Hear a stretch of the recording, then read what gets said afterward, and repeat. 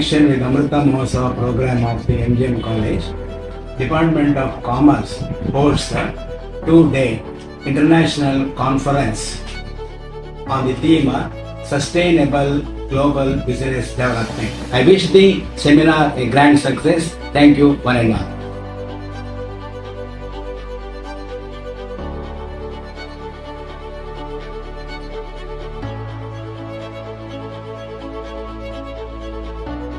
Hello everyone. I am delighted to know that the Department of Commerce, MGM College, Udupi, will be organizing a 2-day international conference on sustainable global business development, breaking barriers and empowering change on 13th and 14th June 2024. I consider myself fortunate to have grown along with this department. I am pleased to see this legacy continues under the leadership of Sri Satish Bhai, the President of the Trust, Dr. H.S. Ballard, the President of the Academy of General Education, Manipur, C.A. Varadaraj Bhai, the Secretary of Academy of General Education, Professor Karant, the Principal of MGM College, Udupi. I also glad to see the vision of Mallika Shetty for conceiving the idea of this international conference. I wish best of luck for the entire conference. Thank you very much.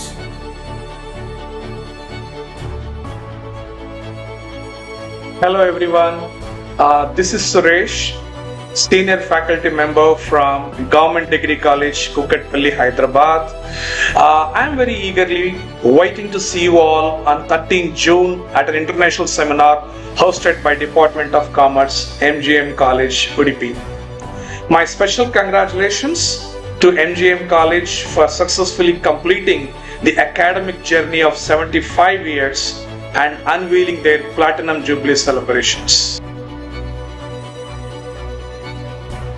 Hello all, good day to esteemed guests, distinguished speakers and fellow attendees. My name is Srinidhi Vasan, currently a student at Hult International Business School. I am honored to send my best wishes for the International Conference on Sustainable Global Business Development. Udupi is a coastal city of Karnataka, awaiting your participation for International Conference MGM COMSUSCON 2024. The conference is organized with the theme Sustainable Global Business Development, Breaking the Barriers and Empowering the Change.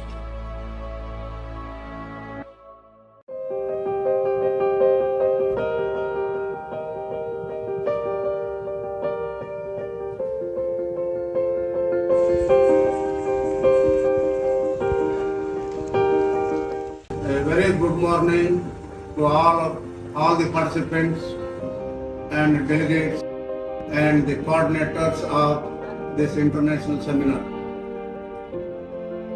Please actively participate and take the benefit of this international seminar, and I thank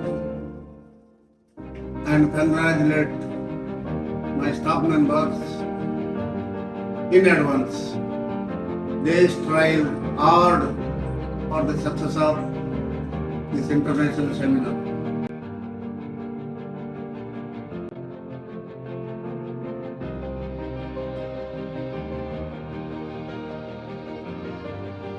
Namaste. The Department of Commerce is organizing the 2-day international conference. A hearty welcome to all the delegates from different parts of the country. I wish the conference a great success.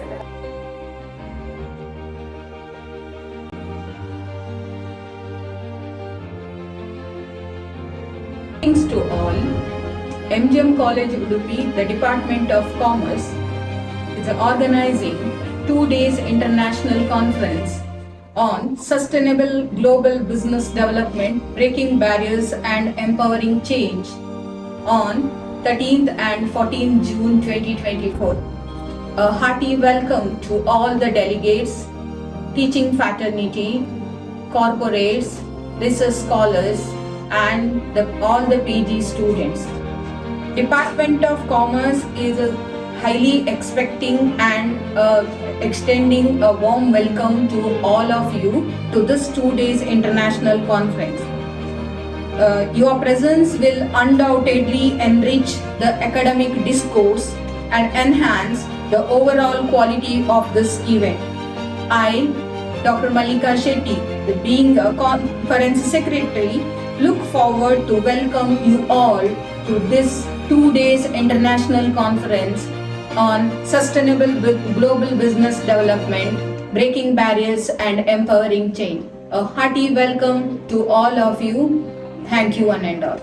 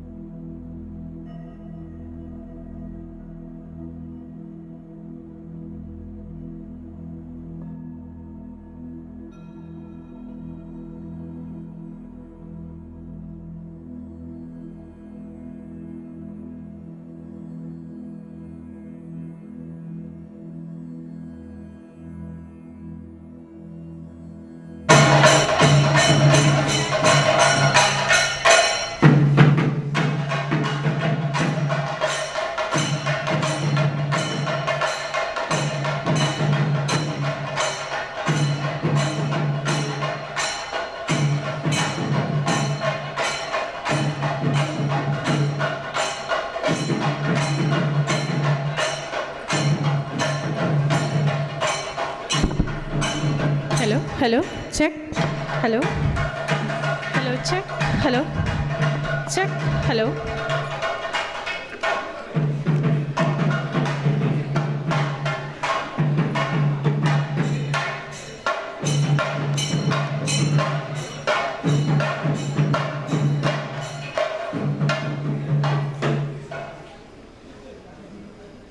Sattvat sanjayate jnanam.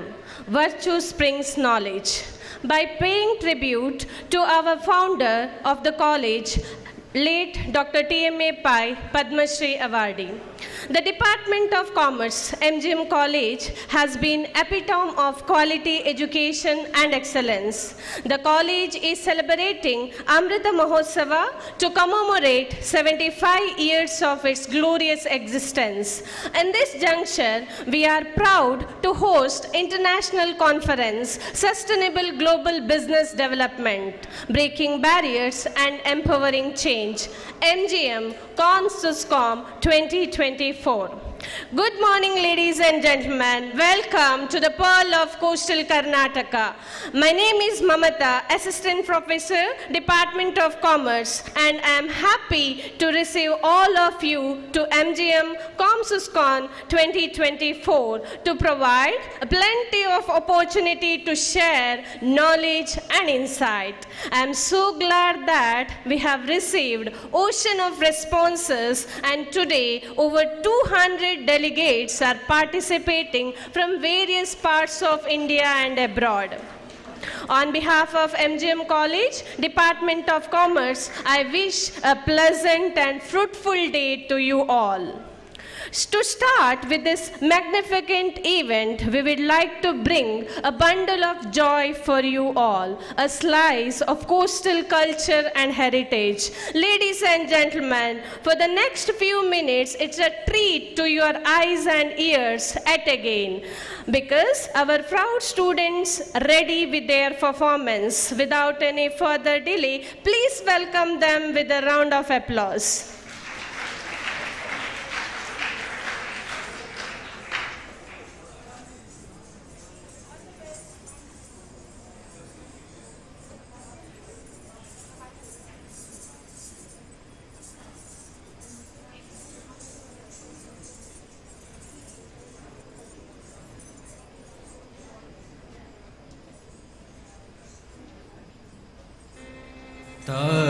तजम जम तद्धीम तजम जम तद्धीम तजम जम तद्धीम तजम जम तद्धीम तकिटताम धनताम धनतताम जोनुतताम धीमिताम धीमितताम तरितद्धीम धन धन जोनु जोनु जोनु देमी देमी तजम जम तद्धीम तजम जम तद्धीम ता तकिटताम धनतताम जोनुतताम धीमिताम देमितताम तरितद्धीम धन धन जोनु जोनु जोनु देमी देमित तकिटताम धनतताम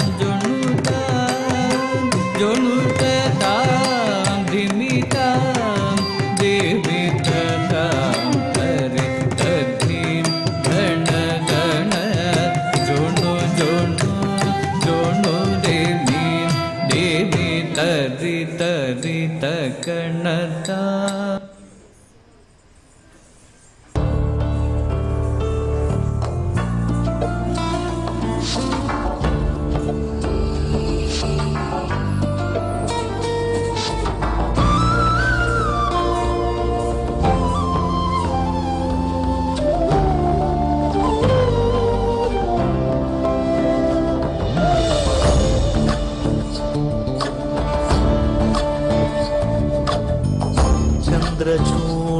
ಶಿವಶಂಕರ ಪಾರ್ವತಿ ರಮಣ ನಿನಗೆ ನಮೋ ನಮೋ ಚಂದ್ರಚೂಡ ಶಿವಶಂಕರ ಪಾರ್ವತಿ ರಮಣ ನಿನಗೆ ನಮೋ ನಮೋ ಸುಂದರಕರ ಪಿರಾಗಧರ ಸುಂದರಕರ ಪಿರಾಗ ಧರ ಗಂಗಾಧರ ಗಜ ಚಾರ್ಮಾಂಬರಧರ ಗಂಗಾಧರ ಗಜ ಚಾರ್ಮಾಂಬರಧರ ಚಂದ್ರಚೂಡ ಶಿವಶಂಕರ ಪಾರ್ವತಿ ರಮಣ ನಿನಗೆ ನಮೋ ನಮೋ ಸರಿ ಗರಿ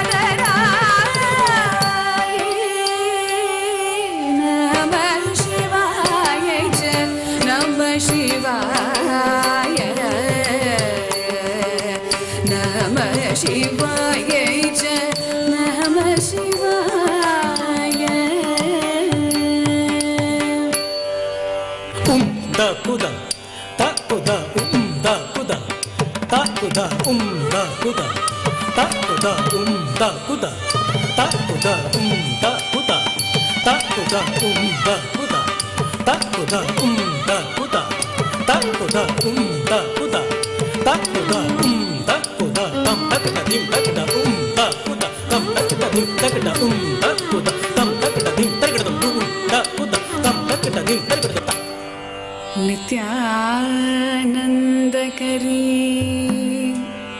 पराभयकरी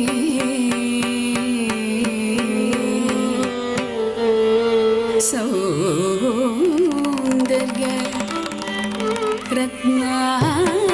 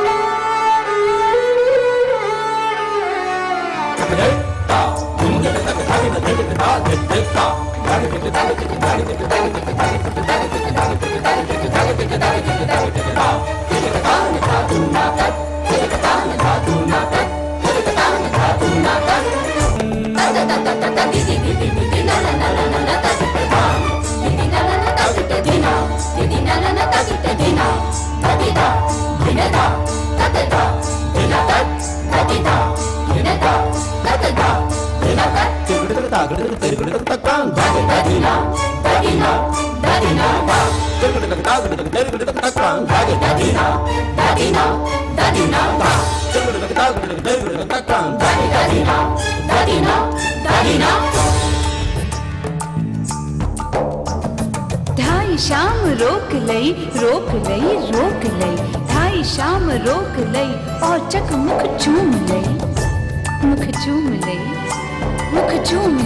सर से मोरी चुनरी गई सर से मोरी चुनरी गई सरक सरक सरक सरक सरक सरक सरक सरक सरक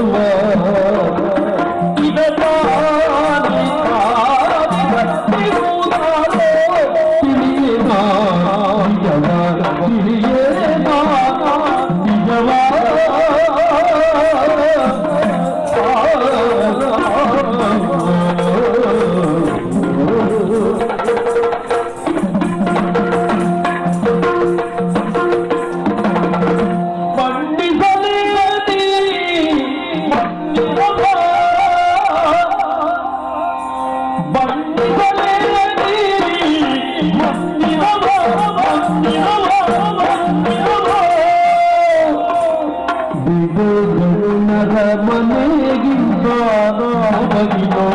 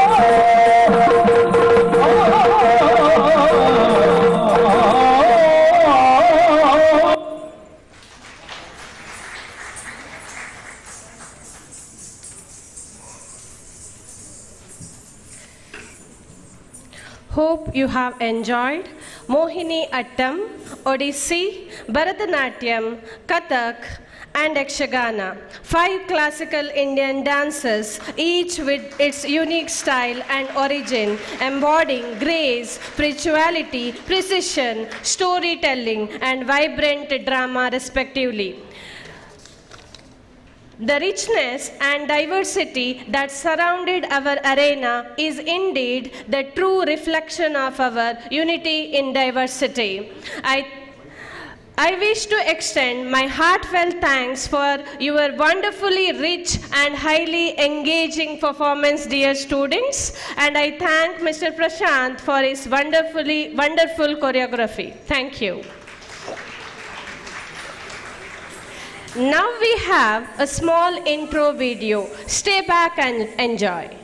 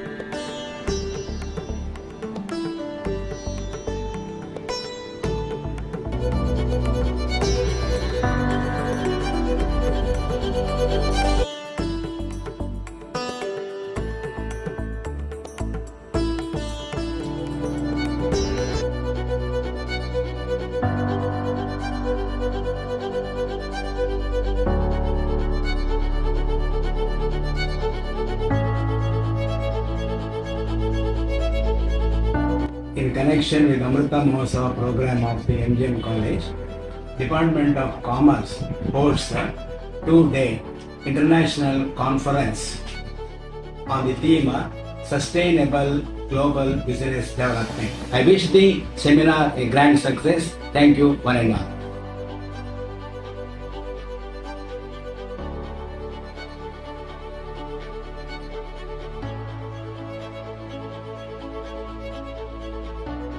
Hello everyone. I am delighted to know that the Department of Commerce, MGM College, Udupi, will be organizing a two-day international conference on sustainable global business development, breaking barriers and empowering change on 13th and 14th June 2024. I consider myself fortunate to have grown along with this department.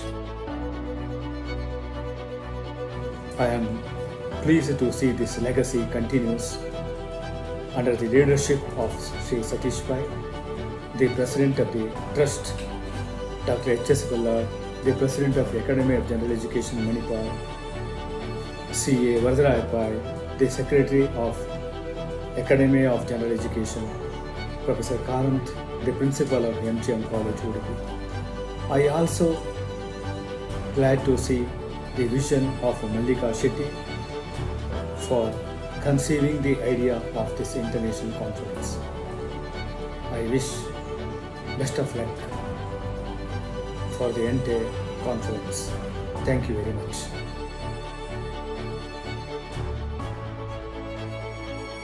Hello everyone, this is Suresh, Senior Faculty Member from Government Degree College, Kukatpalli, Hyderabad.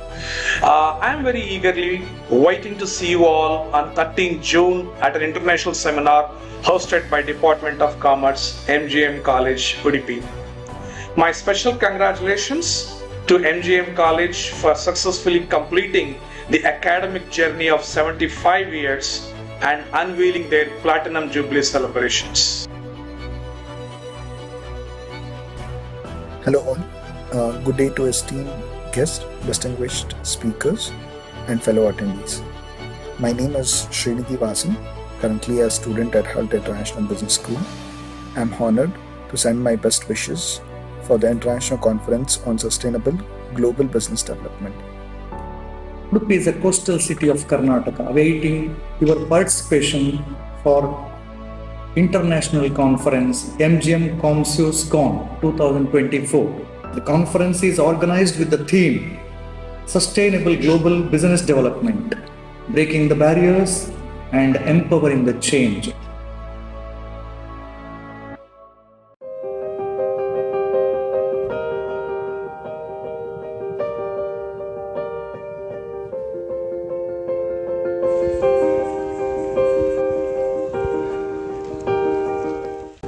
Good morning to all the participants and delegates and the coordinators of this international seminar.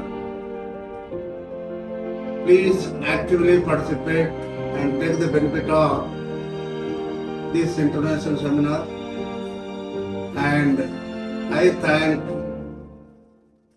and congratulate my staff members in advance. They strive hard for the success of this international seminar.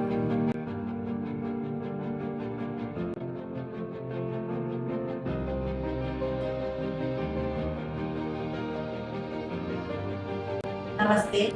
The Department of Commerce is organizing the two-day international conference. A hearty welcome to all the delegates from different parts of the country. I wish the conference a great success.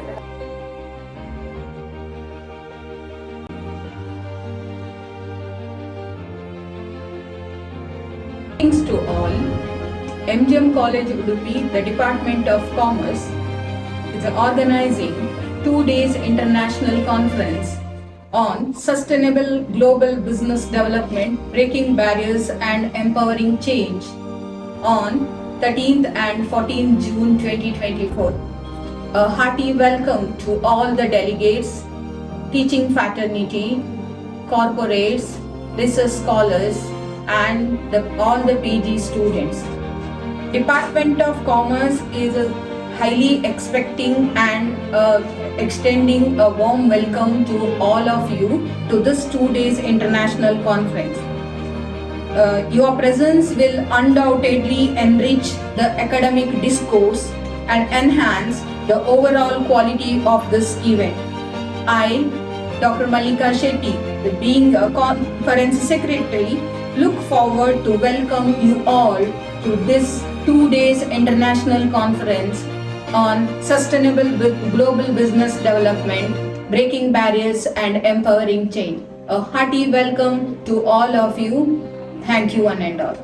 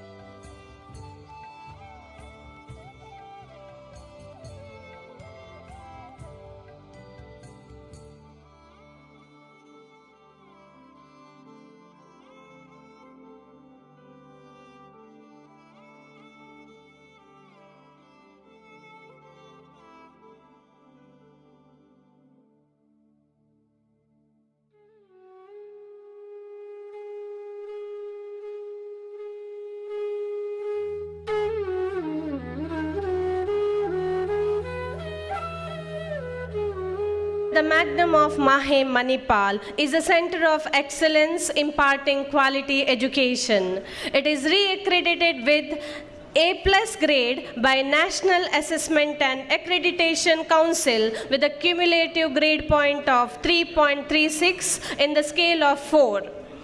We have with us today Dr. Sharan Kumar Shetty, Professor, Asian Group of Institute, Malaysia, CABP Varadrai, Secretary, AGE Manipal, Professor Dr. Ishwar, Professor and Dean, Department of Studies and Research in Commerce, Mangalore University, Konaje, Mangaluru, Professor Lakshmi Narayan Karanth, Principal, MGM College Udupi, Professor Vanita, HOD Commerce, MGM College Udupi, Professor Shailaja, HOD Physics, and IQAC Coordinator, MGM College Udupi. I request Conference Coordinator, Professor Dr. Mallika S. to escort all the dignitaries onto the dais. Meanwhile, I would like to recognize the presence of all the dignitaries, invitees, guests, former HODs and former principals of MGM College, resource person, delegates and media partners.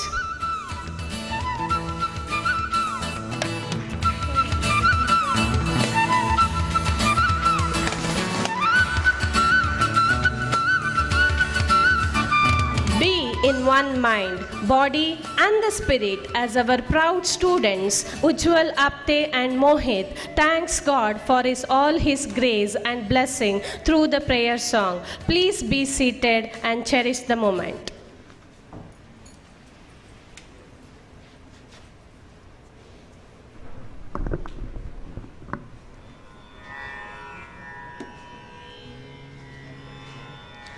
हमको मन की शक्ति देना, मन विजय करे, दूसरों की जय से पहले खुद की जय करे। हमको मन की शक्ति देना, मन विजय करे, दूसरों की जय से पहले खुद की जय करे। हमको मन की शक्ति देना,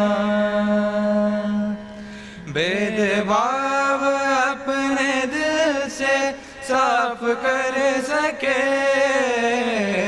दूसरों से भूल हो तो माफ कर सके, झूठ से बचे रहे, सच कदम भरे, दूसरों की जय से पहले खुद की जय करे। हमको मन की शक्ति देना, मन विजय करे, दूसरों की जय से पहले खुद की जय करे। हमको मन की शक्ति देना।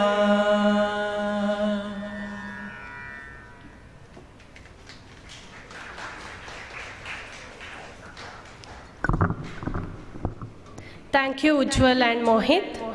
We are fortunate enough to have all such dignitaries onto the stage today. I would like to call upon Professor Vanita, HOD Commerce, to welcome them.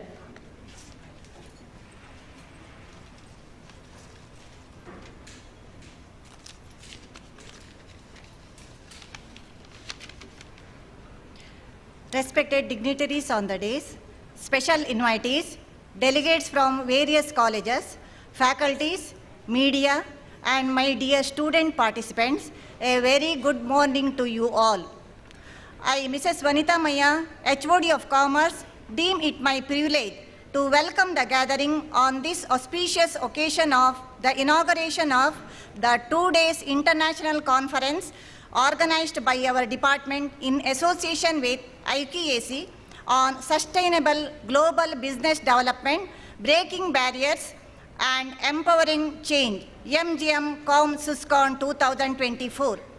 At the very outset, let me thank our management for sponsoring this magnificent event in our college as a part of Amrita Mahotsava celebration to commemorate 75 years of its glorious existence.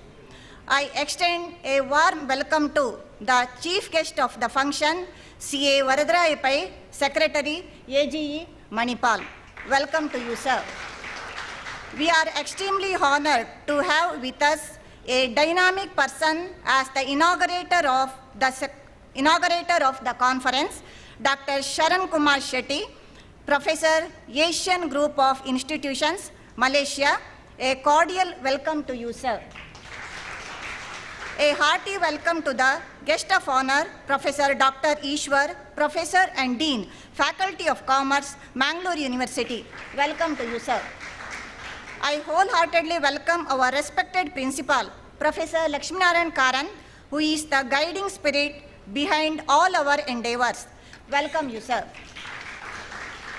My wholehearted welcome goes to Dr. Mallika Shetty, coordinator of this 2 days international conference. Welcome, madam. A cordial welcome to IQAC coordinator, Mrs. Shailaja, head Department of Physics. Welcome you, madam. I welcome all the dignitaries, special invitees, and resource persons. I welcome our former HODs of Commerce, Professor Leelavati, Dr. Suresh Ramanamaya, Professor Dayanand Shetty, Professor Anand Bhatt, welcome you all. A sincere welcome to all the delegates and participants who have come from different places. I profusely welcome all the teaching and non-teaching staff, media, and our beloved students who have joined us to make this event a memorable one. Once again, I welcome you all and hope that you will cherish the time spent with us. Thank you.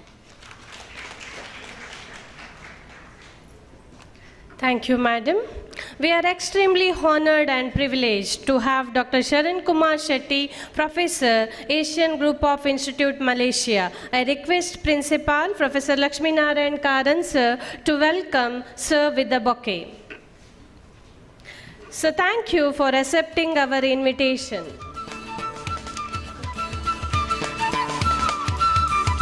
I am delighted to introduce our chief guest, CFBP Varadrai, Secretary AG Manipal, who has warmly accepted our invitation to join us today. I request Professor Vanitha to welcome Sir with the bouquet.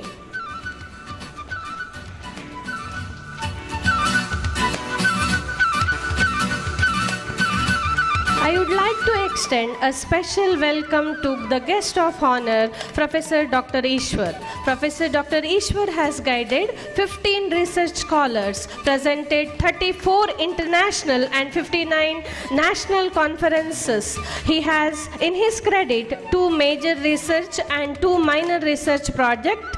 He served as a Vice Chancellor of Mangaluru University, worked as a chairman of BOE, BOS, DOS, and an active syndicate member. Presently, he is a professor and dean, Department of Studies and Research in Commerce, Mangaluru University. I request Professor Lakshmi Narayan Karan to welcome Sir with the bouquet. Thank you, sir, for accepting our invitation and sparing your time with us today. I would now request Professor Vanitha to welcome our principal, Professor Lakshmi Narayan Karanth.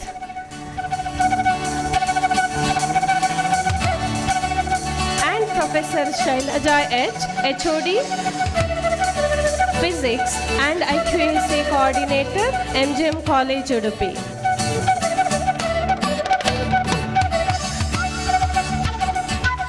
Thank you, sir, and thank you, madam. Dr. Mallika S., Assistant Professor, Department of Commerce, traveled months together to organize the conference in such a mesmerizing way. Now, I will hand over the mic to her for her remarks.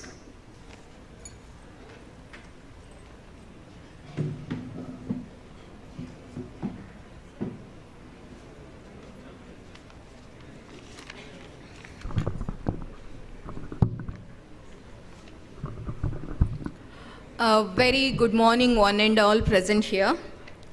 Ladies and gentlemen, a hearty welcome to this 2 days international seminar.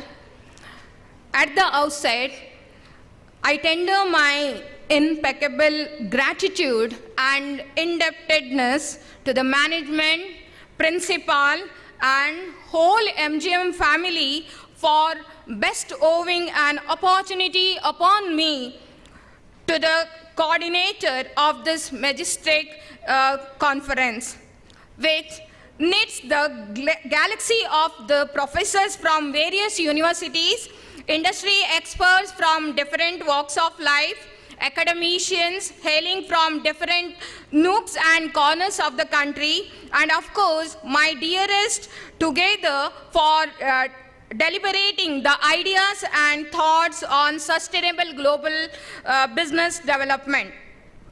Friends, I take great pride sharing with the delegates who are visiting our institution for the first time that MGM College is one of the oldest education institution of Karnataka, which has completed the successful journey of 75 years and unveiled its Platinum Jubilee celebration with the gamut of academic activities like workshops, seminars, and symposia to add synergies to the students and staff of the college. Therefore, the Department of Commerce, standing second to none in adding new laurels to its students, has contemplated to conduct an international conference and started brainstorming to architect the innovative and yet useful, multidisciplinary and yet inclusive theme for hosting the conference. A vast majority of my colleagues and other stakeholders have consented in unison that sustainable global business development shall be the most appropriate theme, and the result is in your magnanimous presence here, this conference hall today. I will be failing in my duty if I wouldn't mention the names of two of my guides who have given this a very beautiful theme as a result of our brainstorming. For the theme, first and foremost, I must thank Dr. Rashmi Yogesh Pai from the Department of Commerce, Mahe, and Dr. Sandeep Shanai, who has helped me a lot in bringing this conference in a very fruitful manner. Friends, I need to make no venture to form a hypothesis that the growth of the business at the cost of environmental sustainability, growth of economy amid the presence of rampant poverty, increase in urbanization in the cluster of unsustainable urban habitations, and of course the craving of knowledge economy without sustainable education shall yield no dividend. So it is perhaps the reason why the phrase sustainable development has become the slogan of Summit G20 and many other multilateral institutions across the globe. But the common question hovering in my mind and that of my colleagues at the Department of Commerce is it really feasible to achieve the sustainable development goal without engaging the business entities, especially the global business entities, which require to tweak their financing, HR, marketing, and strategic policies towards the sustainable development?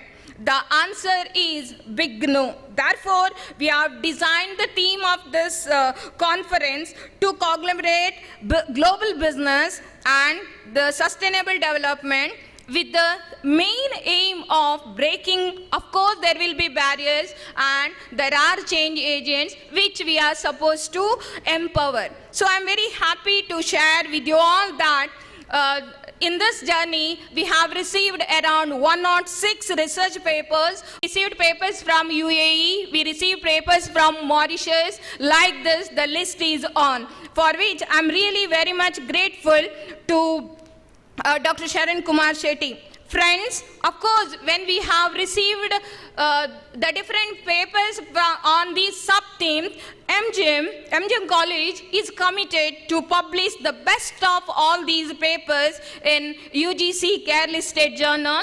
And today we are going to inaugurate. Of course, all the abstracts has been published in conference proceedings with the ISBN number. I am pleased to announce that we are going to release the ISBN proceedings book today itself in this gathering. Therefore, I wish you all to make the optimum use of this seminar to share your research findings, and thank you very much for giving us a chance to extend the hospitality of MGM College on the occasion of its Amrita Mahotsava. Have a happy stay at Udupi and wish you all good luck. Have a wonderful day. Thank you one and all.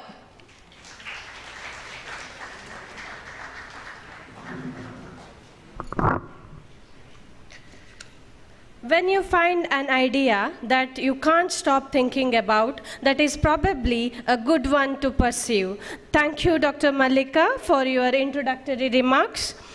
The divine light is confined to a single lamp, belonging to the east or the west, but enlightens all the human beings. I request Dr. Sharan Kumar Shetty to perform lightning lamp, symbolizing the dispelling of darkness and victory of knowledge over ignorances. I request all the dignitaries to join hands.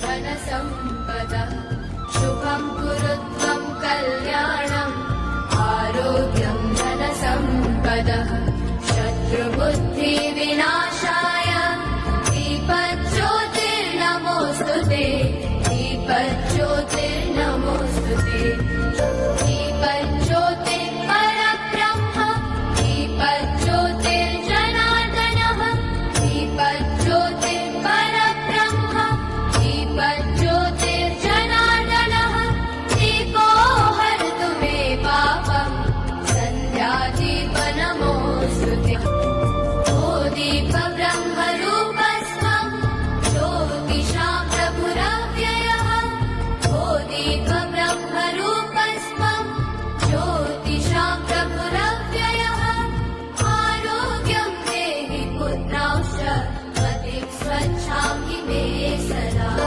रवेरस्तं समारभ्य यावत् सूर्योदयो भवेत् रवेरस्तं समारभ्य Thank you, dignitaries. As we journey further to the day's proceedings, I would like to invite Dr. Sharan Kumar Shetty for his inaugural address.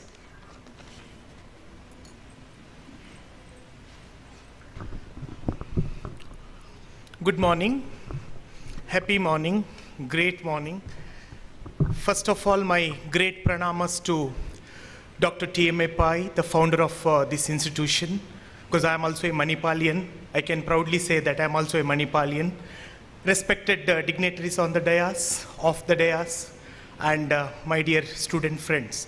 It gives me an immense pleasure to be part of my own I can say alma mater or my own institution.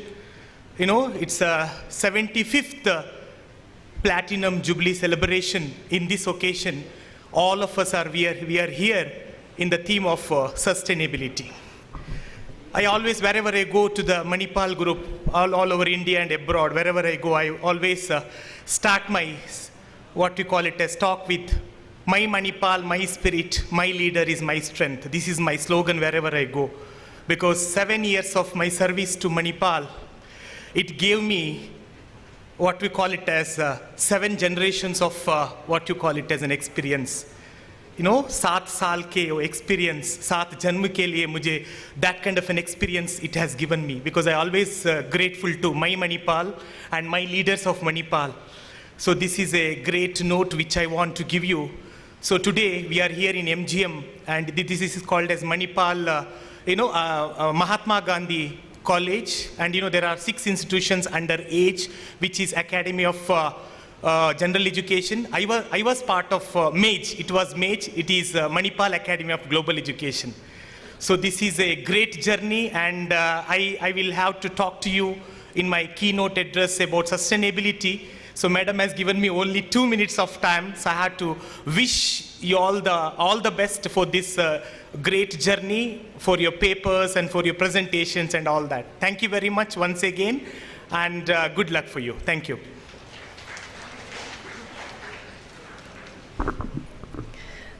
Thank you, sir, for the insightful words.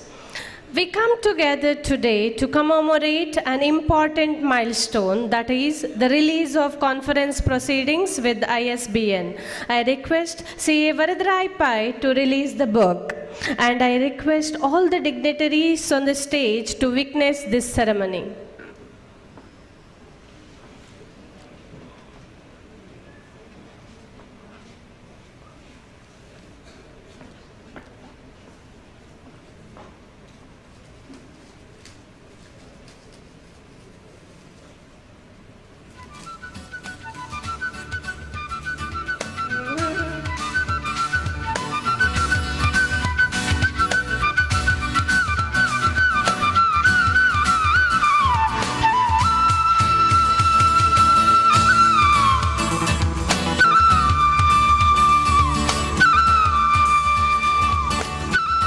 It's always pleasure to witness such a moment. Thank you, sir. Thank you, dignitaries. Now I request CABP Varadrai Pai to address the gathering.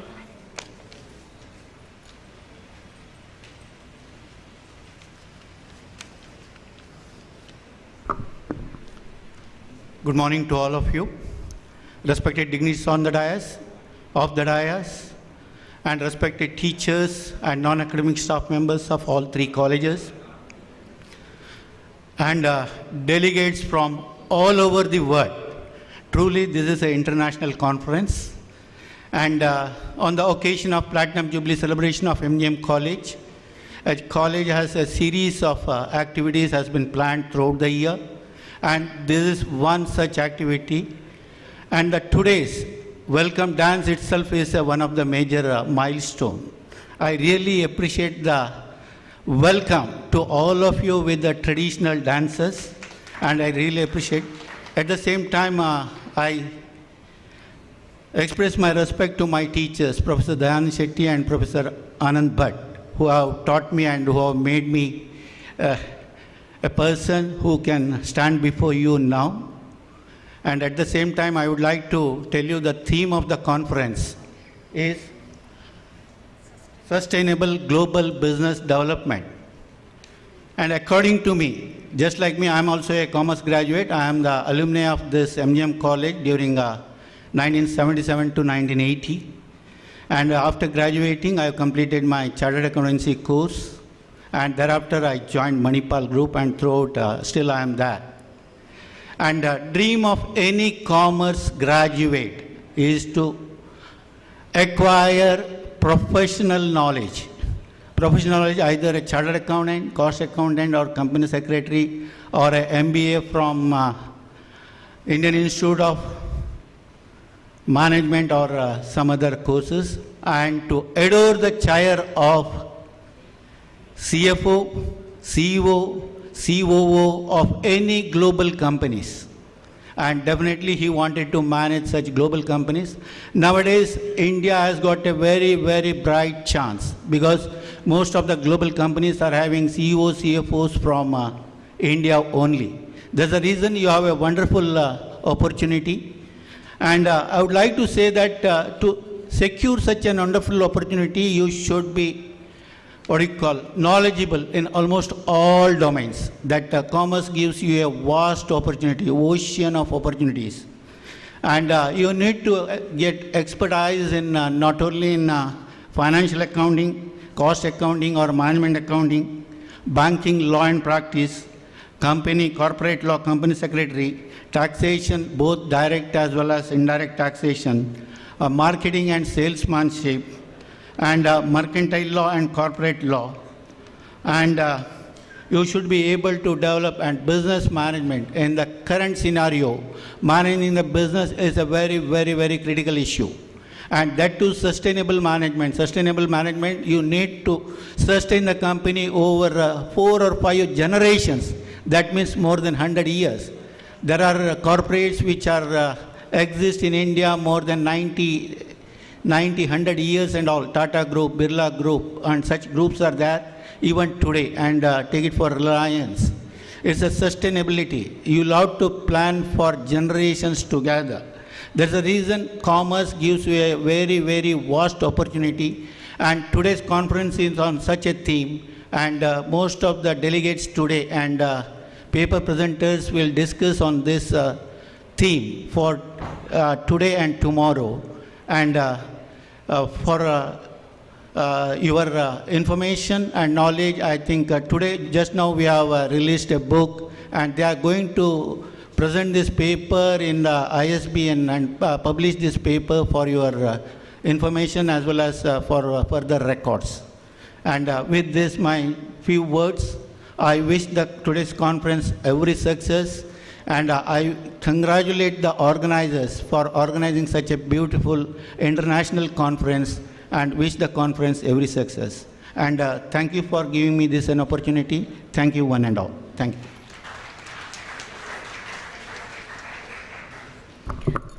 We gladly appreciate your valuable assistance, which was crucial in making the event a success.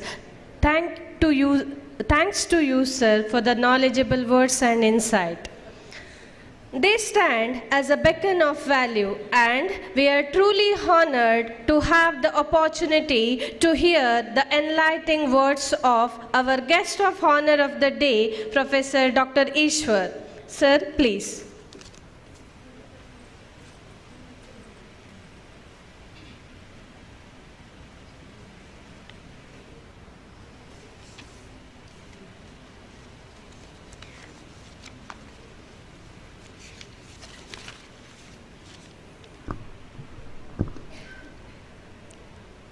Very good morning to you all.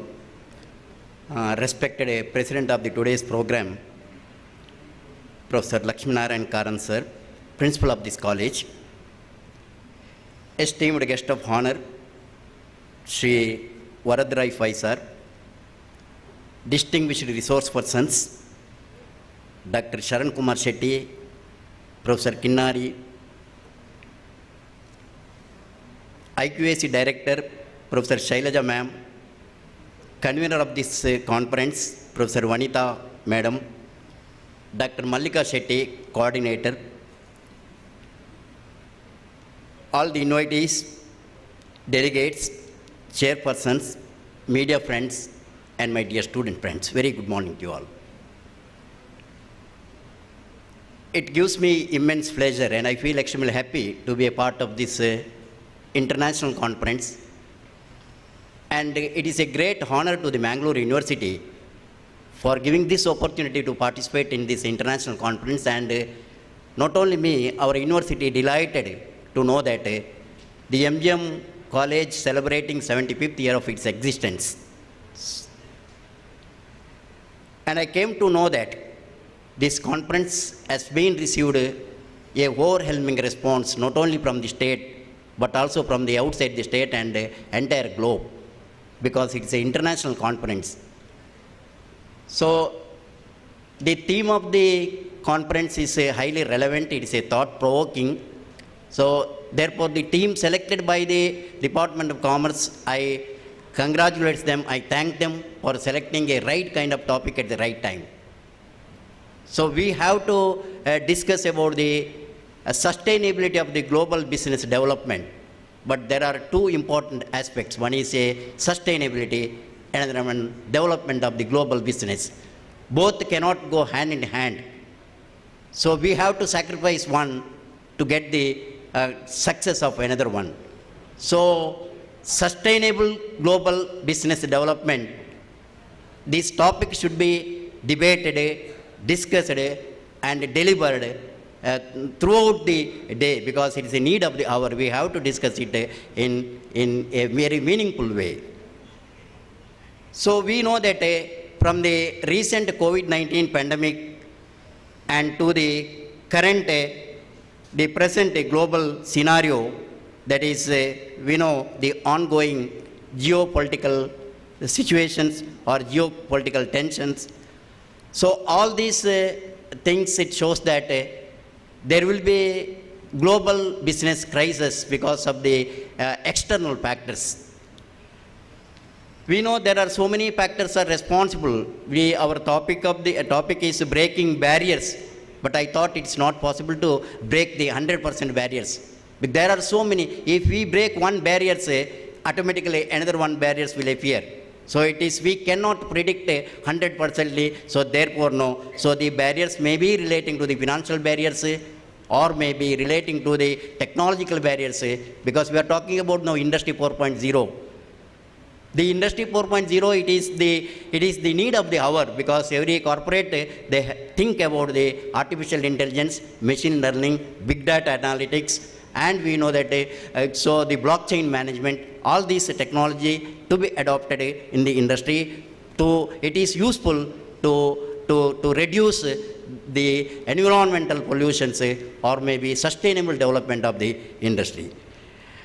And we know, I am very happy to be part of this international conference, and I think, the conference can go a long way to improve the quality of the research, quality of the teaching, and quality of the academics, and also it helps our students to improve their self-confidence, social network, academic network, because in the university UGC, we have a GIAN, Global Initiative of Academic Network. I thought this is the best platform to the global initiatives of the academic network.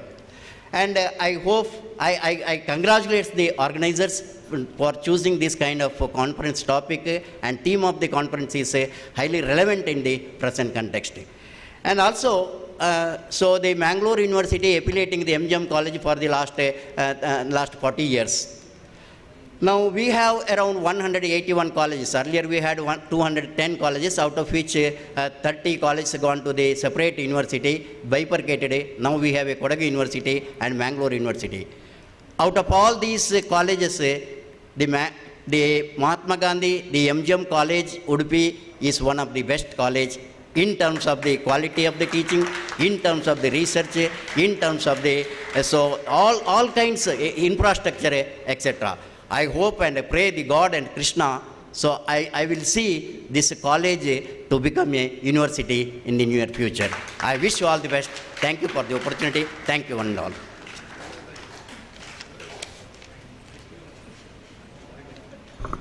Thank you, sir, for the words. Your words delighted all of us. You have truly set the tone for the upcoming interaction. The president of the program, Professor Lakshmi Narayan Karant, always spent a good time to prepare this event so meticulously. Now, I would like to request sir for his presidential remarks.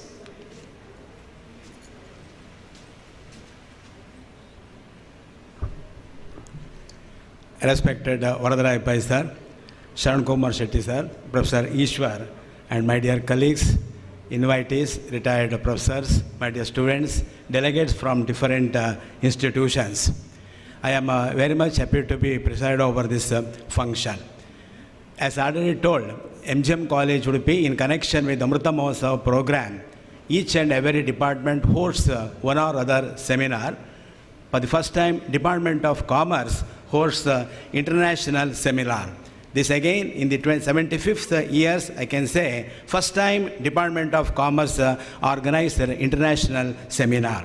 I thank entire department for organizing this seminar in 2 days. Today's topic is sustainable development. Since I am an economics teacher, I can speak much about that. Ishwar sir said sustainability and development, they do not go hand in hand. But of course, it is the need of the hour. See, the problem of sustainable development actually arises in the Rio de Janeiro conference in, year that in, America is concerned. The problem is that with the economic development of the country, all kinds of the ecological imbalance, pollution and others have started. See, our future generation should get all this, air, water and everything freely what we are getting now. But our business activities, in one or another way, polluting all this. So today's seminar's main idea is how to control this. Of course, it is not the only the economic and commerce problem. So problems related to, say, political philosophy also. In India is concerned, why government is giving the establishment of all the commerce centers in city only, why should it not be there in the regional areas? One problem. And even our social barriers also, society problems also. We are concerned about only one economic activity, neglecting agriculture or agro-based activities. And our mindset also. So we must have the idea that we should have the best environment for the future generation. So my idea here is that even research scholars, students, and all others have to think that how to maintain sustainable development in the country. So first of all is that, say our entrepreneurs, so they have to change what they have to produce. Say, especially plastic-free products or others. Here, that should start from industry itself. So this seminar discusses all these problems one and the other. So tomorrow evening, at least we can get some suggestions. By that, we can maintain sustainable development. So many resource persons are there, delegates are there from different parts of the country and outside the country. Let all others should enjoy the, whatever the talk given by the resource person. With this, I wish the, seminar a grand success. Thank you, one and all. Thank you, sir, for your words of wisdom. Now it's time to honor our beloved guest of honor with a token of love and gratitude. I request Professor Lakshmi Narayan Karan sir to present the memento to Dr. Ishwar.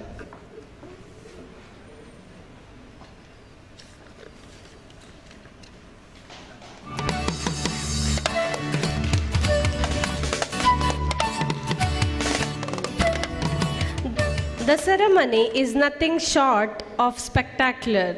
It was heartwarming to see many smiling faces present today, revealing in this new journey of opportunity. To bring this event towards conclusion, I now request Professor Anil Kumar, Assistant Professor, Department of Commerce, to express the gratitude.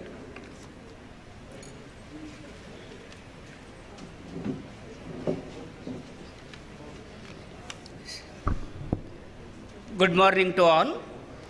It's not happiness that brings us gratitude.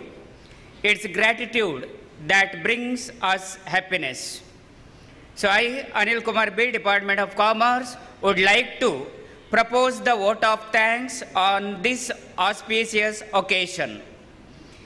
First of all, I would like to express our sincere thanks to the inaugurator, Dr. Sharan Kumar Shetty, Professor, Asian Group of Institute, Malaysia. Thank you, sir. I would like to express our sincere thanks to the Chief Guest, C.A. Varadarayapai, Secretary, Academy of General Education, Manipal. Thank you, sir. We are grateful to our guest of honor, Professor Dr. Ishwar, Professor and Dean, Faculty of Commerce, Mangalore University, for his presence and insight. Thank you, sir. I would like to acknowledge our gratitude to Professor Lakshmi Narayan Karan, Principal, MGM College Udupi, for his constant support and guidance in conducting the international conference. Thank you, sir. I also express my sincere thanks to Professor Vanitha, HOD of Commerce, for her support and presence. Thank you, madam.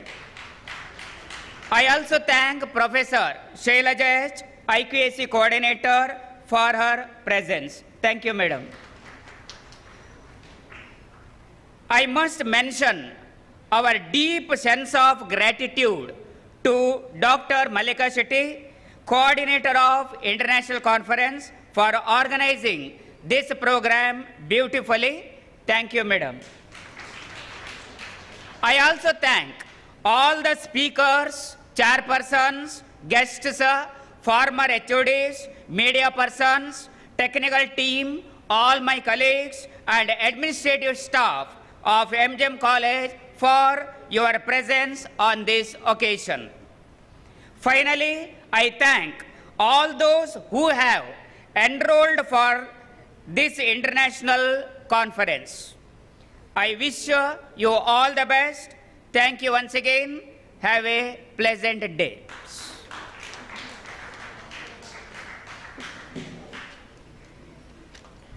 Thank you, sir.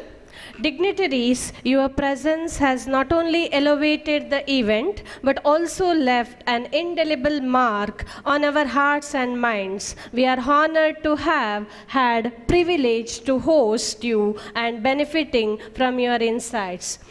We sincerely acknowledge your valuable time and commitment to making a significant difference in the lives of others.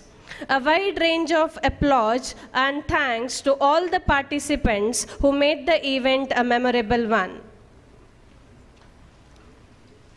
Next, we have the most awaiting session of the day, that is the keynote address by Dr. Sharan Kumar Shetty. I hand over the stage for the next session. Thank you for the opportunity.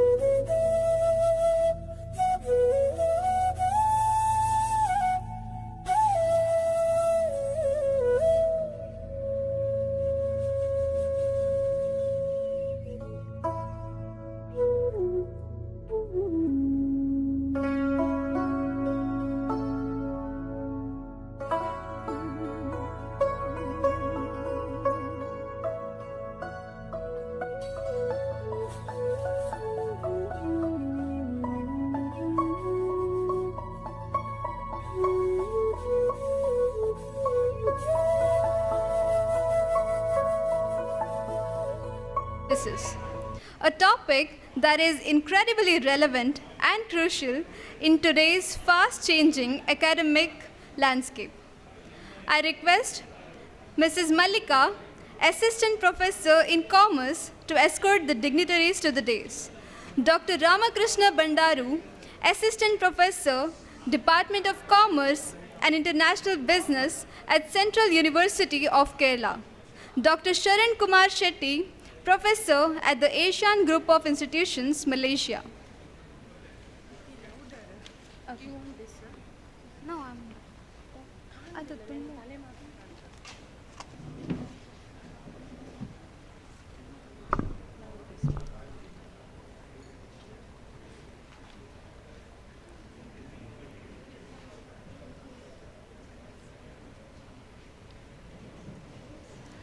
It's now time to welcome our dignitaries, and what better than saying it with flowers. I request Dr. Mallika Shetty, Assistant Professor in Commerce, to welcome the dignitaries, Dr. Sharan Kumar Shetty and Dr. Ramakrishna Bandaru.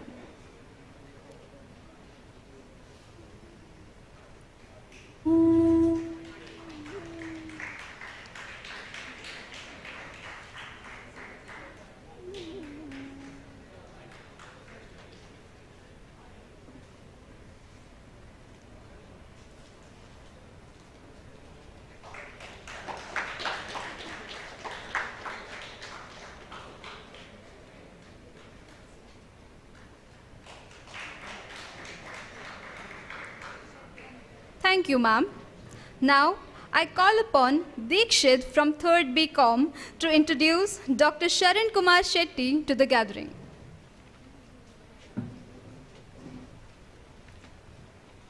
Good morning to one and all present here. I am highly honored and feel privileged to have been given the opportunity to address today's resource person, Dr. Sharan Kumar Shetty, on this very special occasion.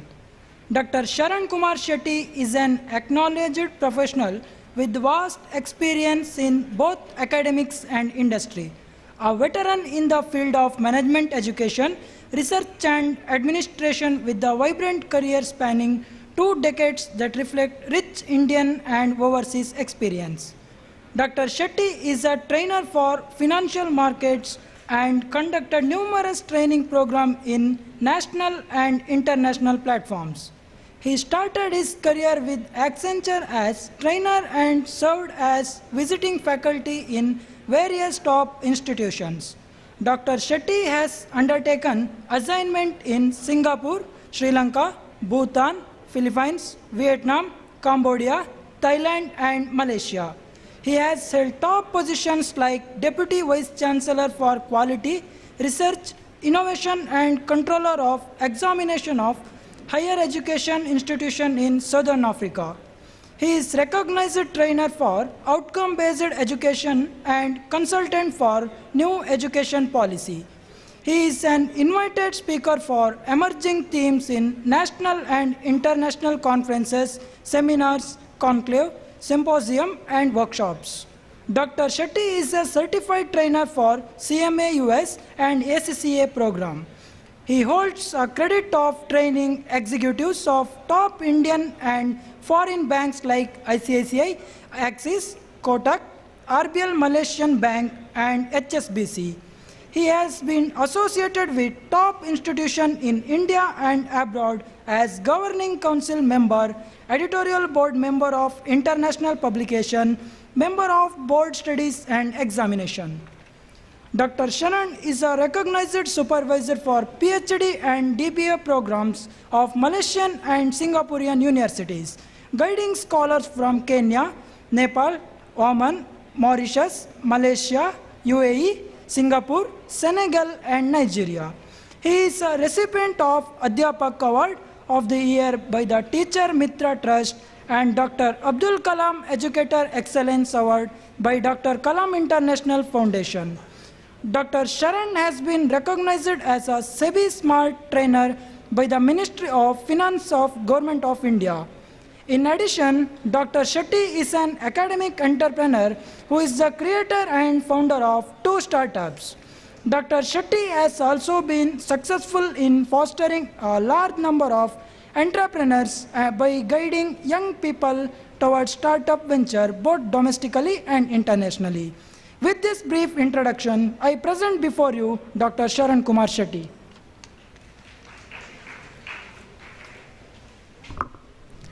Thank you, Dikshit. Moving on, I call upon Pranav from 3rd BCom to introduce the chairperson, Dr. Ramakrishna Bandaru, to the gathering.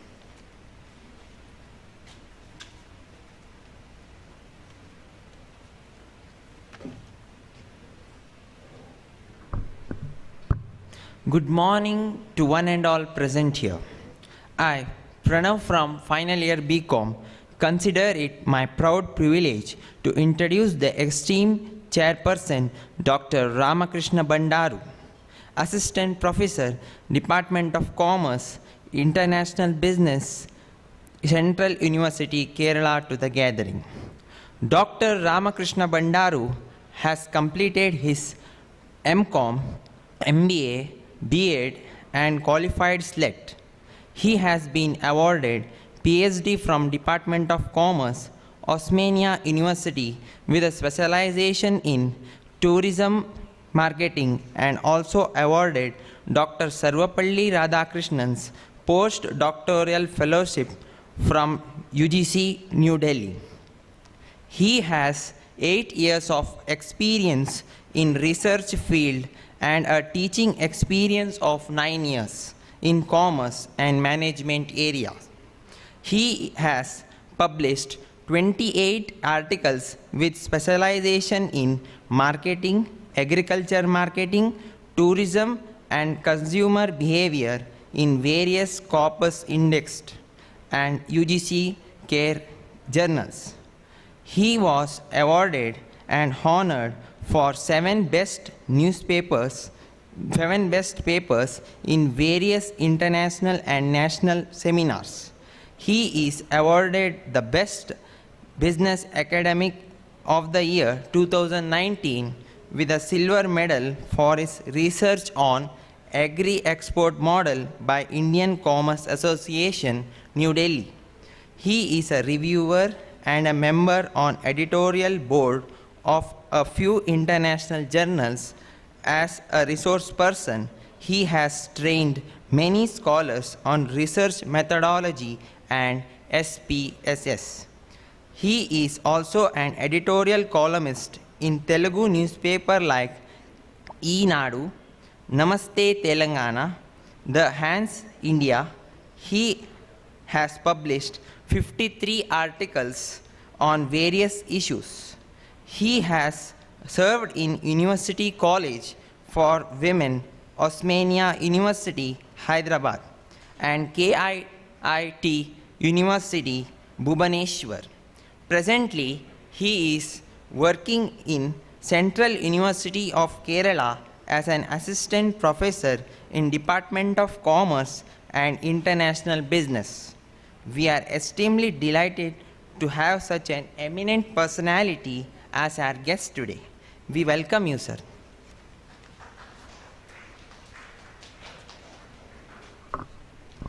Thank you, Pranav. It is the province of knowledge to speak, but the privilege of wisdom to listen. I now request Dr. Ramakrishna Bandaru to take over.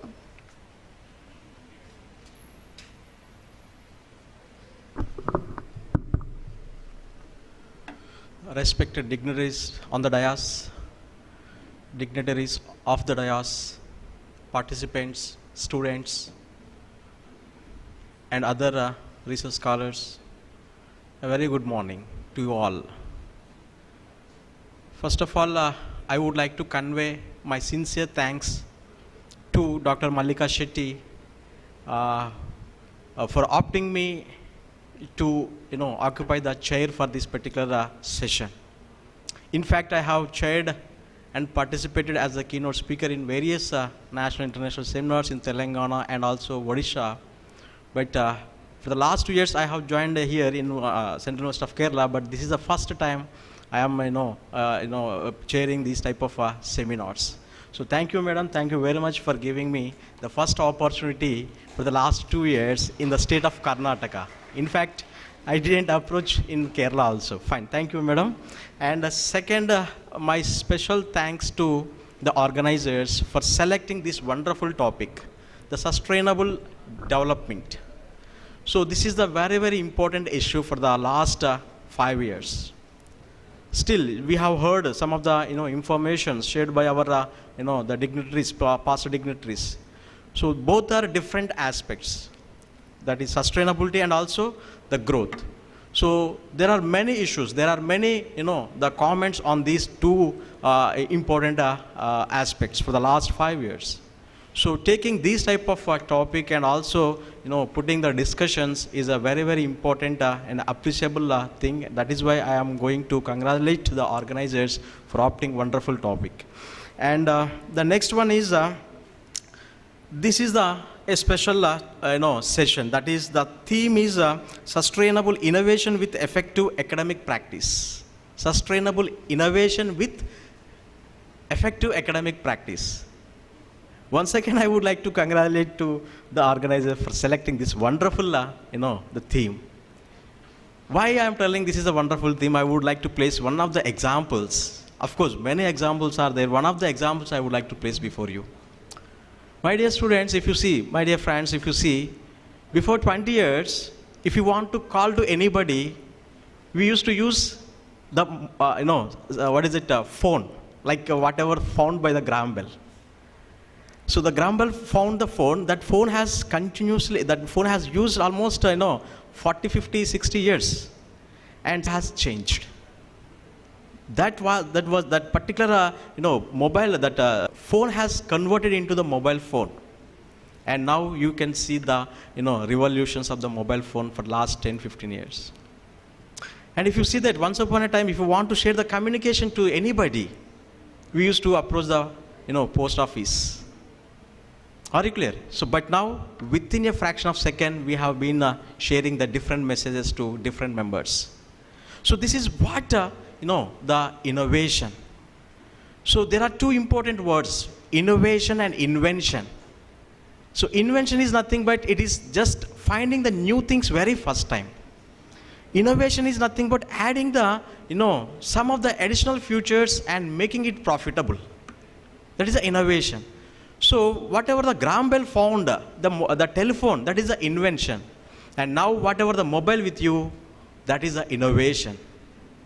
So therefore, being a educational person, academician, being a student, where we were.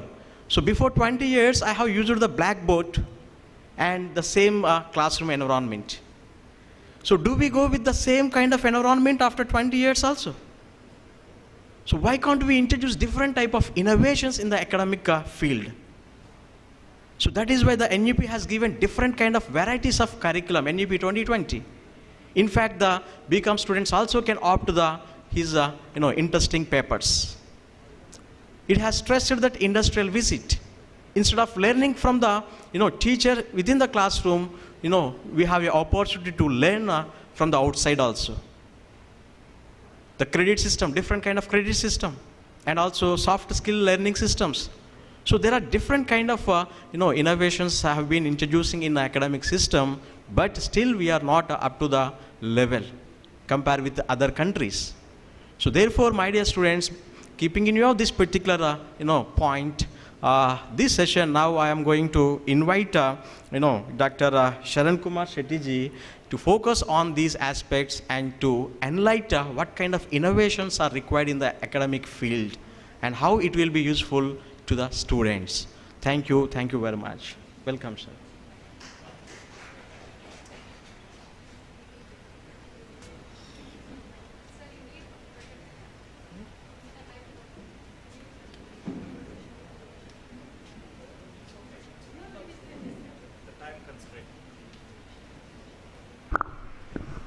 Yeah.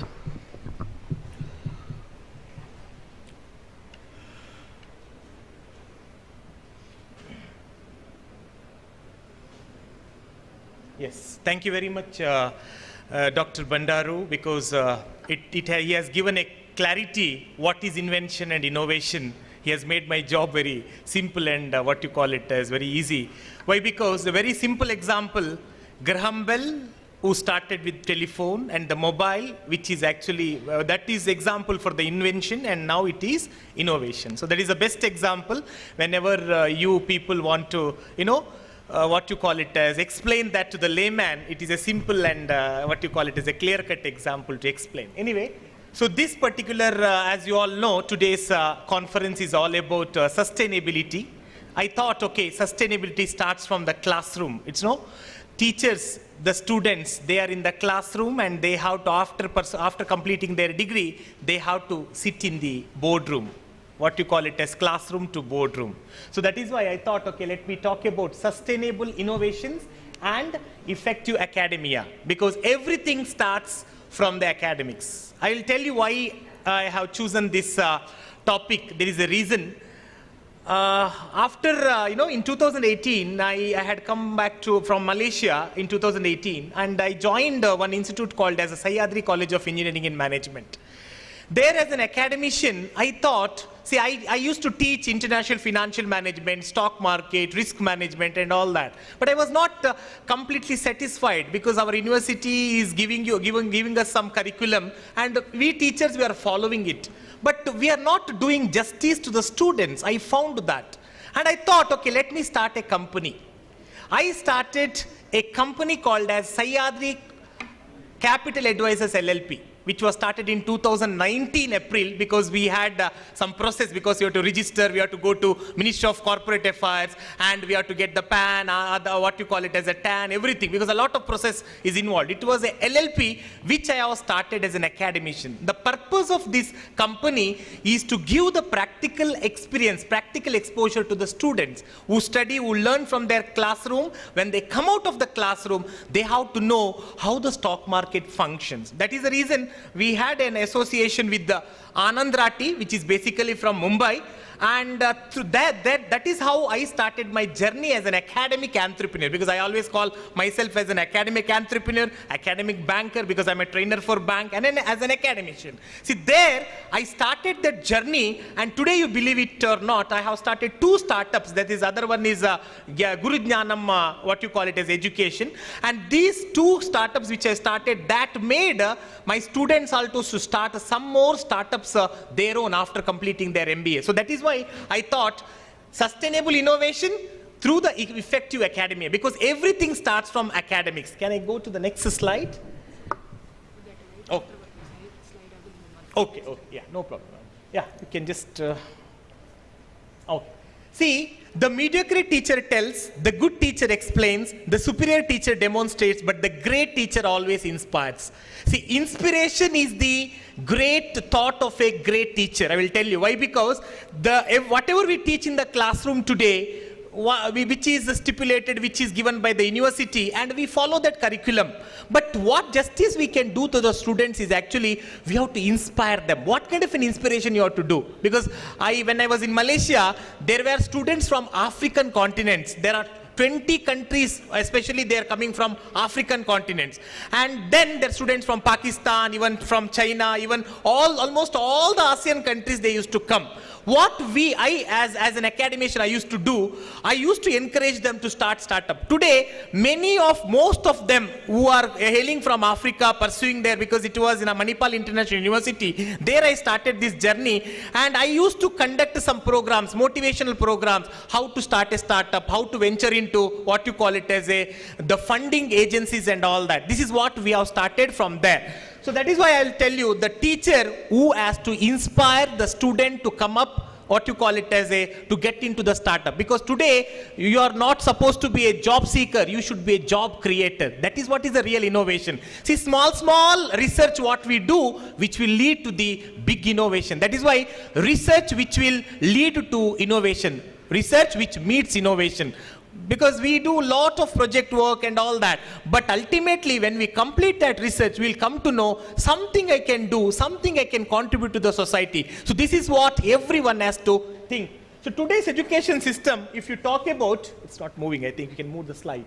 See, the best education today is not giving to the students. It is drawing something out of the students. That means it is not the traditional thought of giving what you call it as a teaching all the time. It is not about teaching. It is drawing something out of the students' minds. Because students have a lot of thoughts today. Because today technology has made them to get into many technological advancements. So that is why today's teaching is all about drawing something from the students. Now you all know that what is research. All of you are well aware what is research, how to do the research, because small research people, students in their project work, teachers in their what you call it as a daily, their routine work, they do this research. So research is actually we get into some topic into deep and then understand what is that I can do to the society in building that research. That is what is real research. And innovation, all of you are well aware that what is innovation. And then further when we talk about it, we have a social innovation. We have a lot of Internet of Things, we have augmented reality, we have virtual reality.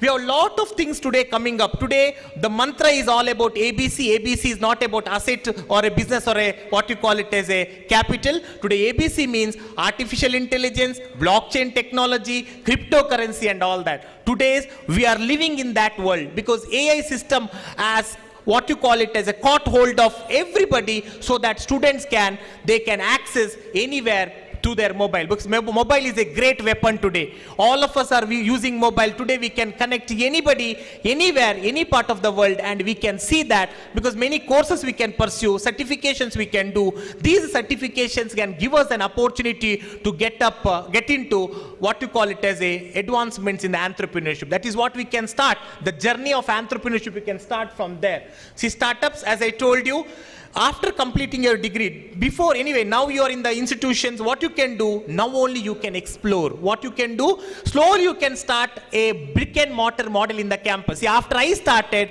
the other faculty members from HR department and the marketing department, they started HR solutions, marketing, branding solutions and all that. What you people can do as a teacher or as a student, when we want to get into innovation, start a brick and mortar model in the campus. You can start a stockbroking company, you can start a training program company, you can start a small bank, just kind of a brick and mortar model bank, and then you can start a counseling center, you can start marketing, branding center and all that. So this will give you a kind of a push or a what you call it as it will make you understand that how can we go further, how can I start a real company or a real startup or a LLP in days to come. So this is what you have to start. You have to practice during your studies in the classroom. Especially that will definitely boost you to get into the startup. That is the journey you have to start.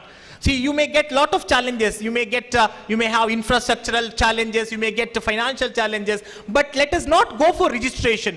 Let us just start the process through the brick and mortar model. So innovation has to start from the classroom. That is why I told you academics which plays a greater role in building the student's mind in terms of innovation and invention, whatever we call it as. So that has to start from there. Today's topic is all about sustainable development goals. We have 17 SDGs. These 17 SDGs, if you go through, everywhere it is very potential. Almost all of them are very potential. It is not from Indian context. It was started from the global perspective. You know, if you talk about all these countries, everybody, those who want to pursue or want to start their ventures, they will first go through this. What is that? The opportunity I get out of these 17. Through this only people start. Yes, there is a requirement. People are hungry and people want to do any kind of a business considering these facts. That's why all of you just go through all these 17, what you call it, SDG goals. What is the contribution of these to the society today? Based on this, you can continue. So that is why whichever the business today you talk about, there are 3 important criteria they have to follow. One is survival, sustenance and growth. How are you going to do this? Survival is important, sustenance is important, and then the growth is also very potential. See, these growth, there are 3 important parties we have to connect. Connecting to the customer, connecting to the stakeholders, connecting to the what you call it as employees. If these three parties, if you take care of them, everything will go easy. Because today, as I mentor many students to come up as a startup venture, because I go and inaugurate their ventures. I really get myself very proud. Why? Because I am making my students to get into startups. They're creating jobs. They're no more job seekers. Today, finding out the job for the students is a big job, is a big task. It's a very big challenge to the institution. But in order to come out of that, being an academician, you can encourage students to get into these academic practice, which will make them to start their own. Start with the small, start with the scratch. But to start something individually, it is very big challenge. It's a big challenge for you. You can start with 2, 4 or 6 people, 10 people. You can start. LLPs you can start. Limited liability partnerships you can start. The process would become very simple to you to proceed with. I'll tell you, make an initiative, because the places like in India, there are a lot of opportunities, especially places like Udupi and Mangalore, you have a lot of opportunities. You start with something and you get the mentorship from the people who already undertaken these assignments. I'll tell you, somewhere you will get blocked, or somewhere you will get a lot of challenges, but over a period of time, that will definitely get shine. So that's why, because I have taken up, can you just move the, so these companies, if you go through, I have taken up, because these companies are promoted, inspired, motivated by the academicians to start this. Because if you go through the biography of these companies like Policy Bazaar, we have Zomato, we have Swiggy, we have what you call it as a lens card. Further we have, next slide, further we have Paytm. Just move the slide. Before this, yeah. You have Flipkart, we have OYO, we have Paytm and Ola. You go through the, what you call stories of this company. These companies are started by the motivational thoughts of the great teachers. Anyway, company like Byju's, you all aware. Byju's once upon a time for the online education system, they are the ones who started it, who initiated it. Today, because of some problem, they got into some trouble, but they are the ones who are the role model for this, all the startup, what you call it as all these unicorn companies, educational online education system. You talk about Udemy, you talk about edX, you talk about Upgrad, you talk about whichever the country in the world today you talk about, they are inspired by Byju's. Byju's was started by a great teacher, a mathematician teacher who started this Byju's. But Byju's today, anyway, they had a merger with Akash and all that, but due to some reason, so because it's like ups and downs everywhere it is there, because we have to accept those ups and downs. But becoming an entrepreneur, definitely you have challenges, but you have to be ready for it. Financial challenges will be there, mental challenges will be there, people challenges, management of a people challenges to be there. Because today people leave the organization not because of the organization, because of the people. Because people management is a big challenge for every startup today. People won't continue their what you call it as a service in a particular organization for long. They will discontinue, they will disembark. The reason is the management, what you call it as a people management skill is lacking in everybody. So that and all thoughts we have to build. That is why I told you, a good leader you have to select, a good mentor you have to select, a good what you call it as a environment you have to select. That will definitely make you to shine in the market. So that is why maintain your customer. If you take care of your employees, employers will take care of your customers. So that is the agenda everybody has to follow. Everyone has to follow. As I told you, Byju's is one of them. Can you move the slide? Byju's is one of them. Yeah, Byju's company, all of you well ever. Go to the next slide. Yes, my journey as an academic entrepreneur, I told you. Now I can be called as an academic entrepreneur, because I started ventures. I made people to come up make themselves as a startup, what you call it as a leaders, and I will definitely make students to get into lot of research oriented programs, and mainly make it as startup ventures. Definitely it will happen, and I will assure that those who want to get some mentorship, I mean some kind of a thoughts on research and innovation in terms of startups, definitely I will support you in this regard. See, only thing is you have to build that capability, making research to happen and startups to start.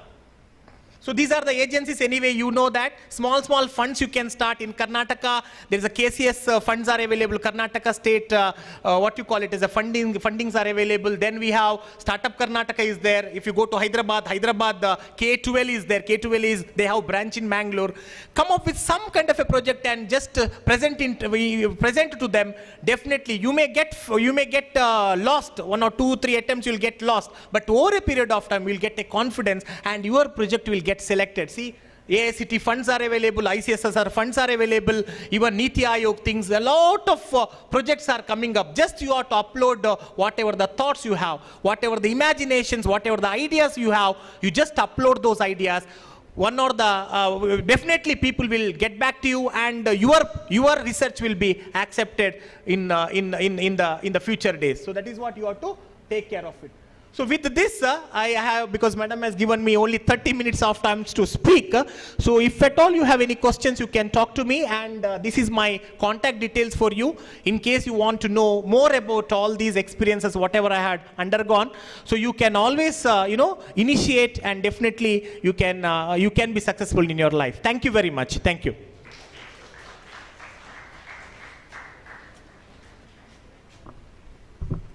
Thank you, sir.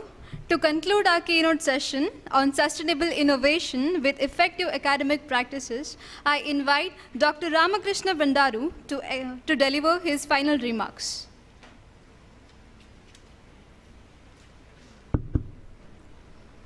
First of all, my special thank you and congratulations to today's our keynote speaker. Wonderful delivery, sir.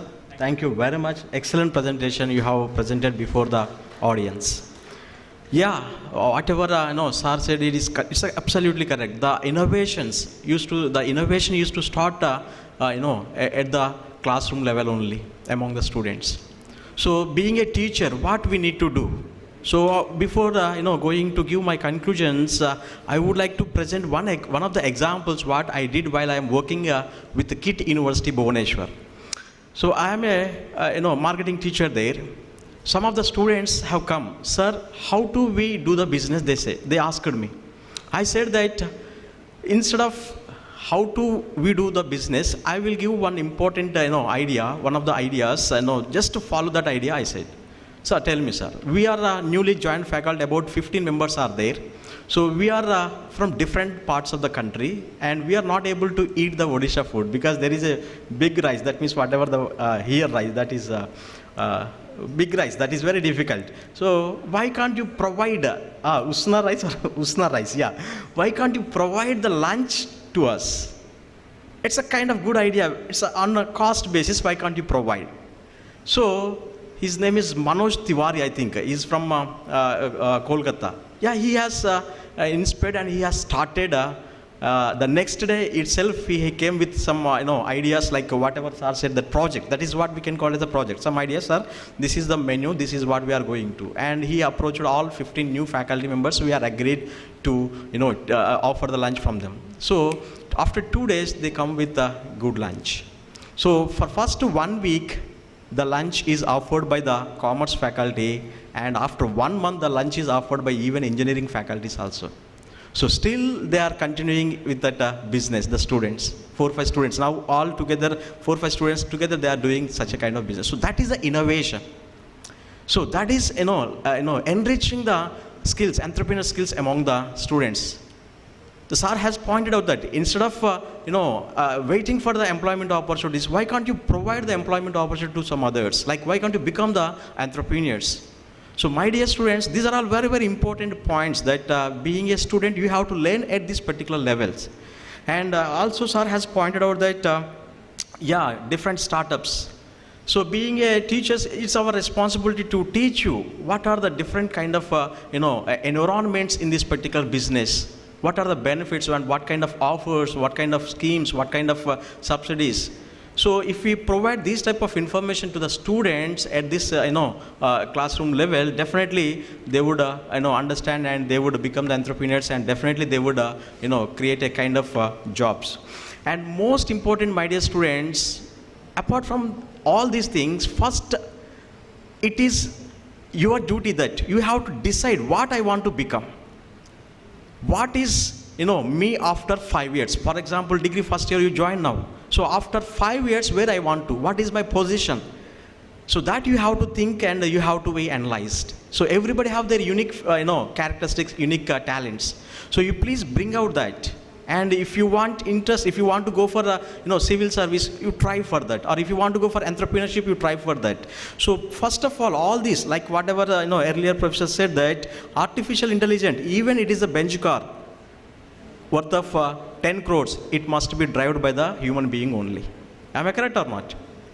So though it is artificial intelligence, it should be run by the human being only. So therefore, here what I am telling is, you should have a proper vision, proper goal. So then only the innovations can be, inculcated among the students.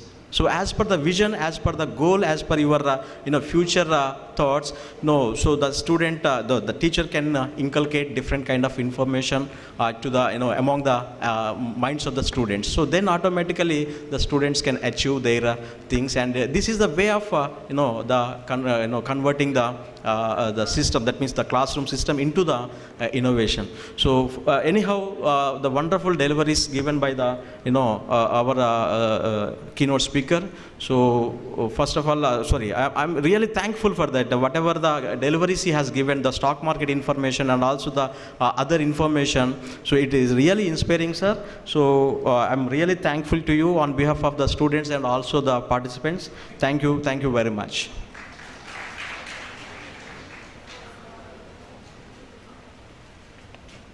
Thank you, sir. I request Mrs. Vanitha Maya, Head, Department of Commerce, to honor Dr. Sharan Kumar Shetty and Dr. Ramakrishna Bandaru with memento as a token of remembrance and gratitude.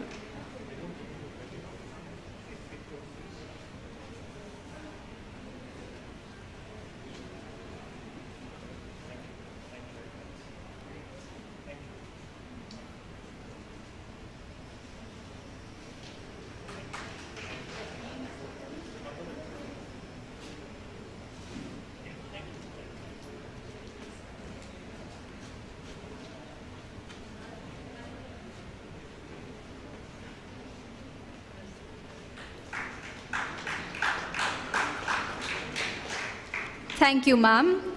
Gratitude is the healthiest of all human emotions. The more you express gratitude for what you have, the more likely you will have even more to express gratitude for. I request Asna Bhanu from 3rd BCom to propose the vote of thanks.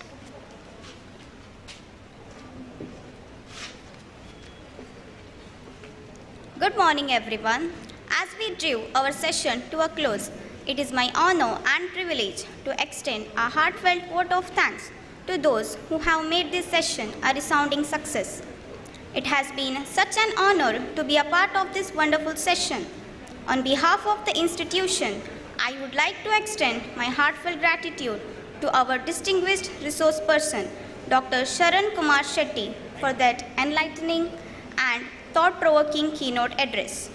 Your insights into sustainable innovation and academic practices have certainly provided us with a lot to think about and implement in our own academic environments. Thank you, sir. I would also like to express our deepest gratitude to Dr. Ramakrishna Bandaru, our esteemed chairperson for today's session. Your insightful guidance and tireless dedication have been instrumental in steering this session to its successful conclusion. Your expertise in academic have enriched our experience significantly. Thank you for your time and invaluable contribution. Thank you, sir. I thank Dr. Malika Shetty and Mrs. Vanitha Maya for their guidance and support throughout the session. I thank Dikshit and Pranav for introducing the dignitaries to the gathering. I also thank Deepthi for hosting this session. Furthermore, I would like to express our appreciation to all the attendees for their active participation and enthusiasm throughout the session. Your thoughtful questions and contributions have added immense value to the discourse, making it a truly enriching experience for everyone involved. Last but not the least, a big thank you to all the organizers, volunteers, and technical support team members who worked tirelessly behind the scenes to ensure the smooth execution of this session.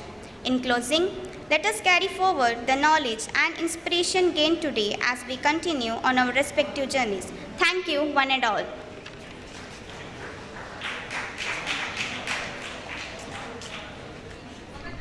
Thank you, Asna. Thank you all for your attention. We will now have a short tea break. Please be back by 11:40 for the next technical session.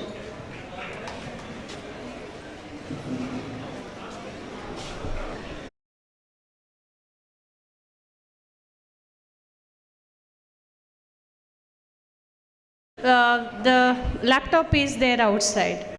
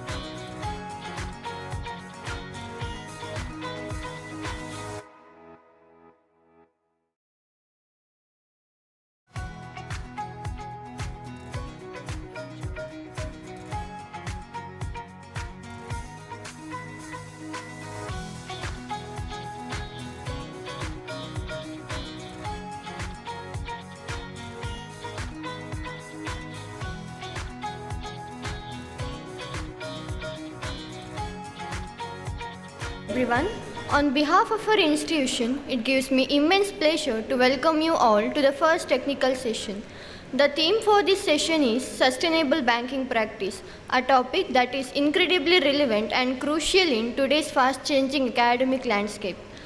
I now request Mr. Girish, Assistant Professor of Department of Commerce, to escort Dr. Kinnari V. Thakkar, Professor at Department of Commerce at University of Mumbai, Maharashtra, and Dr. Venkatram Bhatt, Associate Professor, Department of Commerce, Government First Grade College, Kundapura, to the dais.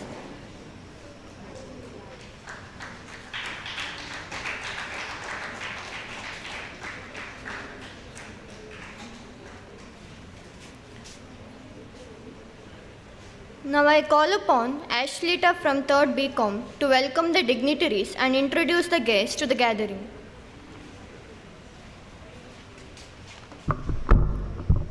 Good morning, everyone. It is a great pleasure to welcome you all today to the International Conference. We are honored to have a distinguished guest with us whose presence had immense value to this occasion. Today, we are privileged to welcome our esteemed resource person of this technical session, CMA Dr. Kinnari V. Thakkar, Professor and Head of the Department, University of Mumbai, Maharashtra, and the Chairperson of the session, Dr. Venkatram Bhatt, Associate Professor, Government First Grade College, Kundapura. Firstly, I would like to extend a warm welcome to Dr. Kinnari V. Thakkar, a luminary in the fields of finance and accountancy, and a respected professor in the Department of Commerce at the University of Mumbai with a career spanning over 25 years.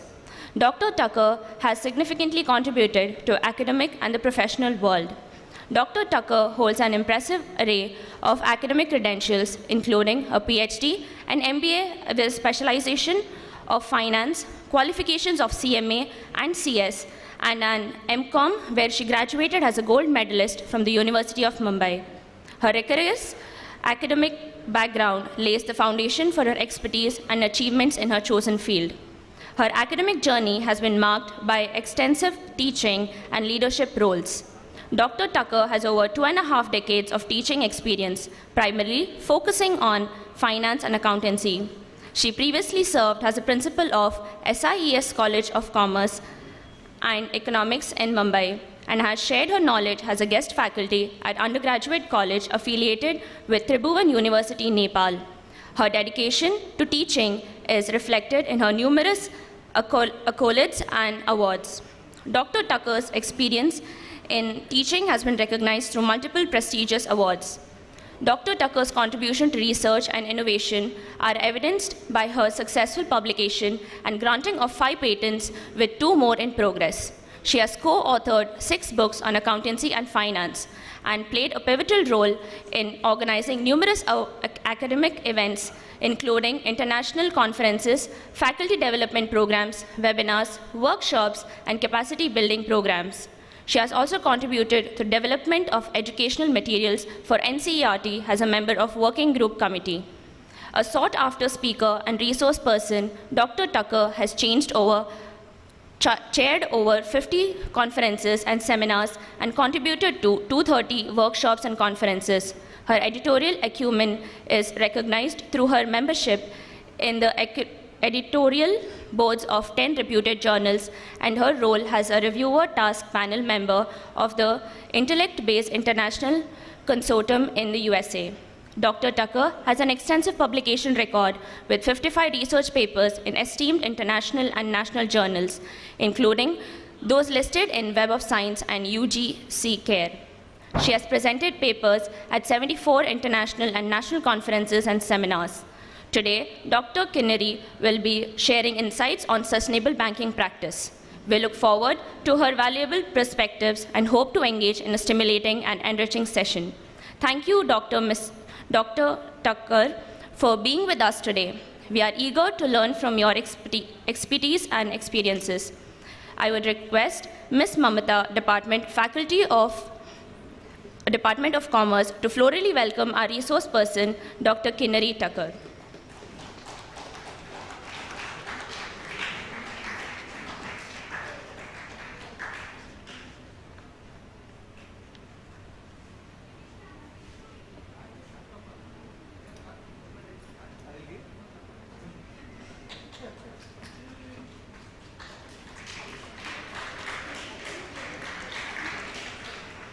I would like to welcome our chairperson of this session, Dr. Venkatram Bhatt, Associate Professor of Commerce, Government First Grade College, Kundapura, hails from Udupi district, Karnataka.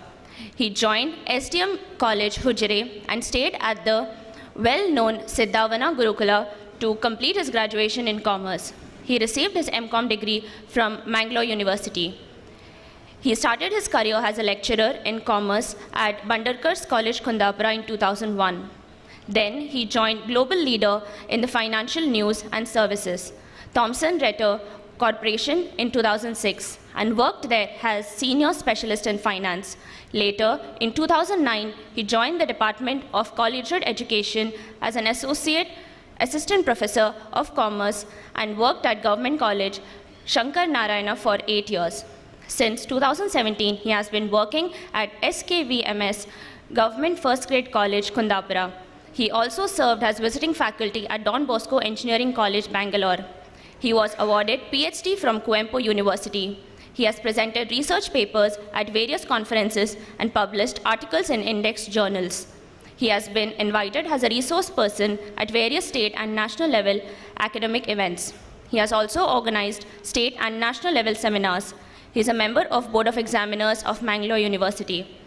He has good academic and administrative experience and instrumental in achieving goals of Educational Institute. With a robust blend of industry and academic experience, Dr. Venkatram Bhatt brings a wealth of knowledge and leadership to his role as chairperson of today's event. We are honored to welcome him and look forward to his valuable insights and contributions. I would request Mr. Girish, Faculty Department of Commerce, to florally welcome our chairperson, Dr. Venkatram Bhatt.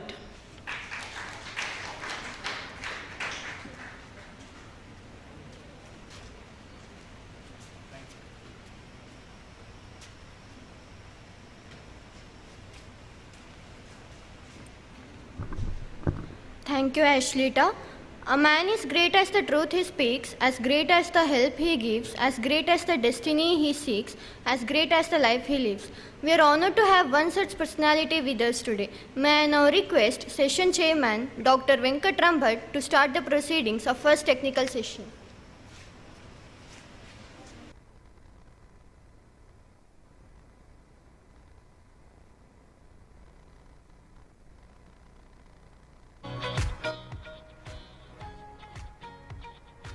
Season's greetings to one and all assembled here. Respected resource person, learned dignitaries of the dais, and all the participants, delegates from all over. First of all, I would like to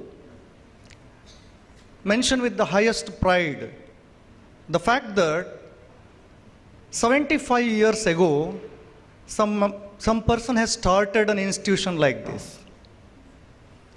And in today's situation, we are trying to teach entrepreneurship. We are trying to bring people towards entrepreneurship, which is a very difficult task. If you go and ask anyone, any student, what do you want to become? I want to join a company. But long ago, TMA Pai, such a visionary, has started in this barren land. Actually, this is a barren land, this Manipal. They have started such a great institution which has been an umbrella for lakhs together people to lead and survive their lives. So we have to, at the very outset, I mentioned their contribution, and that particular contribution to the society has brought all of us together here. And there is a saying in Sanskrit. The thing is, Paropakaraya vahanti nadyaha, Paropakaraya phalanti vrakshaha. You look at the environment we live. It is so wonderful. It is so wonderful. Everything in the environment, every creation in the environment we live, it is created to give something to others. To speak otherwise, no tree eats its fruit. No cow drinks its milk. See, and at the end they say, Paropakarartham idam shariram. And we have forgotten it. We have forgotten it. Tyage, Upanishad says, Tyage naike amritatva manashuhu. How do we get welfare of everyone? It is by sacrifice. It is by sacrifice. But we have forgotten. We are greedy. I want to make profit. Somehow I want to make profit. I want to use the resources. I want to best use of resources. And my pocket should be full. This is one thing.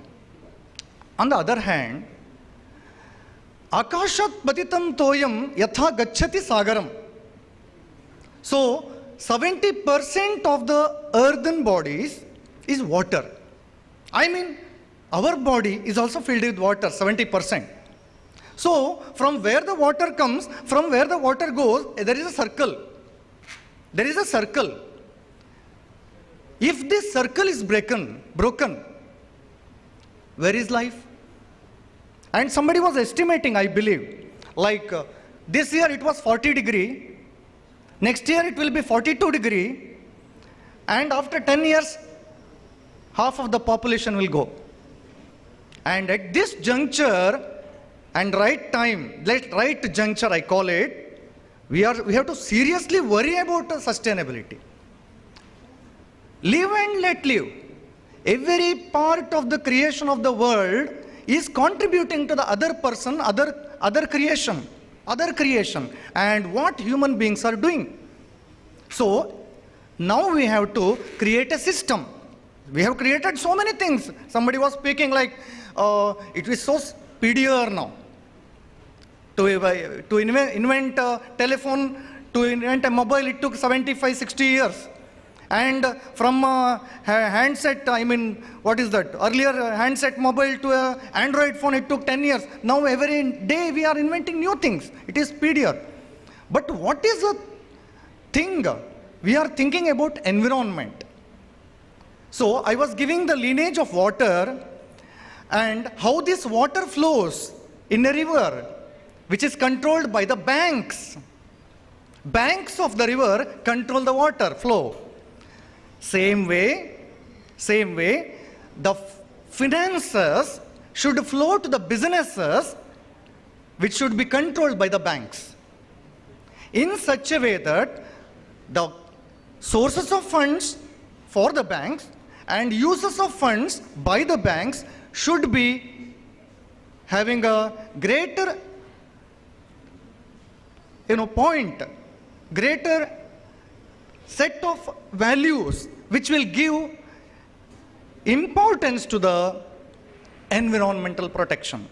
So environment, society and governance, ESG, that is the one thing. We have to upkeep them. We have to lend on those sources only. So in this backdrop, I believe we have a renowned resource person, I would call, who has traveled a lot, who has delivered a lot of speeches, who has a highest academic achievement, I call. Because we have been experiencing this since last few years. I am also one of the participants of her, madam's resourceful thoughts. So I request Professor Kinnari madam, who is a CMA holder, who is a professor from Mumbai University, to take the dais and enlighten us regarding the sustainable banking practices. So what banks should do, because there are global banks, for example, Tradido Bank of Netherlands, ING Bank. It is not ING Vaishya Bank, it is ING. And KWF. Few other banks of Netherlands, Germany, and such other countries are practicing sustainability to the best extent. They are lending funds to those. I'll just give an example because many are students. So when some person comes to buy a car, he is buying a petrol car and some other person is coming to buy a EV car. So the bank will lend to the person who is taking a loan on EV car, so as to save the environment. This is how it works. Somebody is starting an industry which will harm the nature, bank will not lend. Or bank has to charge something extra for that. So even in a lending mechanism, as well as from where the sources of funds are coming to the bank, how the banks are raising the funds, that should also be driven by sustainability rules. Otherwise, we are already on the verge of, disaster, I should call. Nature has its own way of reacting to the things.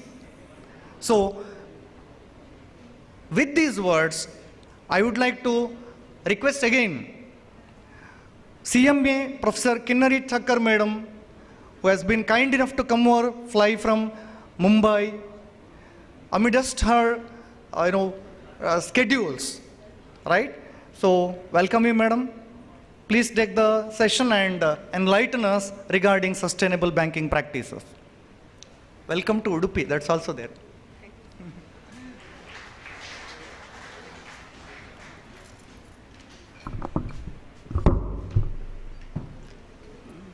So a very good afternoon to everyone. I'm going to talk on sustainable banking practices. So respected dignitaries on and off the dais, I'll directly start with the topic because I think everybody has taken the names of all dignitaries at least 4 to 5 times. So you are all aware who are present in the hall. I'll start with one simple question. How many of you had bank accounts in the year 2019? How many of you can just raise hands. How many of you had bank accounts in the year 2019? How many of you have bank accounts now? What is the difference you have seen, in the system operating of the banking before pandemic and after pandemic? 2018-19, how many times you were visiting banks? How many times you were operating all these mobile wallets? How many times you are operating it now? Do you see any visible difference in the operation and functioning of the banks? You can just raise your hands if you feel. Do you see any difference in the way your banks was functioning 2017-18 and now? How many times you visit banks now? Do you need to go and visit the banks for doing any transactions? So now I will take you to this journey of sustainable banking practices. Do we have a mic where I can remove it? I want hand mic. I think I prefer hand mic. Yeah, I can walk and talk now.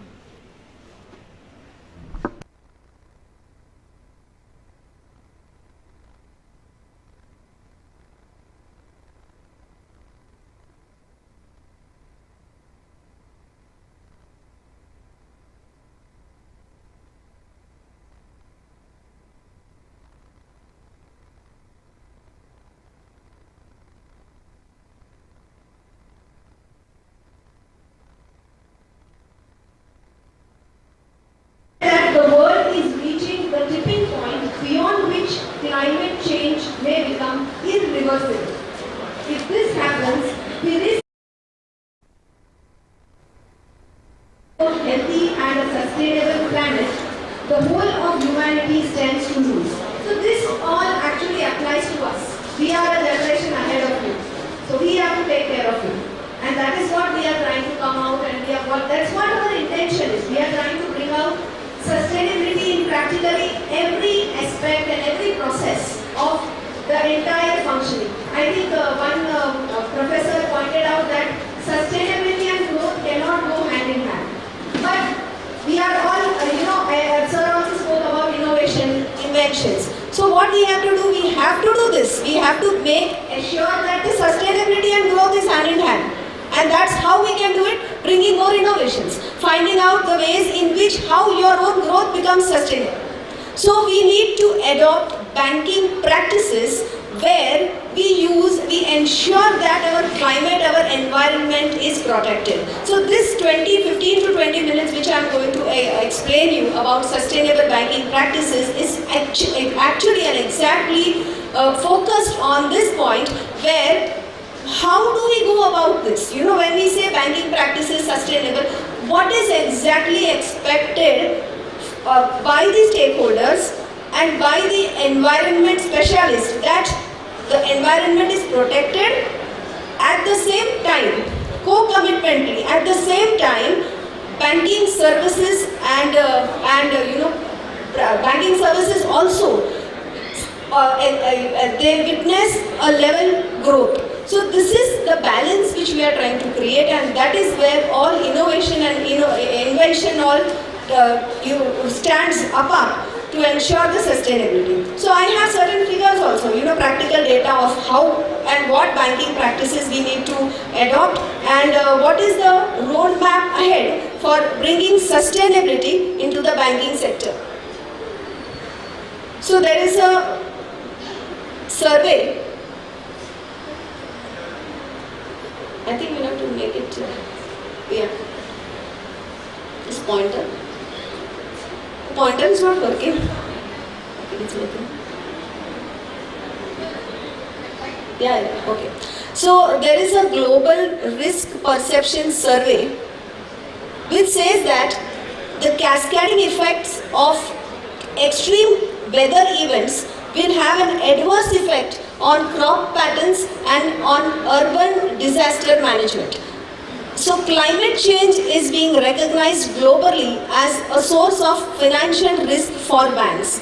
Every banking sector is trying to adopt new strategies for bringing out sustainability. But somewhere, everything is now being digitalized. So digitalization also itself is a blessing. Digitalization is one step where we are ensuring that our environment is protected. Now in India still we have a practice where a check is given to us. Savings account, if you see, actually in savings accounts, your number of the number of transactions which are taking place in a day is very less. But in business, in current accounts, there are so many checks. Direct transactions, bank-to-bank transfers are there, but so many places where checks are actually issued to in the business, and the checks are deposited and the amount is transferred to the account. But in so many countries where at global level, the checks can be scanned and amount is directly deposited to the bank. Now what are we doing there in that? When you are depositing the check, you have to write that pay-in slip. Okay, you have to fill up. Now every day, every business person has lakhs of pay-in slips which are used just for depositing the check. So do you think how adversely the climate is affected? So do you think it's very difficult to control this? Not at all. You can have some strategy where you are making even this process into a sustainable business process. So what we are doing right now in sustainable banking is identifying the process. You think that in a banking these are the traditional system and the traditional process which we are following for undertaking any banking transactions. Which process you can have easy conversion of that process into sustainability. So that is what entire system is, the banking sustainability of banking practices is all about. So today's the topic which we have is sustainable banking practices. When you are depositing check, you are filling up the pay-in slips and lakhs of paper, number of papers are used. Instead, scan it and you can just get it deposited and you can use that amount. So this is one way. Now other school of thought is with every click there is a pollution. Okay, every click there is an adverse environmental effect. So that also again is a problem. So you try to solve, that is what the speaker was mentioning. You try to solve one problem, you will have 100 other related problems which are being cropped up. So you have to balance, and it is very difficult that you need to balance how you are going to maintain control environment emissions and also at the same time ensure growth. So some strategies which are adopted by various banks that I would like to discuss.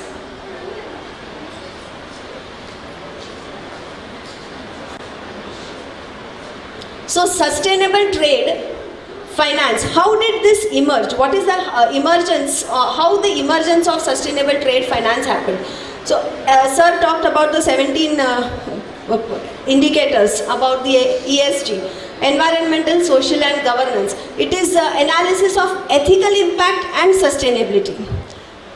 And the implementation of this analysis into an investment strategy is sustainable trade finance. So you have these ESGs, indicators and points. How do you implement that in your business? That is a sustainable trade finance. Sustainable banking.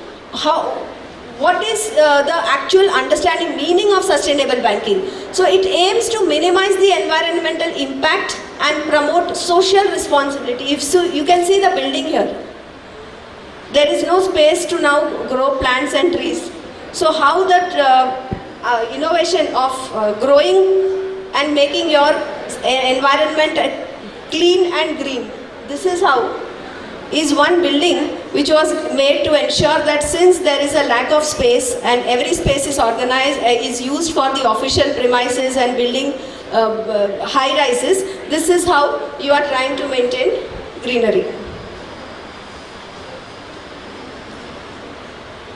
This is moving very fast. Okay. So social responsibility. It's moving very fast.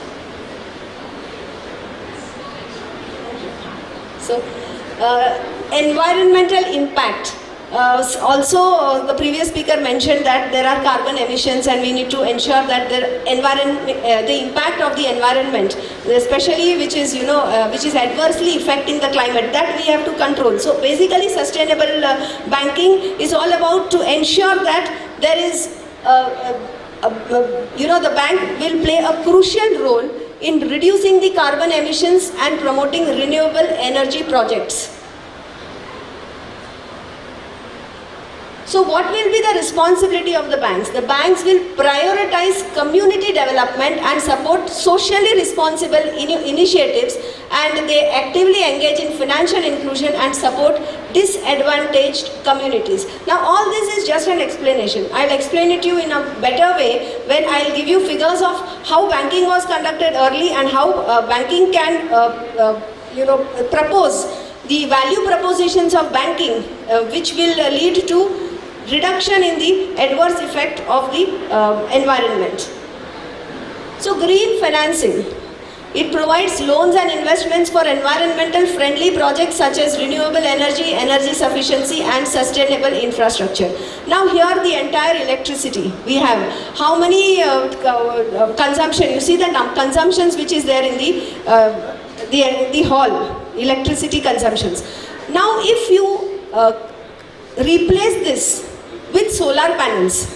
Solar panels at the beginning is very costly. So now what bank does, that if your project, investment of the project is in environmental friendly venture, the banks will provide loans at a reasonably lower rate. But if your project investment is in a venture which is not environmentally friendly, then loans will be provided at a higher rate. So this is one strategy of banking which will ensure that the environment, trust, kick is given to specially the projects which takes care of environment friendly business ideas. So this is what is sustainable banking. When we talk about sustainable banking, banking systems, giving loans, deposits, everything will remain the same.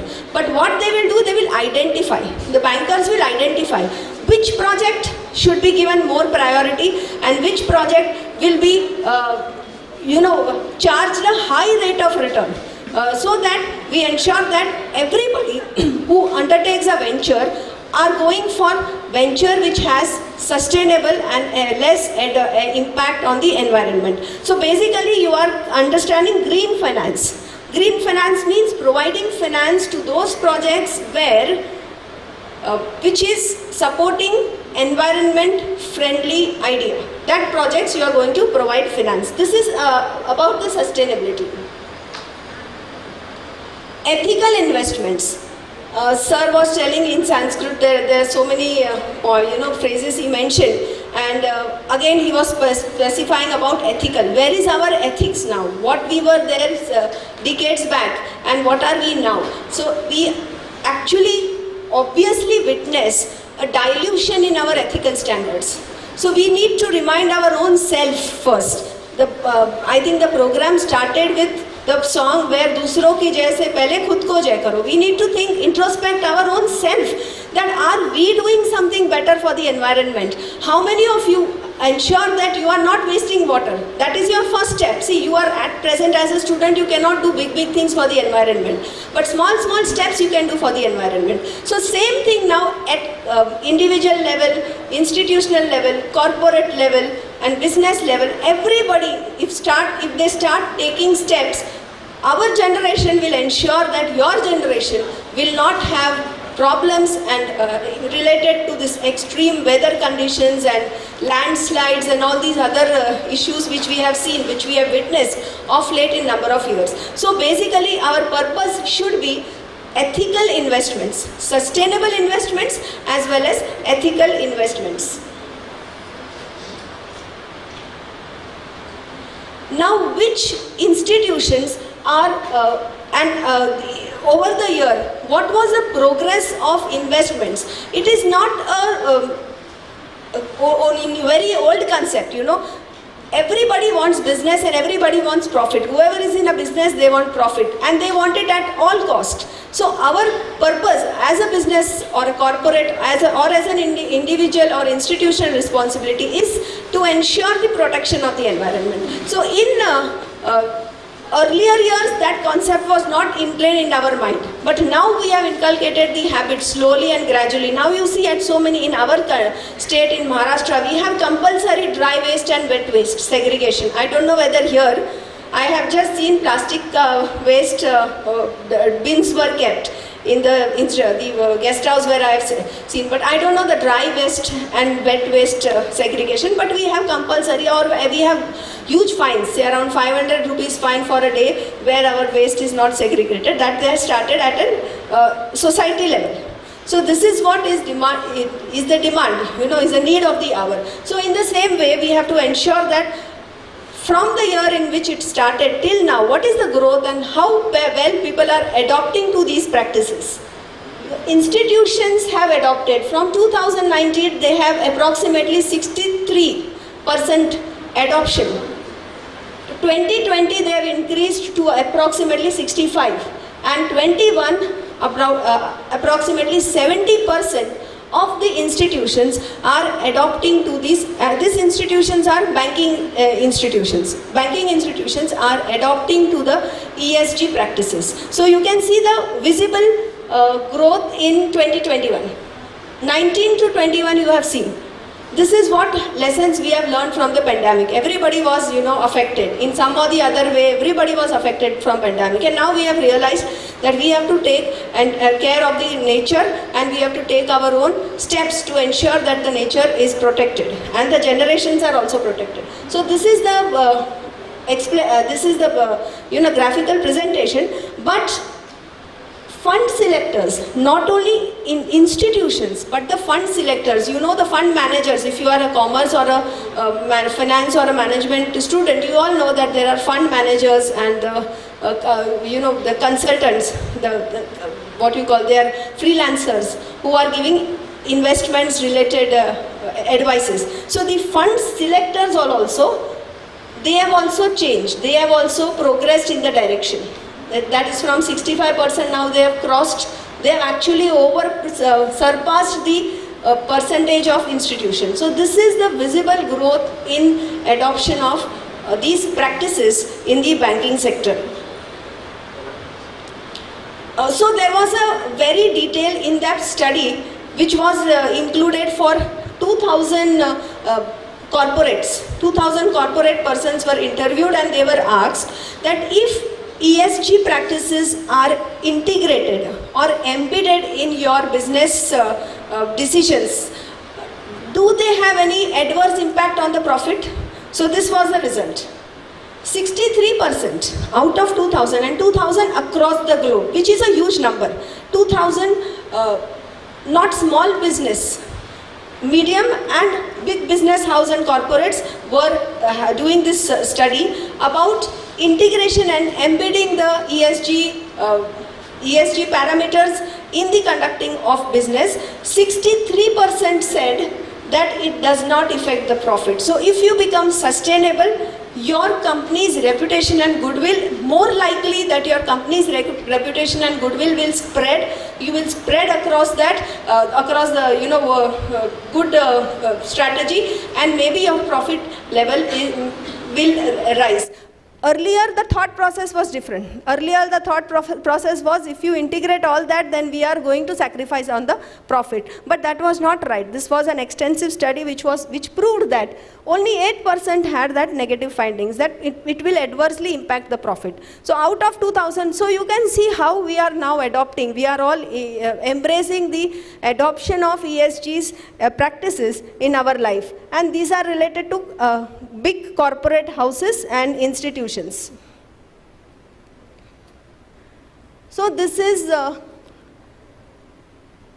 sustainable trade financing, that in the traditional trade system, the key performance indicators are driven by cost, revenues, etc. So earlier in our business, what was important for us? Cost control, cost reduction.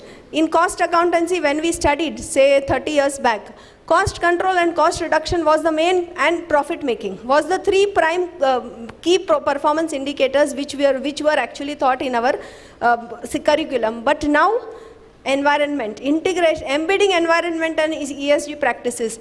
Every curriculum will have this. Every curriculum in the new education policy also is ensuring that we are adopting these practices. Along in the institution itself, we are learning these practices. So environment parameter used to get less importance earlier. But now all traditional trade products are available in a sustainable form. Sustainable form, traditional products into sustainable form. Now you are going to banks. Okay, earlier you were going to bank to withdraw money and give it to your person to whom you want to make payment. The entire transaction remains the same. But are you going to bank to withdraw money and making payment? You are just transferring from one GPay or any other mobile wallet or internet banking or mobile banking within a second. So practices are remaining the same, but we are, the products and services are remaining the same, but we are making it more sustainable. So basically, as a banking sector person has to ensure that all these products and services which are offered, they are offered in a more sustainable form. So how do we offer them in a more sustainable form? Here you can see the graphical presentation of sustainable trade finance and cash management products which are defined by the underlying goods. Now this circle I will explain you in just 2 minutes, that what is this entire cycle which I have shown here. Normally when a product is produced, what are you doing? You are taking raw material, producing the product. Raw material you are taking from a supplier. The person who supplier will give you raw material. You are manufacturing, you are transporting, and then you are selling it to the seller. For all the process, you need loans from bank, okay, for manufacturing. Most of the time, loans are taken for the purpose of business. Now, sustainable banking practices, how sustainable banking practices will be in this picture. How will this sustainable practices be useful in this entire cycle?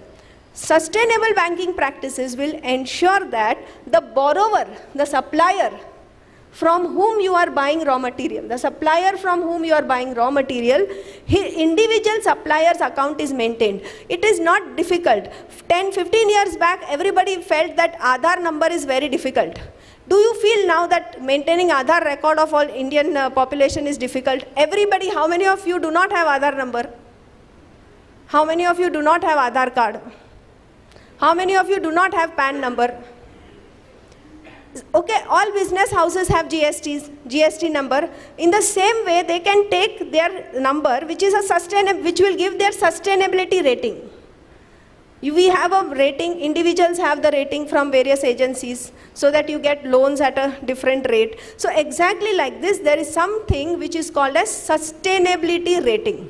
So if the supplier has a good sustainability rating, then banks, and if the supplier wants loans, the banks will give them loans at a lower rate. So this is one form of sustainable banking services or sustainable banking practices. So basically the concept of banking will remain the same, but you will have one or two steps more into in depth to ensure that the banking practices are also tilted towards favoring the climate. So here these three which are marked in blue color, in all these three the role of banking sector becomes prominent in providing lower rates loan to the sustainability rating supplier for the sustainable good. Now when you are providing these bags are jute bags. Most of them are replaced now plastic, the conference bags, they have replaced it with jute bags. So this again is sustainable. So if you are taking loan for a product which has a sustainable or the disposable of that product at the end, it is not environmental friendly, then the loans for these kind of manufacturing products will be given at a higher rate. So basically banking is all about rating of the supplier, giving loans for the goods which are which has sustainable value, and also the buyer's sustainable rating. So bankers will see these three in the cycle, and accordingly every finance person has a subject where when you go and for the loan they take your full kundali, that what is the rating of the person, the payment, and how many times they have defaulted in the payment. So every information of the person who is applying for the loan is available. So these three information becomes very important for a banker. So that is a sustainable banking practice.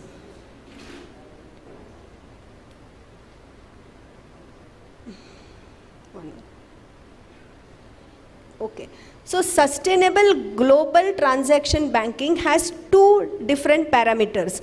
The first parameter is trade finance, which has a buyer-led, a supplier side, and a documentary element. Okay, this is the three different elements of trade finance. The other element is cash management.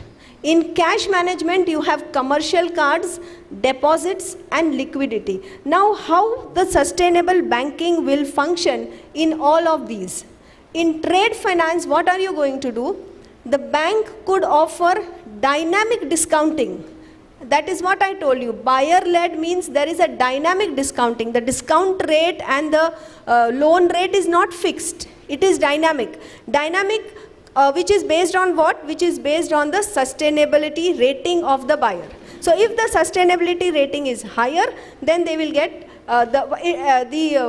loans, the rate of loans will be lower, and vice versa. So the first is the buyer-led trade finance. Supplier, again, supplier favorable rate will be given by the bank to the supplier, and documentary trade finance. What is documentary trade finance here? Everybody must have heard about a letter of credit, LC, which is an important document when you are doing foreign trade. So letter of credit also, bank will be able to give, and discount it immediately at a good rate. If there is a sustainable product in the entire business process, if the buyer's sustainable rating is high, and if the seller's sustainable rating is high. So all these three will be considered while you are dealing, the bankers are involving into any transaction. So basically this entire topic is based on the process, the business process, which is supported by the banks, and what will the banks see while sanctioning loans and while giving credit to favorable terms of credit to the entire persons involved in this process, that is the stakeholders involved in this process. These are buyers, the sellers, and the product. So this is about the trade finance. So I think now this is the opportunity, the revenue opportunity of sustainable global transaction banking is estimated to grow $28 billion to $35 billion by 2025.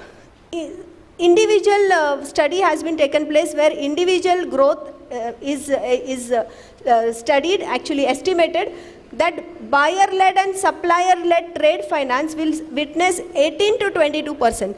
At present, we don't have that buyer-led and supplier-led trade finance, but in future, it is expected. Some banks, global level, some banks has, so it is expected to witness a 18 to 22% growth. Similarly, document where LC and other documents will be discounted at a favorable rate, that also the kind of system is going to witness approximately 20 to 25%. The cards which are used, the liquidity account related, the payments related, and the other sustainable products will also witness some kind of growth overall in terms of percentage from the year 2021 to 2025. Now, which banks are involved? There are the banks which are classified into three categories: global banks, multi-regional banks, and domestic banks. So all these banks are going to involve themselves in various practices of sustainability. Three different categories of bank. So certain things cannot be done by domestic banks. Okay, certain practices cannot be followed by domestic banks, but certain practices cannot be followed. Some global banks can follow certain practices and cannot follow. So accordingly, a strategy, banking at an individual level, a strategy will be framed where every bank is supposed to follow a value proposition wherein sustainable trade and cash products are mostly dealt with sustainable trade and cash products.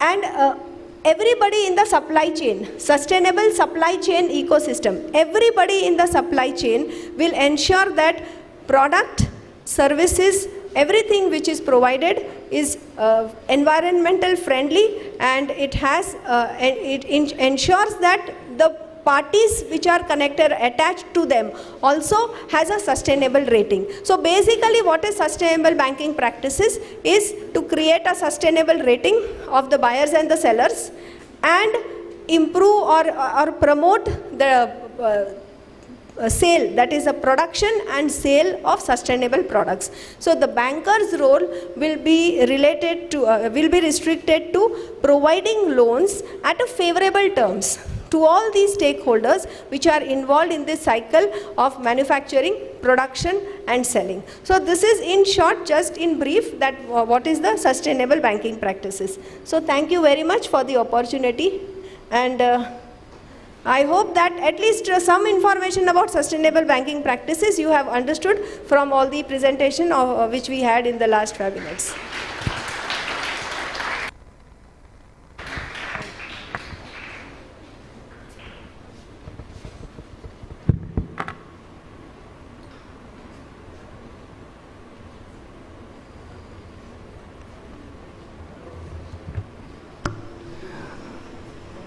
Now the session is open for discussion.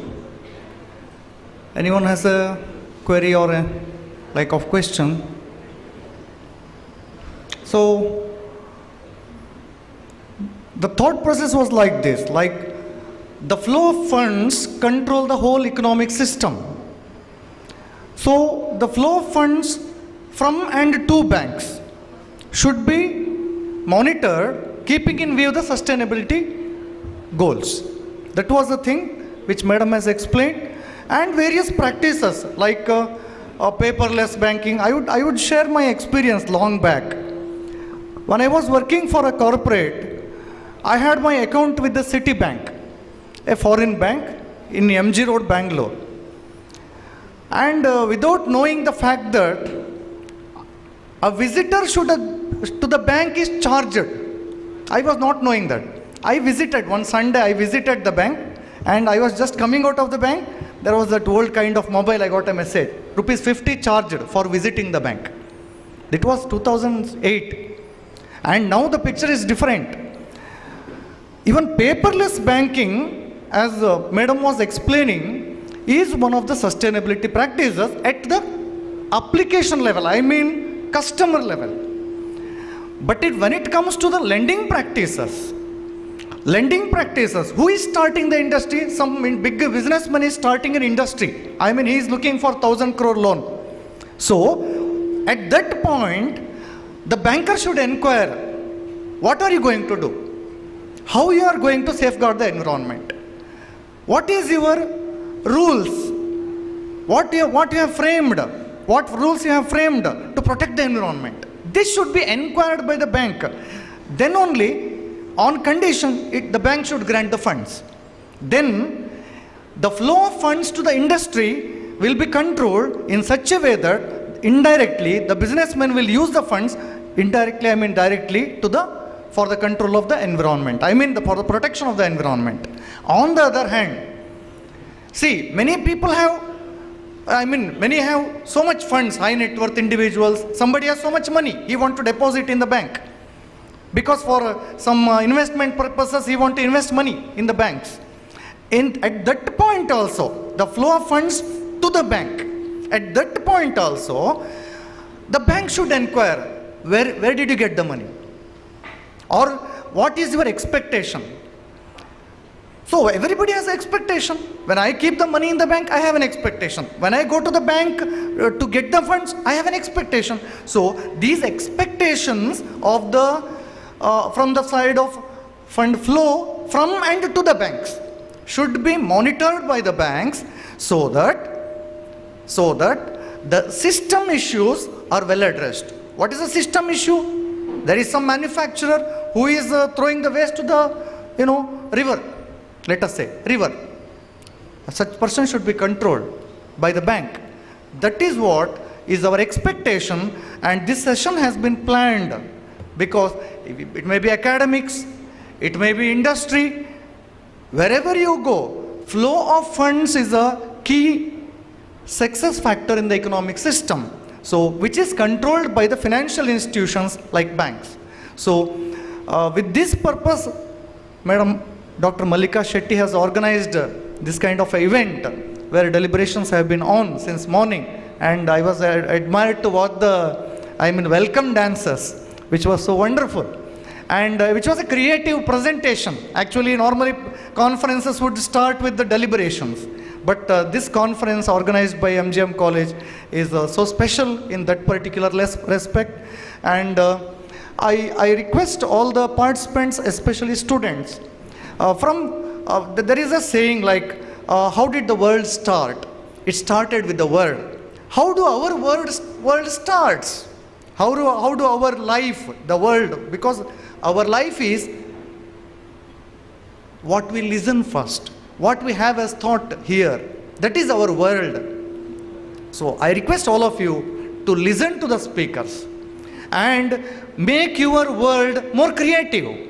Make your world or life more advancing, right? So that I congratulate all the organizers, and especially Madam has taken her strain to come over here and address the gathering. So thankful to Madam also, and all the learned colleagues who are sitting in the front rows. Thank you one and all for the opportunity.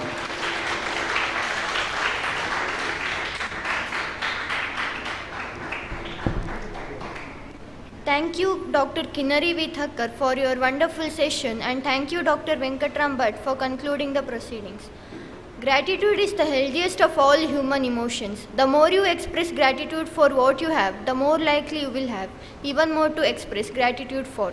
I request James of 3rd BCom to propose the vote of thanks.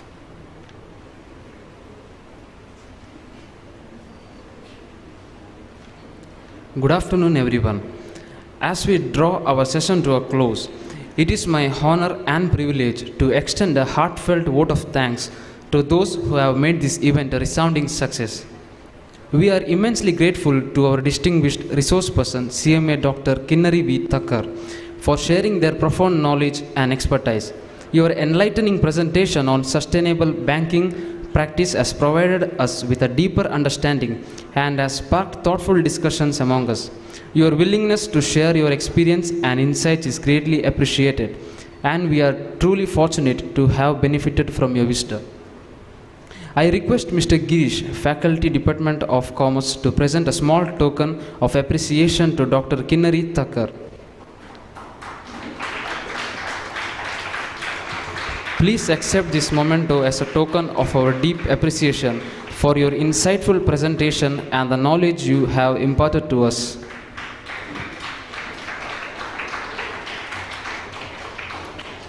I express our deepest gratitude to Dr. Venkatram Bhatt, our esteemed chairperson for today's session. Dr. Venkatram, your insightful guidance, tireless dedication, and exemplary leadership have been instrumental in steering this event to its successful conclusion. Your expertise in academia and your ability to foster engaging discussions have enriched our experience significantly. Thank you for your time and invaluable contributions. In recognition of your valuable contributions, I now request Mr. Vikas, Faculty Department of Commerce, to present a small token of our application to Dr. Venkatram Bhatt. Please accept this memento as a symbol of our heartfelt thanks for your remarkable leadership and contribution to today's session.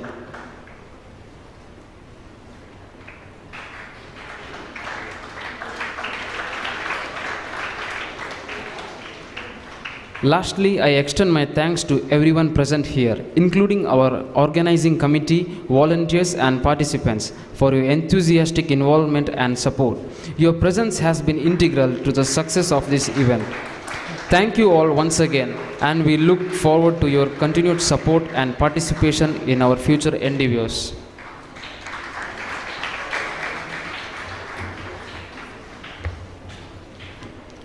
Thank you, James. I would like to thank each one of you for attending this session with great interest and being a part of this event.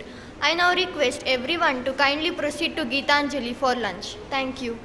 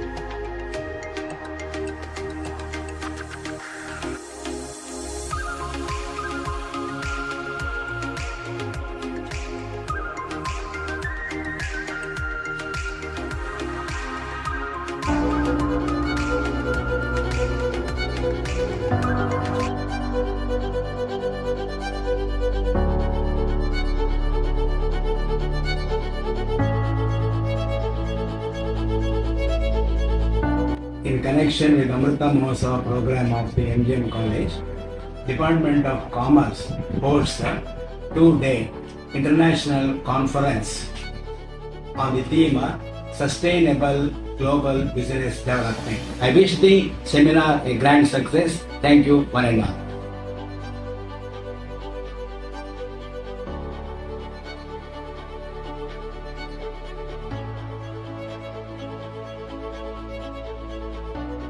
Hello everyone.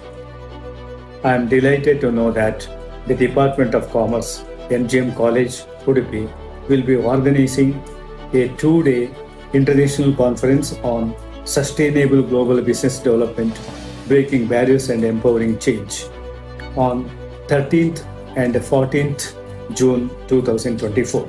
I consider myself fortunate to have grown along with this department.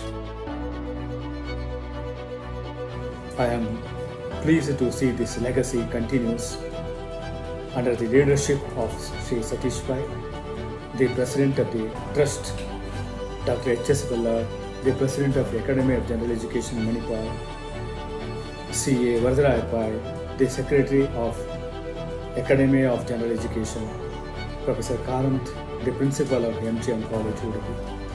I also glad to see the vision of Mallika Shetty for conceiving the idea of this international conference. I wish best of luck for the entire conference. Thank you very much.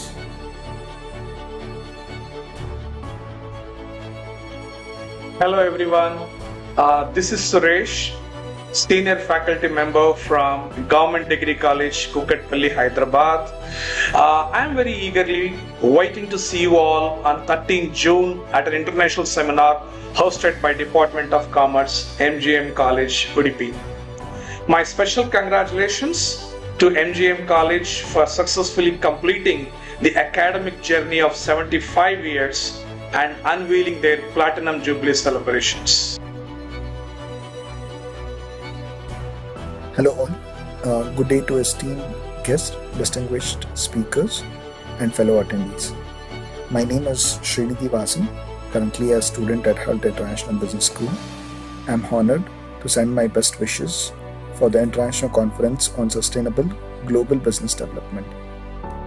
Udupi is a coastal city of Karnataka, awaiting your participation for International Conference MGM COMSUSCON 2024. The conference is organized with the theme Sustainable Global Business Development, Breaking the Barriers and Empowering the Change.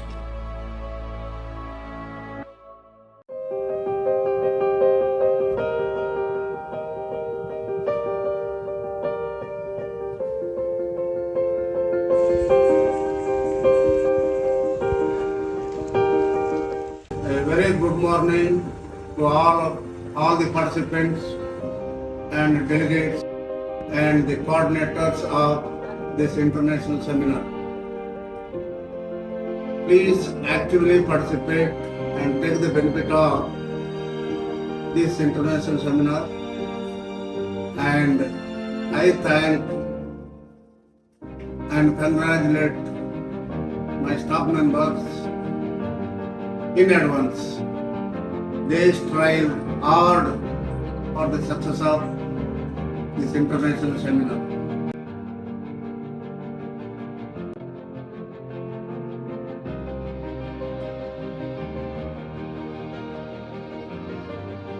Namaste.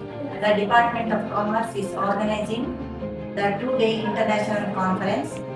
A hearty welcome to all the delegates from different parts of the country. I wish the conference a great success.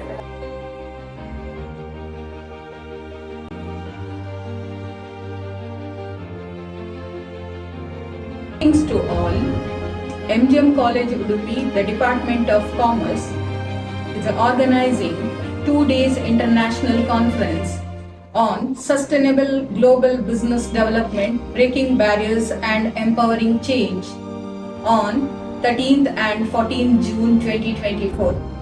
A hearty welcome to all the delegates, teaching fraternity, corporates, research scholars, and all the PG students.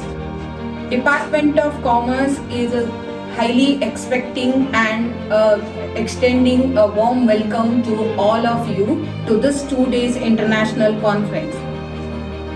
Your presence will undoubtedly enrich the academic discourse and enhance the overall quality of this event. I, Dr. Mallika Shetty, being a conference secretary, look forward to welcome you all to this 2 days international conference on sustainable global business development, breaking barriers and empowering change. A hearty welcome to all of you. Thank you one and all.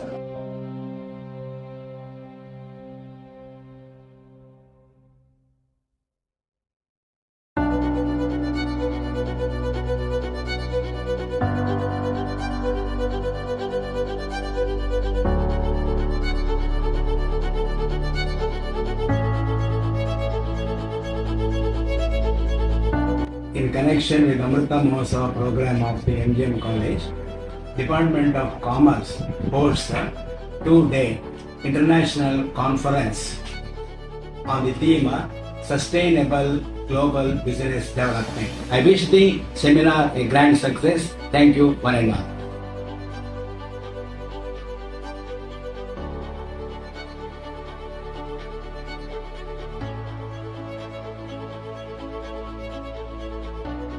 Hello everyone. I am delighted to know that the Department of Commerce, MGM College, Udupi, will be organizing a two-day international conference on sustainable global business development, breaking barriers and empowering change on 13th and 14th June 2024. I consider myself fortunate to have grown along with this department. I am pleased to see this legacy continues under the leadership of Sri Satish Pai, the President of the Trust, Dr. H.S. Ballard, the President of the Academy of General Education, Manipur, C.A. Varadaraja Pai, the Secretary of Academy of General Education, Professor Karant, the Principal of MGM College, Udupi. I also glad to see the vision of Mallika Shetty for conceiving the idea of this international conference. I wish best of luck for the entire conference. Thank you very much.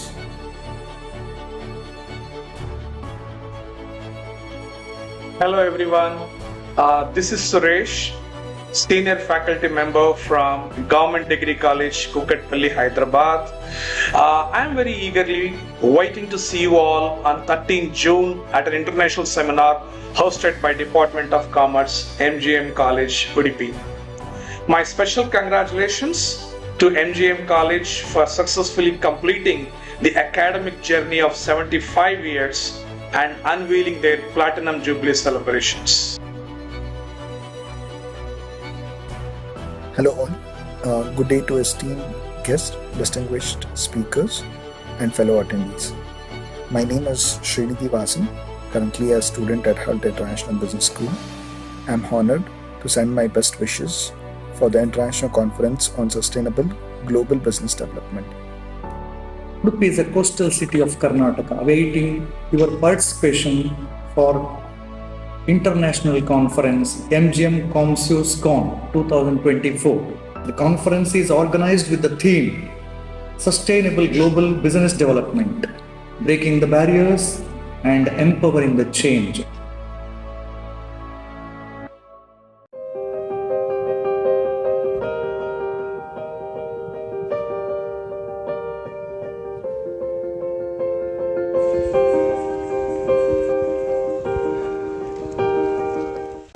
Good morning to all the participants and delegates and the coordinators of this international seminar.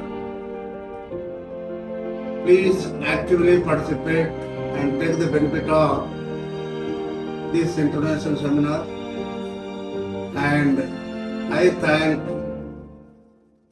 and congratulate my staff members in advance. They strive hard for the success of this international seminar.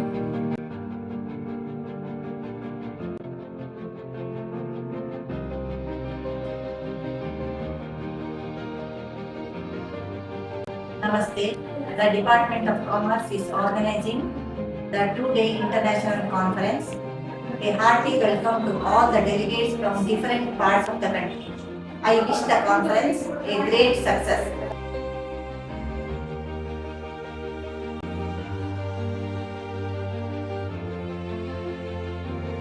Thanks to all. MGM College Udupi, the Department of Commerce, is organizing 2 days international conference on sustainable global business development, breaking barriers and empowering change on 13th and 14th June 2024.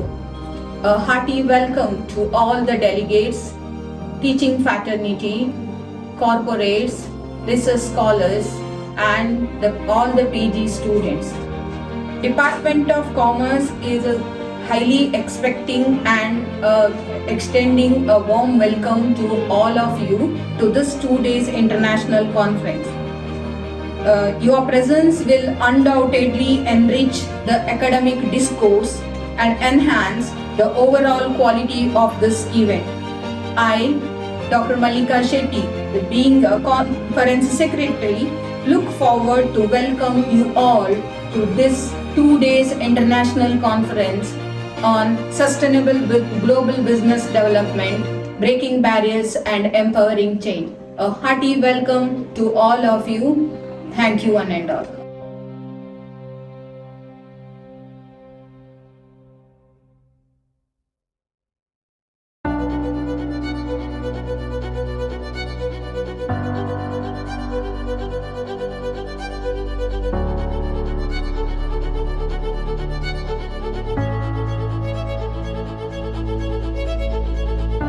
In connection with Amrita Mahotsav program of the MGM College, Department of Commerce hosts a 2-day international conference on the theme Sustainable Global Business Development. I wish the seminar a grand success. Thank you one and all.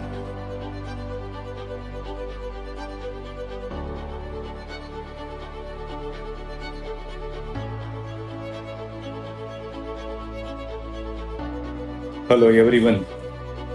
I am delighted to know that the Department of Commerce, MGM College, Udupi, will be organizing a 2-day international conference on sustainable global business development, breaking barriers and empowering change on 13th and 14th June 2024. I consider myself fortunate to have grown along with this department. I am pleased to see this legacy continues under the leadership of Sri Satish Pai, the President of the Trust, Dr. H.S. Ballard, the President of the Academy of General Education, Manipur, C.A. Varadaraya Pai, the Secretary of Academy of General Education, Professor Karant, the Principal of MGM College, Udupi.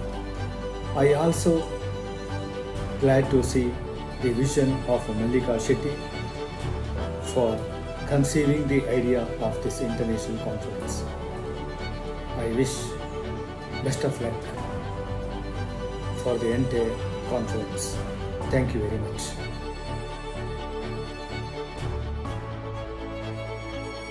Hello everyone, this is Suresh, Senior Faculty Member from Government Degree College, Kukatpalli, Hyderabad. I am very eagerly waiting to see you all on 13th June at an international seminar hosted by Department of Commerce, MGM College, Udupi. My special congratulations to MGM College for successfully completing the academic journey of 75 years and unveiling their Platinum Jubilee celebrations.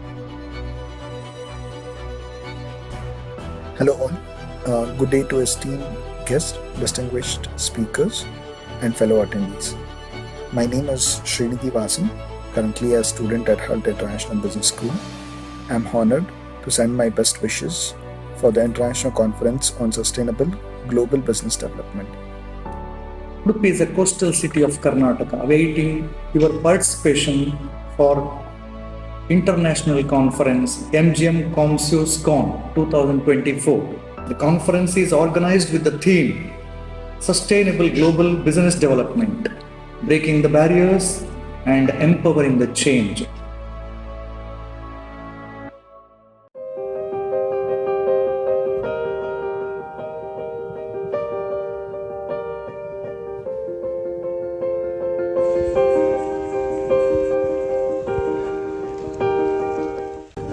Good morning to all the participants and delegates and the coordinators of this international seminar. Please actively participate and take the benefit of this international seminar, and I thank and congratulate my staff members in advance. They strive hard for the success of this international seminar.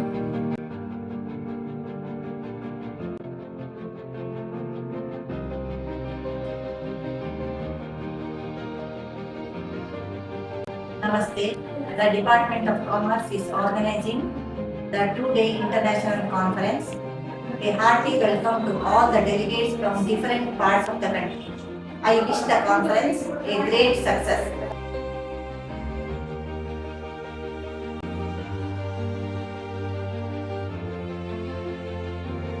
Thanks to all.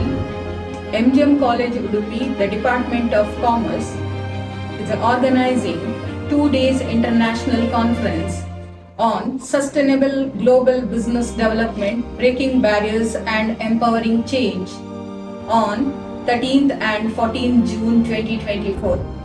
A hearty welcome to all the delegates, teaching fraternity, corporates, research scholars, and all the PG students.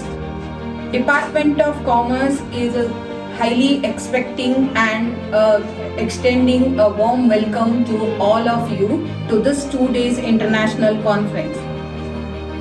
Your presence will undoubtedly enrich the academic discourse and enhance the overall quality of this event. I, Dr. Mallika Shetty, being a conference secretary, look forward to welcome you all to this 2 days international conference on sustainable global business development, breaking barriers and empowering change. A hearty welcome to all of you. Thank you one and all.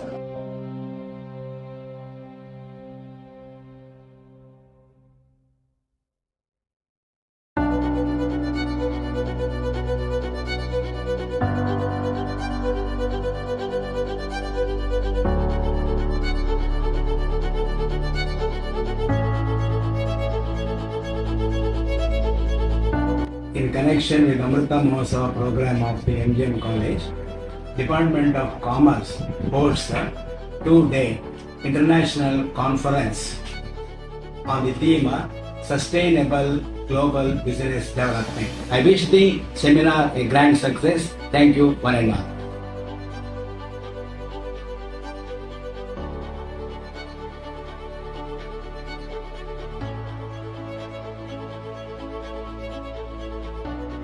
Hello everyone. I am delighted to know that the Department of Commerce, MGM College, Udupi, will be organizing a 2-day international conference on sustainable global business development, breaking barriers and empowering change on 13th and 14th June 2024. I consider myself fortunate to have grown along with this department. I am pleased to see this legacy continues under the leadership of Sri Satish Pai, the President of the Trust, Dr. H.S. Ballard, the President of the Academy of General Education, Manipur, C.A. Varadaraya Pai, the Secretary of Academy of General Education, Professor Karant, the Principal of MGM College, Udupi.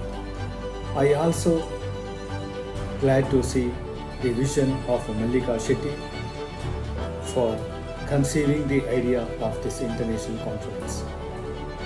I wish best of luck for the entire conference. Thank you very much.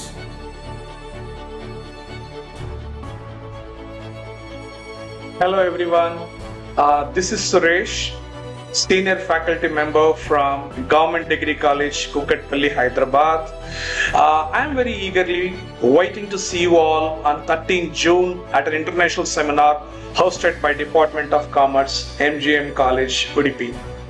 My special congratulations to MGM College for successfully completing the academic journey of 75 years and unveiling their Platinum Jubilee celebrations. Hello all. Good day to esteemed guests, distinguished speakers, and fellow attendees. My name is Srinidhi Vasan, currently a student at Hull International Business School. I am honored to send my best wishes for the International Conference on Sustainable Global Business Development. Udupi is a coastal city of Karnataka, awaiting your participation for International Conference MGM COMSUSCON 2024. The conference is organized with the theme Sustainable Global Business Development, Breaking the Barriers and Empowering the Change.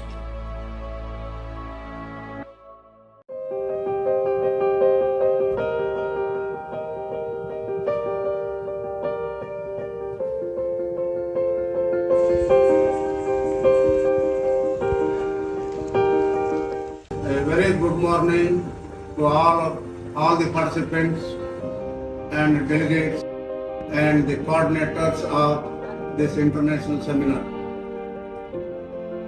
Please actively participate and take the benefit of this international seminar, and I thank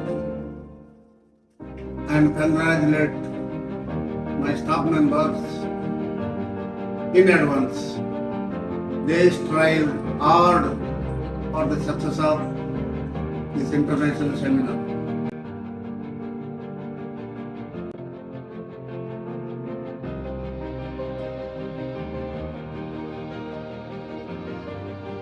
Namaste. The Department of Commerce is organizing the two-day international conference. A hearty welcome to all the delegates from different parts of the country. I wish the conference a great success.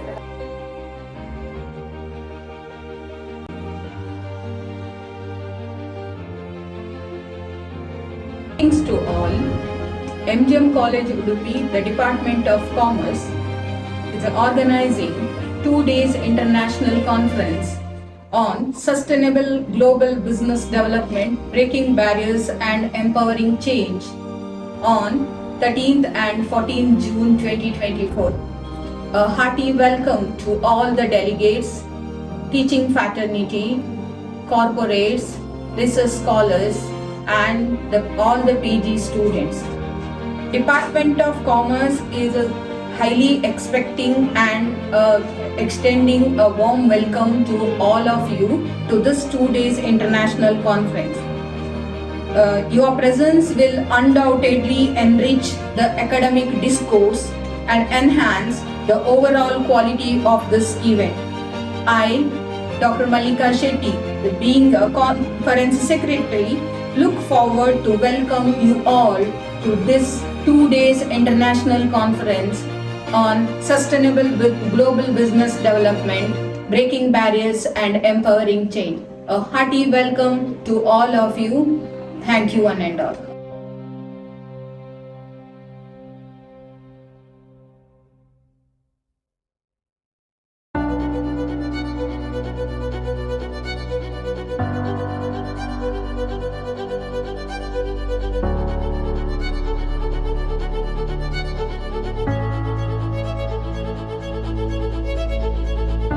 In connection with Amrita Mahotsav program of the MGM College, Department of Commerce hosts a 2-day international conference on the theme Sustainable Global Business Development. I wish the seminar a grand success. Thank you one and all.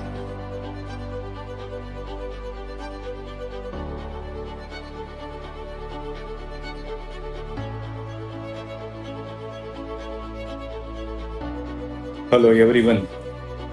I am delighted to know that the Department of Commerce, MGM College, Udupi, will be organizing a 2-day international conference on sustainable global business development, breaking barriers and empowering change on 13th and 14th June 2024. I consider myself fortunate to have grown along with this department. I am pleased to see this legacy continues under the leadership of Sri Satish Pai, the President of the Trust, Dr. H.S. Bella, the President of the Academy of General Education Manipur, C.A. Varadaraya Pai, the Secretary of Academy of General Education, Professor Karant, the principal of MGM College Udupi. I also glad to see the vision of Mallika Shetty for conceiving the idea of this international conference. I wish best of luck for the entire conference. Thank you very much.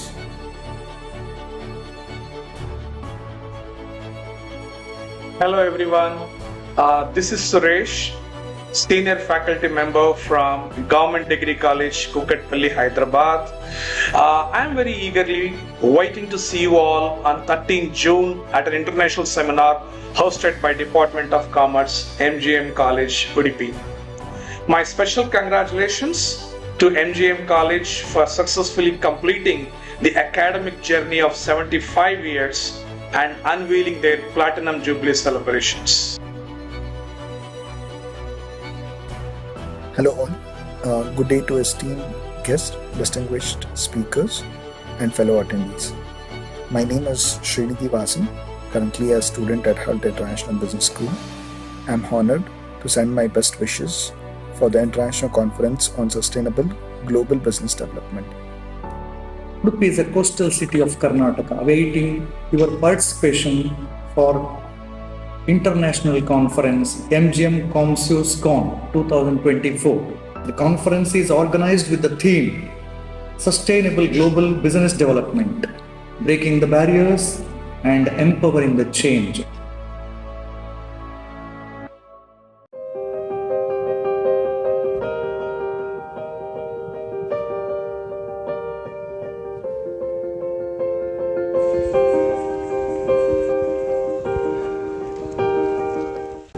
Good morning to all the participants and delegates and the coordinators of this international seminar. Please actively participate and take the benefit of this international seminar, and I thank and congratulate my staff members in advance. They strive hard for the success of this international seminar.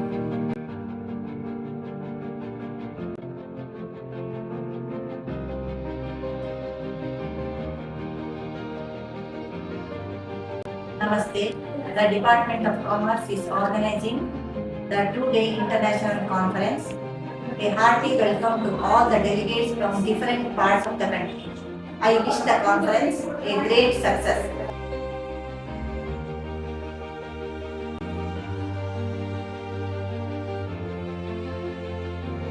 Thanks to all, MGM College Udupi, the Department of Commerce, is organizing 2 days international conference on sustainable global business development, breaking barriers and empowering change on 13th and 14th June 2024.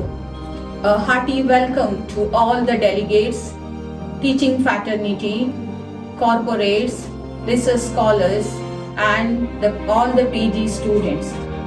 Department of Commerce is highly expecting and extending a warm welcome to all of you to this 2 days international conference. Your presence will undoubtedly enrich the academic discourse and enhance the overall quality of this event. I, Dr. Mallika Shetty, being a conference secretary, look forward to welcome you all to this 2 days international conference on sustainable global business development, breaking barriers and empowering change. A hearty welcome to all of you. Thank you one and all.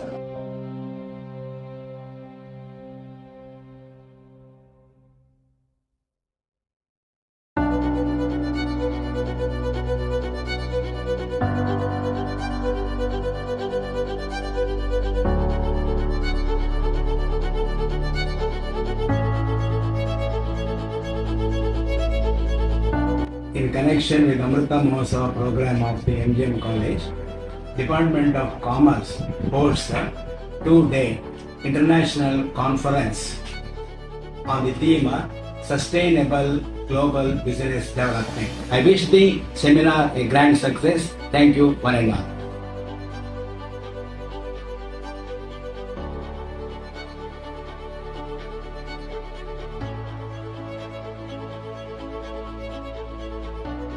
Hello everyone. I am delighted to know that the Department of Commerce, MGM College, Udupi, will be organizing a 2-day international conference on sustainable global business development, breaking barriers and empowering change on 13th and 14th June 2024. I consider myself fortunate to have grown along with this department.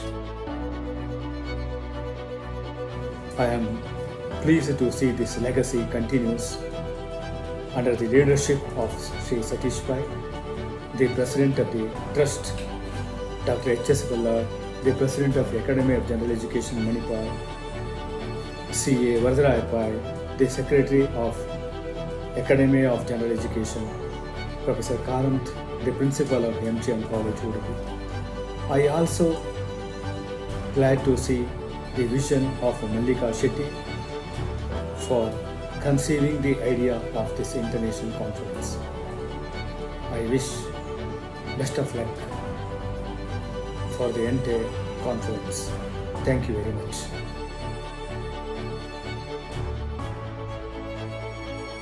Hello everyone, this is Suresh, Senior Faculty Member from Government Degree College, Kukatpalli, Hyderabad.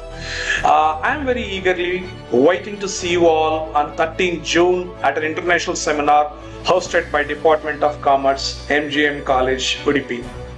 My special congratulations to MGM College for successfully completing the academic journey of 75 years and unveiling their Platinum Jubilee celebrations.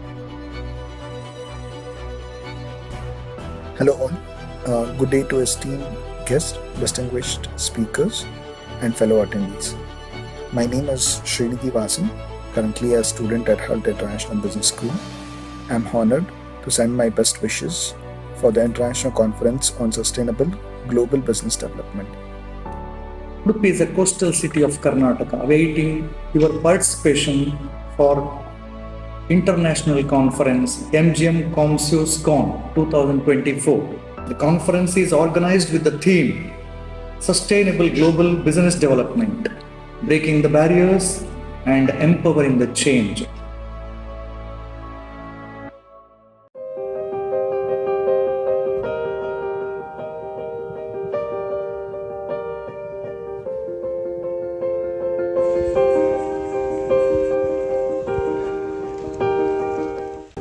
Good morning to all the participants and delegates and the coordinators of this international seminar.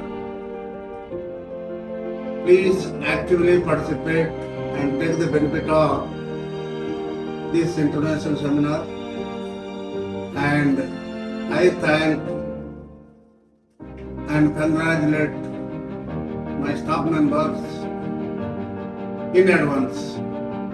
They strive hard for the success of this international seminar.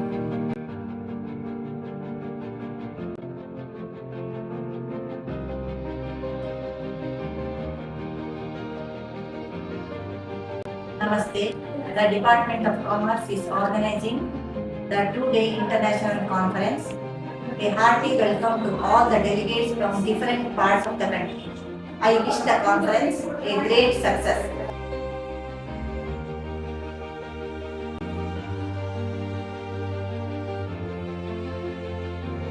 Thanks to all.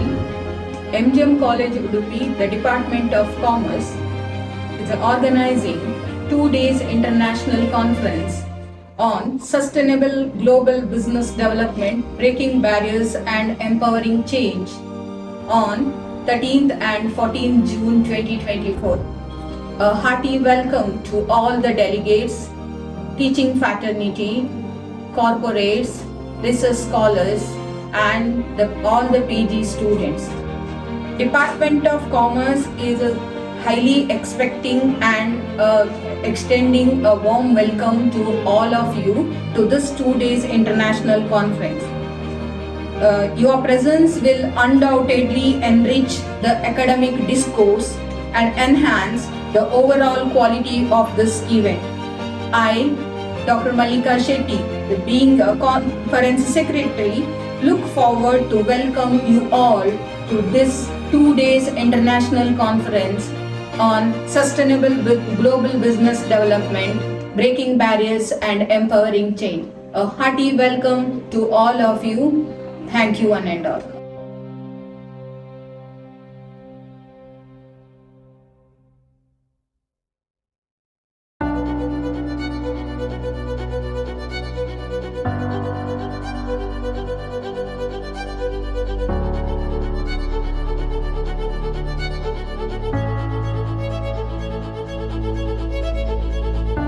In connection with Amrita Mahotsav program of the MGM College, Department of Commerce hosts a 2-day international conference on the theme Sustainable Global Business Development. I wish the seminar a grand success. Thank you one and all.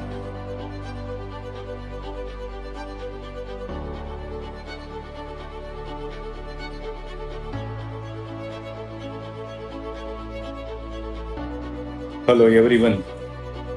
I am delighted to know that the Department of Commerce, MGM College, Udupi, will be organizing a 2-day international conference on sustainable global business development, breaking barriers and empowering change on 13th and 14th June 2024.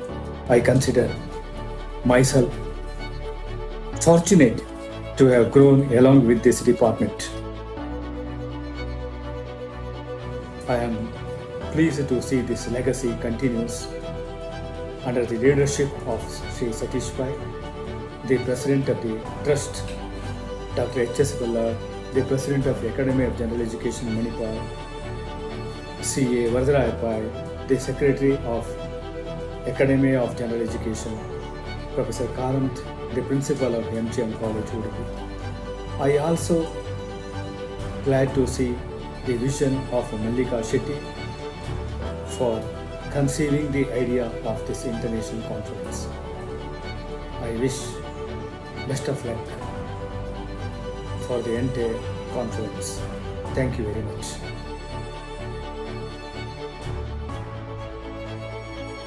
Hello everyone, this is Suresh, Senior Faculty Member from Government Degree College, Kukatpalli, Hyderabad.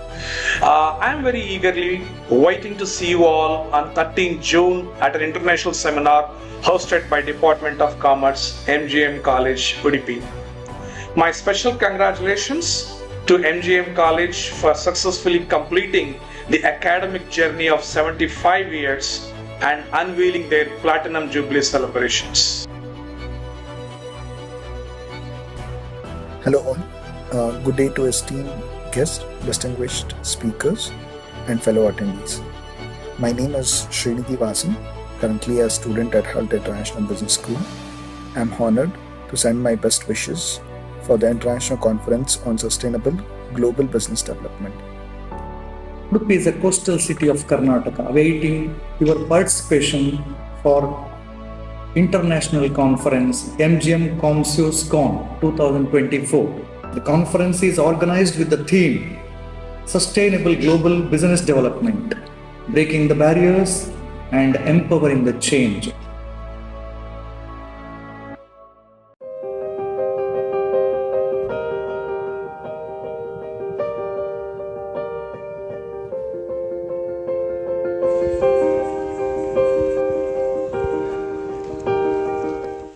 Good morning to all the participants and delegates and the coordinators of this international seminar. Please actively participate and take the benefit of this international seminar, and I thank and congratulate my staff members in advance they strive hard for the success of this international seminar.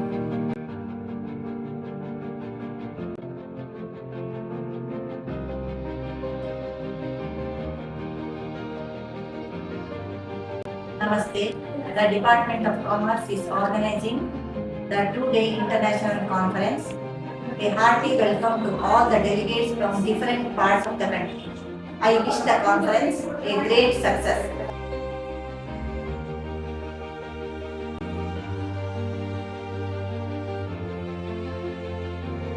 Thanks to all. MGM College Udupi, the Department of Commerce, is organizing 2 days international conference on sustainable global business development, breaking barriers and empowering change on 13th and 14th June 2024. A hearty welcome to all the delegates, teaching fraternity, corporates, research scholars, and all the PG students. Department of Commerce is highly expecting and extending a warm welcome to all of you to this 2 days international conference. Your presence will undoubtedly enrich the academic discourse and enhance the overall quality of this event. I, Dr. Mallika Shetty, being a conference secretary, look forward to welcome you all to this 2 days international conference on sustainable global business development, breaking barriers and empowering change. A hearty welcome to all of you. Thank you one and all.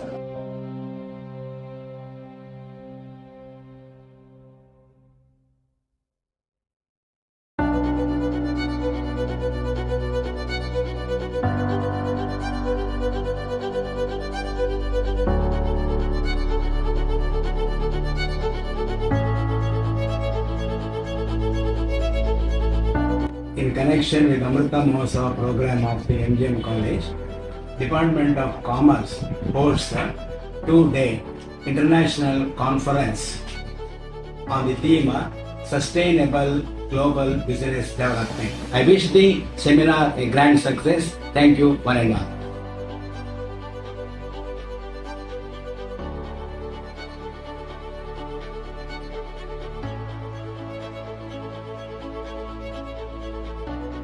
Hello everyone. I am delighted to know that the Department of Commerce, MGM College, Udupi, will be organizing a 2-day international conference on sustainable global business development, breaking barriers and empowering change on 13th and 14th June 2024. I consider myself fortunate to have grown along with this department. I am pleased to see this legacy continues under the leadership of Sri Satish Pai, the President of the Trust, Dr. H.S. Ballard, the President of the Academy of General Education, Manipur, C.A. Varadaraya Pai, the Secretary of Academy of General Education, Professor Karant, the Principal of MGM College, Udupi. I also glad to see the vision of Mallika Shetty for conceiving the idea of this international conference. I wish best of luck for the entire conference. Thank you very much.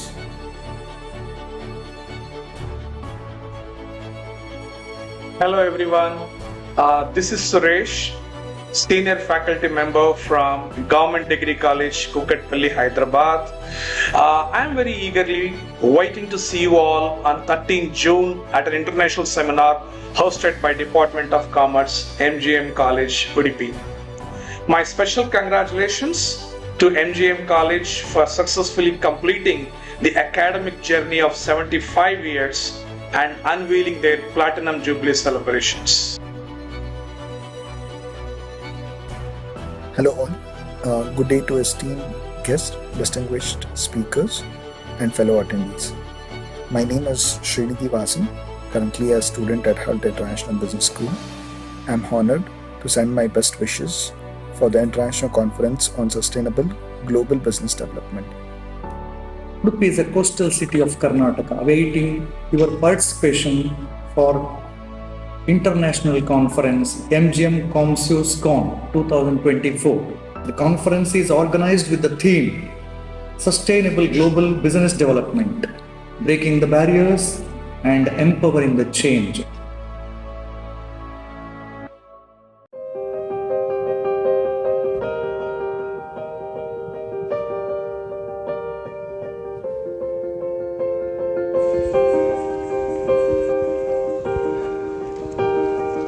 A very good morning to all the participants and delegates and the coordinators of this international seminar.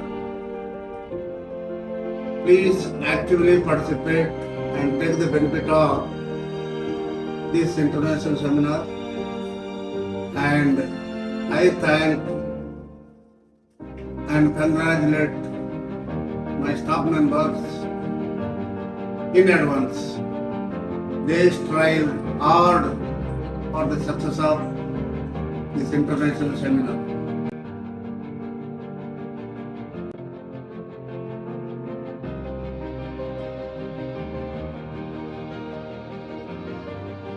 Namaste.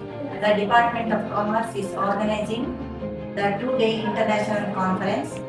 A hearty welcome to all the delegates from different parts of the country.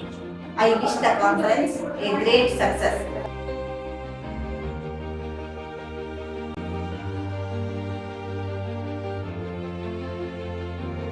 Thanks to all. MGM College Udupi, the Department of Commerce, is organizing 2 days international conference on sustainable global business development, breaking barriers and empowering change on 13th and 14th June 2024.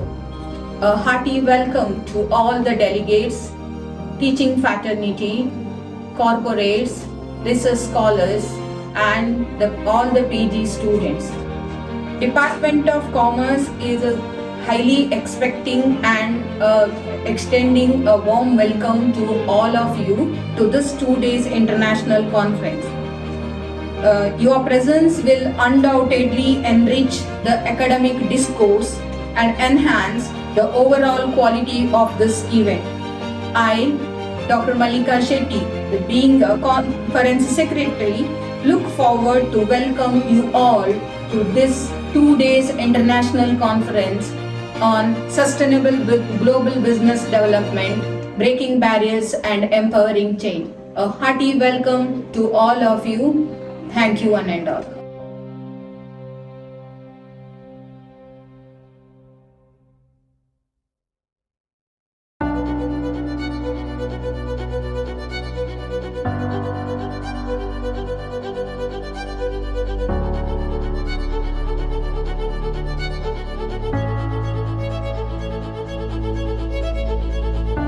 In connection with Amrita Mahotsav program of the MGM College, Department of Commerce hosts a 2-day international conference on the theme Sustainable Global Business Development. I wish the seminar a grand success. Thank you one and all.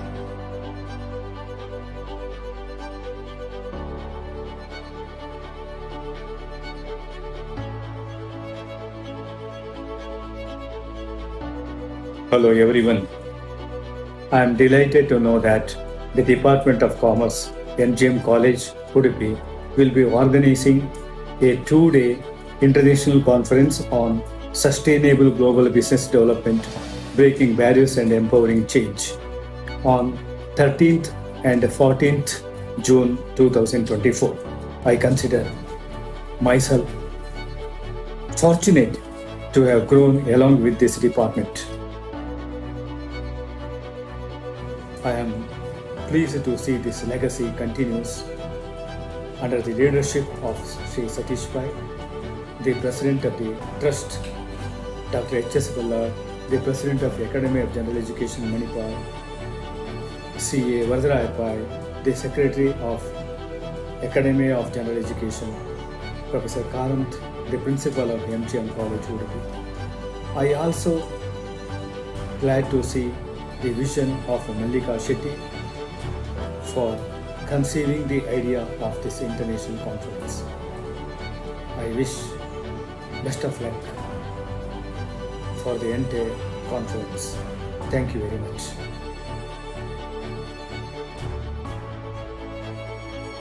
Hello everyone, this is Suresh, Senior Faculty Member from Government Degree College, Kukatpalli, Hyderabad.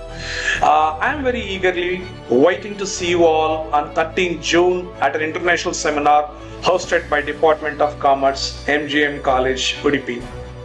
My special congratulations to MGM College for successfully completing the academic journey of 75 years and unveiling their Platinum Jubilee celebrations.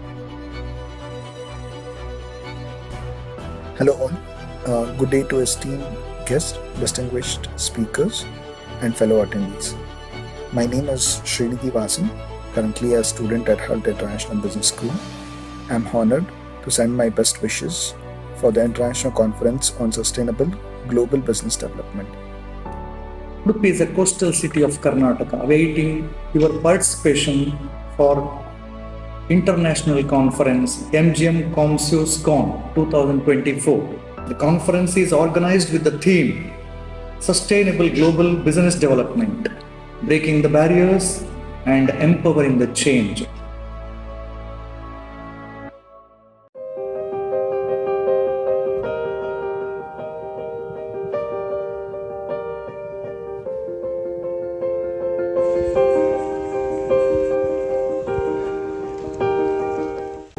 Good morning to all the participants and delegates and the coordinators of this international seminar. Please actively participate and take the benefit of this international seminar, and I thank and congratulate my staff members in advance. They strive hard for the success of this international seminar.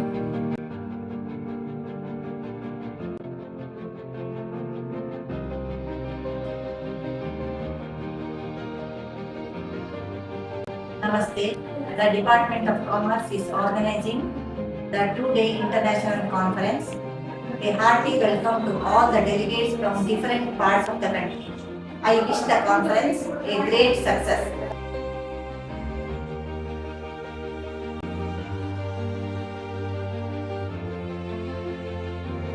Thanks to all. MGM College Udupi, the Department of Commerce, is organizing 2 days international conference on sustainable global business development, breaking barriers and empowering change on 13th and 14th June 2024. A hearty welcome to all the delegates, teaching fraternity, corporates, research scholars, and all the PG students. Department of Commerce is highly expecting and extending a warm welcome to all of you to this 2 days international conference. Your presence will undoubtedly enrich the academic discourse and enhance the overall quality of this event. I, Dr. Mallika Shetty, being a conference secretary, look forward to welcome you all to this 2 days international conference on sustainable global business development, breaking barriers and empowering change. A hearty welcome to all of you. Thank you one and all.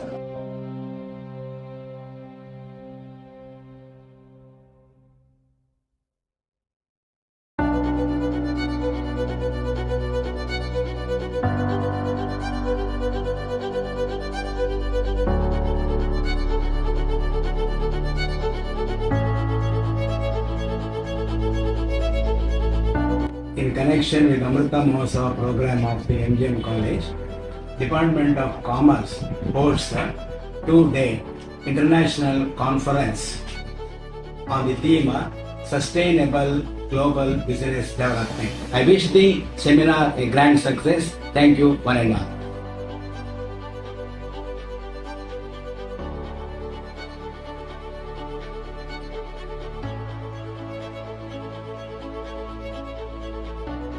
Hello everyone. I am delighted to know that the Department of Commerce, MGM College, Udupi, will be organizing a two-day international conference on sustainable global business development, breaking barriers and empowering change on 13th and 14th June 2024. I consider myself fortunate to have grown along with this department. I am pleased to see this legacy continues under the leadership of Sri Satish Pai, the President of the Trust, Dr. H.S. Ballard, the President of the Academy of General Education, Manipur, C.A. Varadaraya Pai, the Secretary of Academy of General Education, Professor Karanth, the Principal of MGM College, Udupi. I also glad to see the vision of Mallika Shetty for conceiving the idea of this international conference. I wish best of luck for the entire conference. Thank you very much.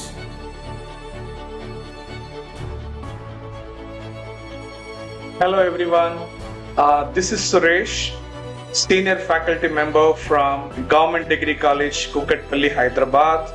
I am very eagerly waiting to see you all on 13th June at an international seminar hosted by Department of Commerce, MGM College, Udupi.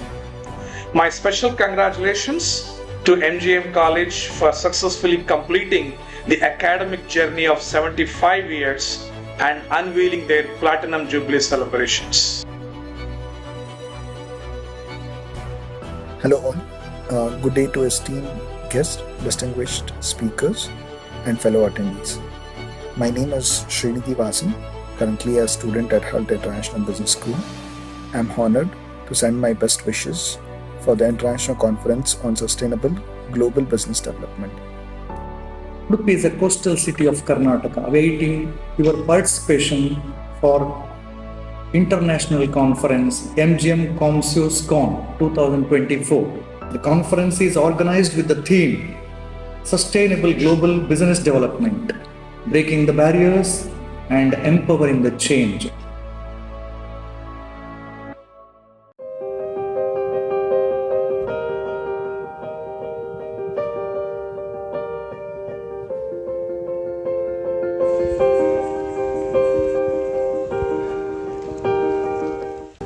Good morning to all the participants and delegates and the coordinators of this international seminar. Please actively participate and take the benefit of this international seminar, and I thank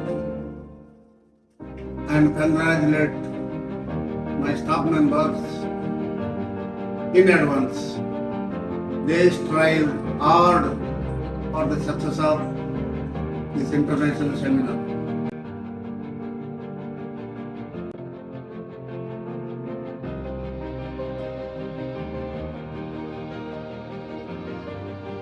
Namaste.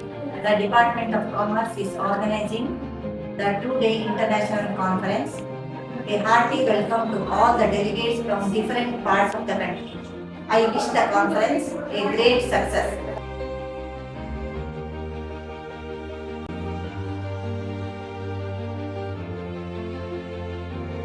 Thanks to all.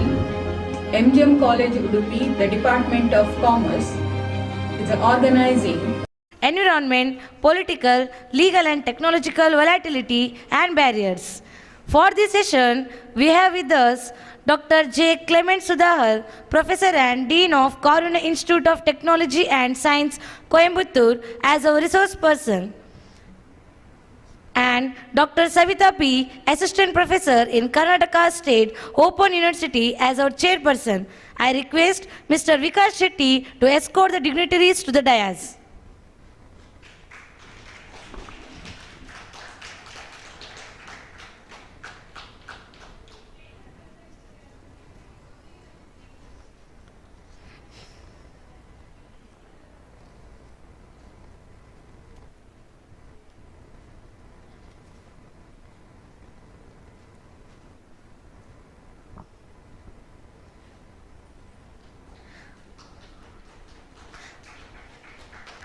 I now call upon Arun from 3rd BCom to introduce the dignitaries on the dais to the gathering.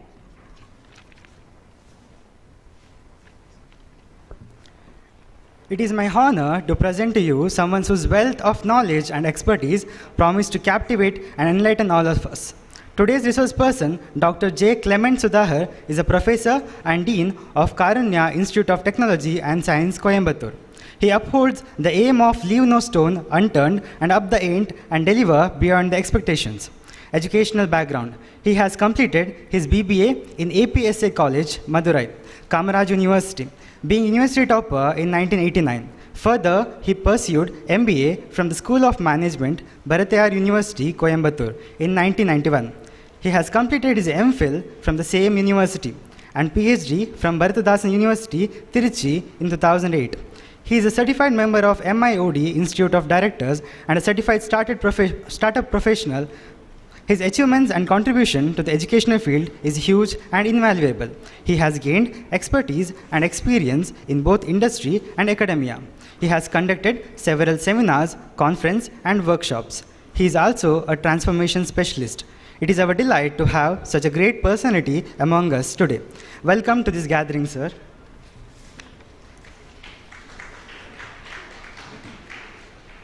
With immense pleasure, I introduce Dr. Savita P. to you all. Dr. Savita P. is currently serving as an assistant professor at KOSU and also as the MBA department chairperson from March 2022. She was awarded with PhD in the area of finance from Mysore University, Mansa Gangotri, in the year 2017. She was recognized as research guide for PhD programs on 8th March 2019. She holds 2 years research experience in the area of finance, HR on the general management aspects, and is presently guiding 5 PhD students in the stream of finance and human resource management. She has organized various seminars and handles various subjects for MBA and PG diploma students. She has attended numerous seminars and faculty development programs and presented papers in national and international conferences.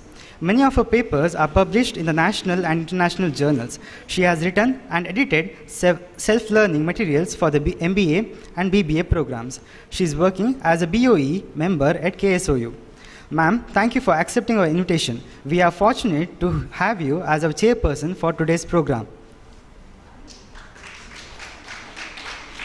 Thank you for the opportunity.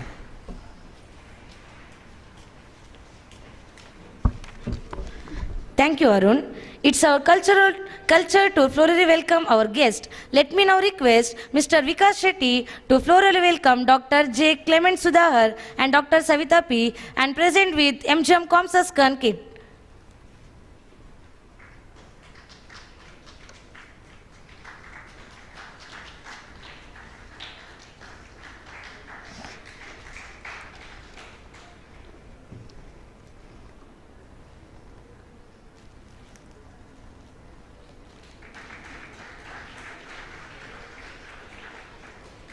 Thank you, sir. Now I request Dr. Savita P. to take over the session.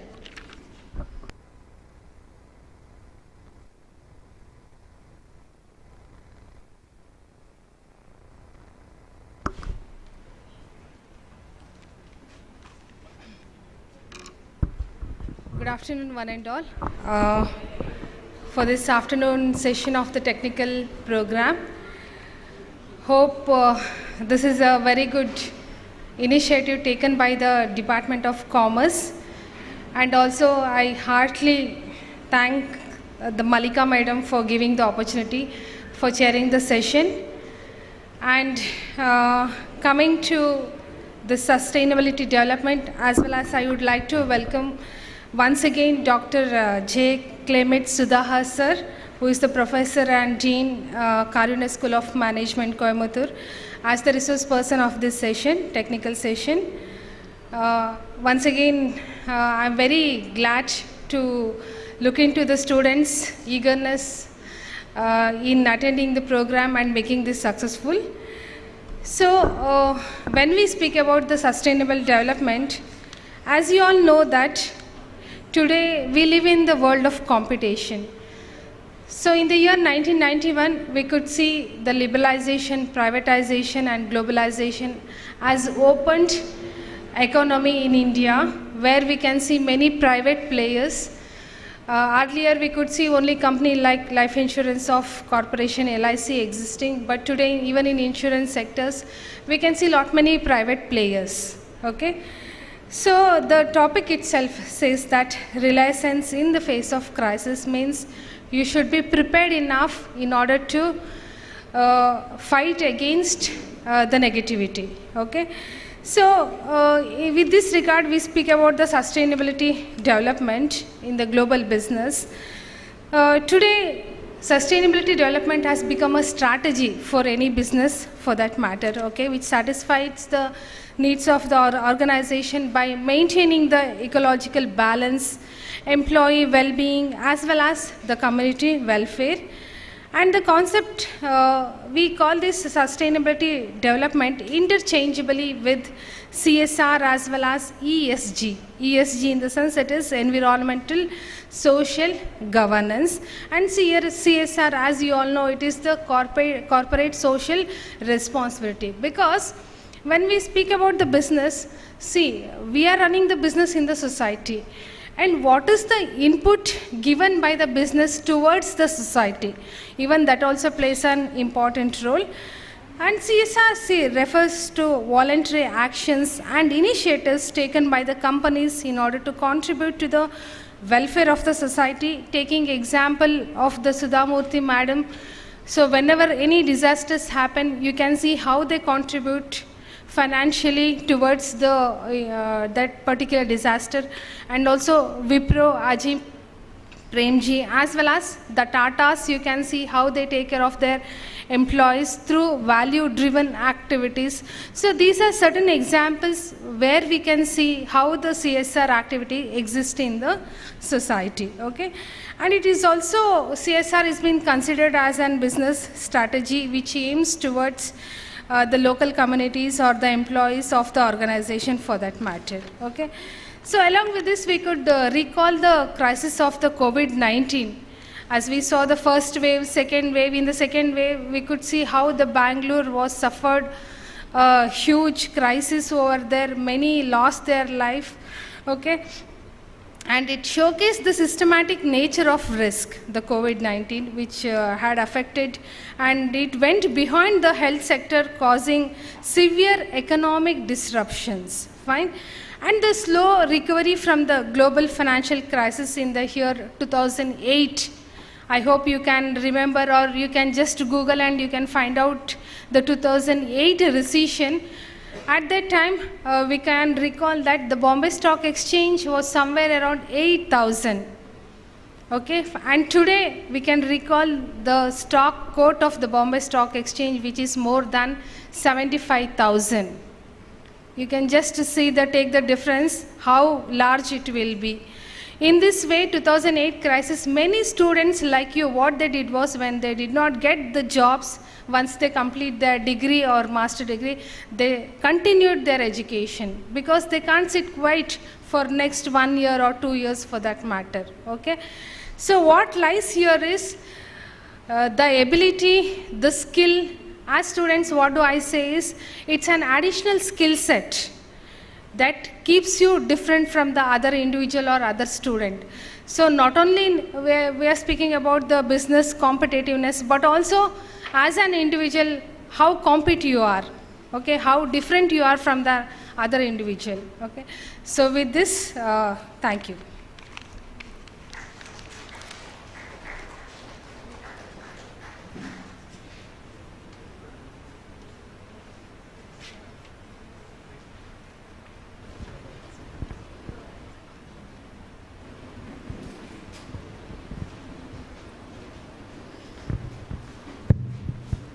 Good afternoon. Yeah. Post-lunch session, and Madam has set the tone. Can the PPT be? It's there. Fine. Okay. So I should thank, first of all, for the opportunity. I should appreciate MGM College and congratulate MGM for the remarkable resilience been shown all these years. You are celebrating 75th year, 75 years of resilience, withstood all the pressures and still going very strong. And this morning I just heard and I was, elated to know that you have every possibility to become an university on your own. We are just half your age. We are just 38, Karunya, Coimbatore. And I should appreciate the persons who got my name right. My second name, Sudhahar. Yes, it's common in Karnataka. It's not K-A-R, it's H-A-R only. No spelling mistake. But my first name is a French name. I have no French connection. Clement. In France, they pronounce it as Clement. But in India, we pronounce it as Clement. I'm happy with it. Fine. So, I represent Karunya University, Coimbatore, Tamil Nadu. Tamil Nadu, of course, had an, in the recent Lok Sabha elections, it was an outlier, which indeed blocked a major political party in the country. Please don't hate me for this, right? So with that appeal, I will just proceed with my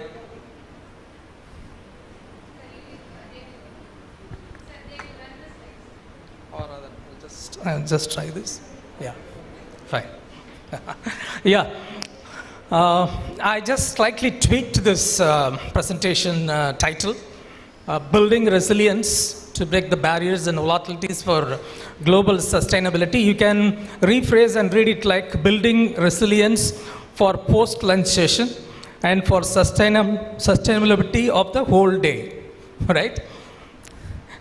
I have very heavy presentation, that's why I'm trying to make it light. And even before I start, I would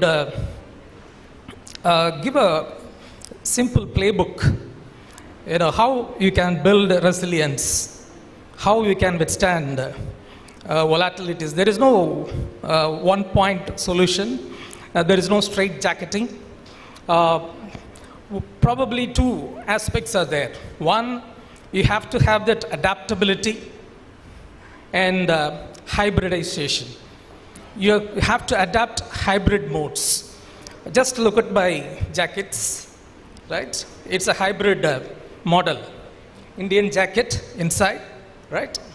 And Western jacket outside. Depending upon the environment and internal as well as external environment, I could, switch it. But I'm comfortable in wearing both. It's a hybrid model. Thanks to, I learned it from one of the German professor who visited us recently. He was wearing this, all through his program. He was with us for 1 month. He conducted, 1 month program for our MBA students. He used to wear this. So I was pretty impressed, mightily impressed, and, copied this pattern and started wearing this whenever I go for, such events. And, before going further, I should thank Dr. Mallika Shetty for giving me this opportunity. And also I should thank my good friend, Dr. Saharan Shetty. He only, gave me this reference. He only referred my name for this event. Okay. Thank you.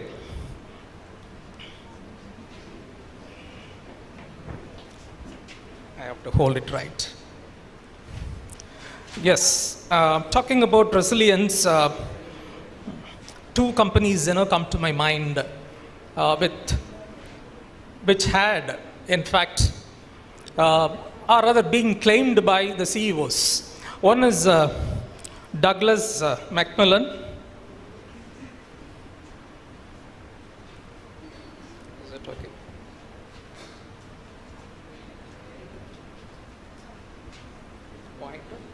Yeah. He is Douglas McMillan, the CEO of Walmart. And another person, I was trying to refer to Howard Schultz. In fact, this is Lakshmi Narasimhan. He recently took over from Howard Schultz, Starbucks.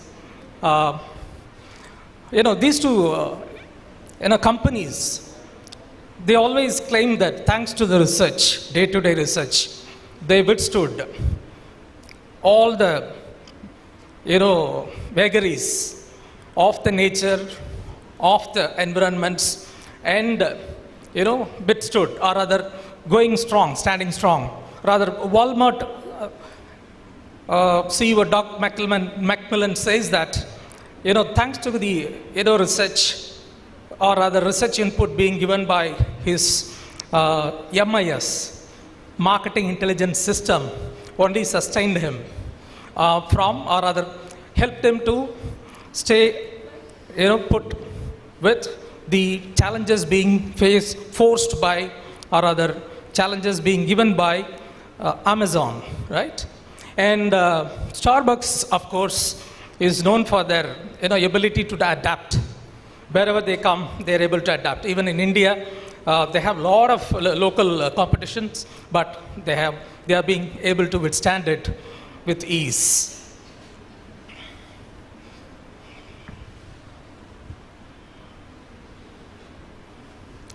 Yeah, I'll just take two examples where, you and I are researchers, right? You and I, or rather, I would go to an extent of calling ourselves as thought leaders. The moment we start researching something and start speaking through our, loaf, using our brain, our mind, rather than speaking through our cap, we are all thought leaders. You and I are thought leaders. So one of the thought leader, gave a lot of input to Boeing. Boeing, as you know, is a giant. Or they were the number one for many, many years. For the first 50 years, they were undisputed kings. Nobody could challenge them. Came Airbus, and they had some jitteries, but altogether, they could not be thrown off because they had one game changer in Boeing 747. Hope you followed that success of Boeing 747 Dreamliner. Was, absolute game changer. Using that success, they launched Boeing 737. Boeing 737.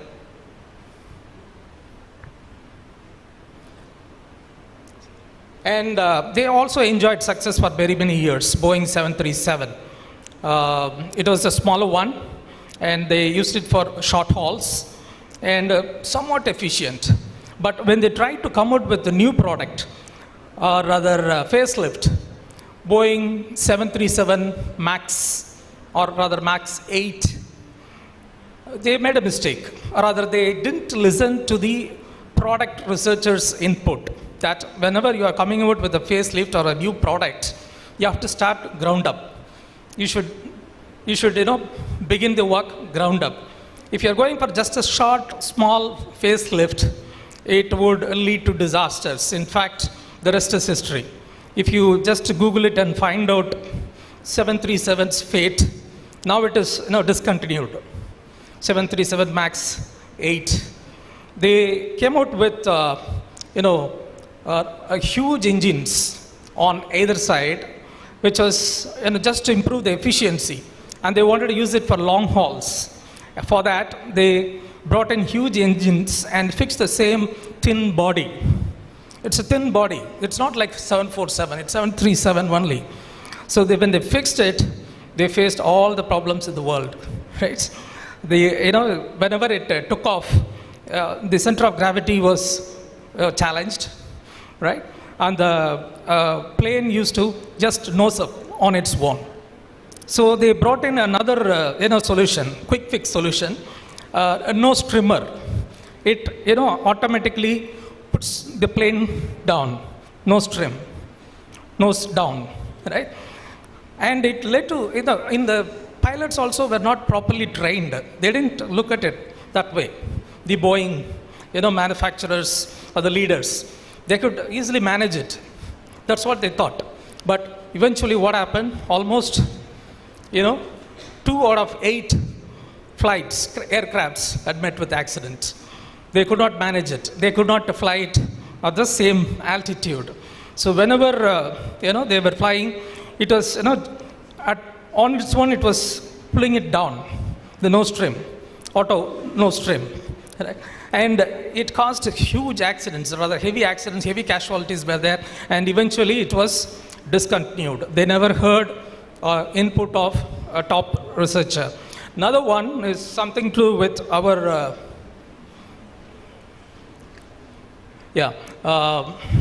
vehicle touchscreen size. One major German manufacturer, Mercedes-Benz. One of our alumnus is with Mercedes-Benz Stuttgart, Germany. When he was just an operations manager, he conducted research and told them that just like our mobile phone touchscreen sizes are moving up, are growing in size, the touchscreens in vehicles also would definitely grow in size. And it would even, occupy the entire vehicle's dashboard size. But MB never heeded to that. They thought it's just a joke. Right now, the same person is still there. He is the vice president of operations of Mercedes-Benz. By the time they woke up, the Chinese players have done the damage. In this picture, of course, you could see this is Tesla. Tesla launched it and just watch things happen. Instead, we can, all of us, you and I, move up or rise up from being micro researchers to macro researchers. Taking the cues from the top Western B schools, Stanford Graduate School of Business, Stanford GSB, what they say, foster innovation and collaboration among academic, industry, and policy makers. Stanford never encourage research when there is no tripartite agreement among the academic leaders, industry leaders, as well as policy makers. Only when all the three come together, the research would be on. This is GSB's, Stanford GSB's motto. And MIT, Sloan School of Management, ideas made to matter. Ideas made to matter. So we are not doing research just for the academic sake, academic purpose. We are doing research for the policymakers to better listen and implement. Right? Ideas we make for that should matter. And so is Harvard Business School, needless to talk about it. And they say that research rooted in practice offers solutions to society's pressing issues of the societies. We are here to give solutions. You better listen to us. Okay? So that is the motto. So they go beyond this economics, commerce, and business. They focus on the macro issues. Why not us? And, that's what I was supposed to,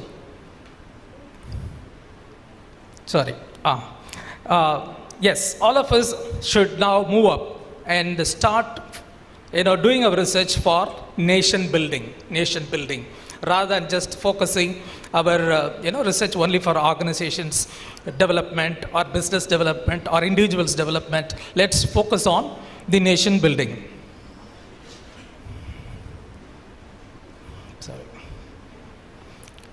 But it's not going to be that easy. Head of this Black Swan event, Grey Rhino event, anybody heard of it? Even now you can just Google and find out, check. These are all the barriers or other volatilities. It would hit unpredicted events at unpredictable time. Right? Events which are beyond our control. It would happen. It would hit us at any time. So the playbook for it is, of course, I will talk about it, but prior to that, yes, this is a very common, acronym, VUCA, volatilities, complexities, uncertainties, complexities, and ambiguities. VUCA, this is very common term, but I would like to focus on RUPT. RUPT. The RUPT stands for rapid, unpredictable, paradoxical, and tangled. This is the world we are facing, or we are going to face from now on more and more. Be prepared for it. Everything is going to happen in a rapid form. There are a lot of things going to be unpredictable. That's what is happening around us, and it's going to be paradoxical. Even the political leaders, they say something, but they do something else. Paradoxical, right? And tangled. Everything is interconnected. That's what I said. The world is going to be in this RUPT form. Rapid, unpredictable. You have to embrace the paradoxes, and all are interconnected. So these are the perfect recipe for barriers and volatilities. Barriers and volatilities. It's very difficult for you to see this slide from such a distance. Due to paucity of time, I'm also skipping this. Moving further, let's revisit the title. Coming to the title, once again, build resilience for breaking barriers and ensuring healthy or rather stable ecosystem. That's what we are going to focus. How is it going to happen?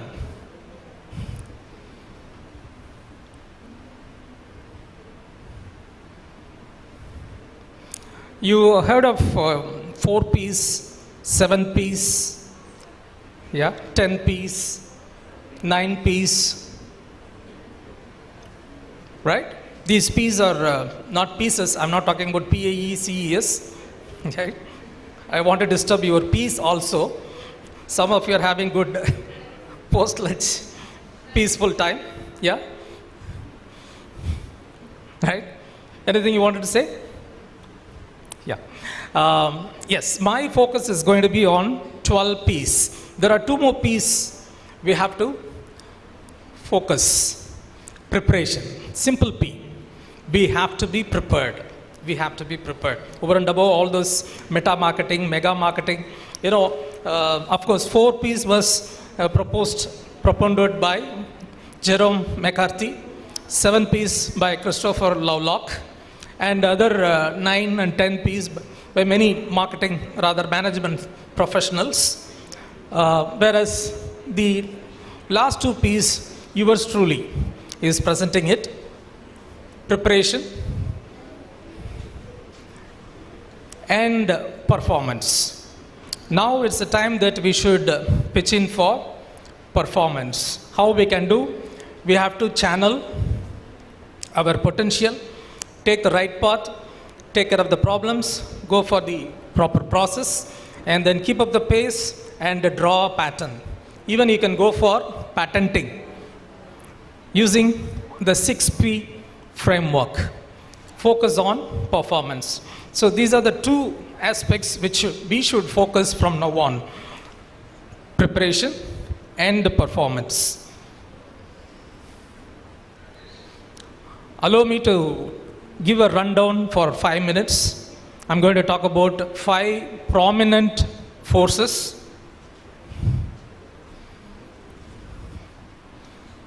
5 prominent forces that are going to shape the world environment. How are we going to build a resilient organization for that? So those 5 aspects are going to read like this. De-dollarization, that's what's happening around the world. Population dynamics, artificial intelligence.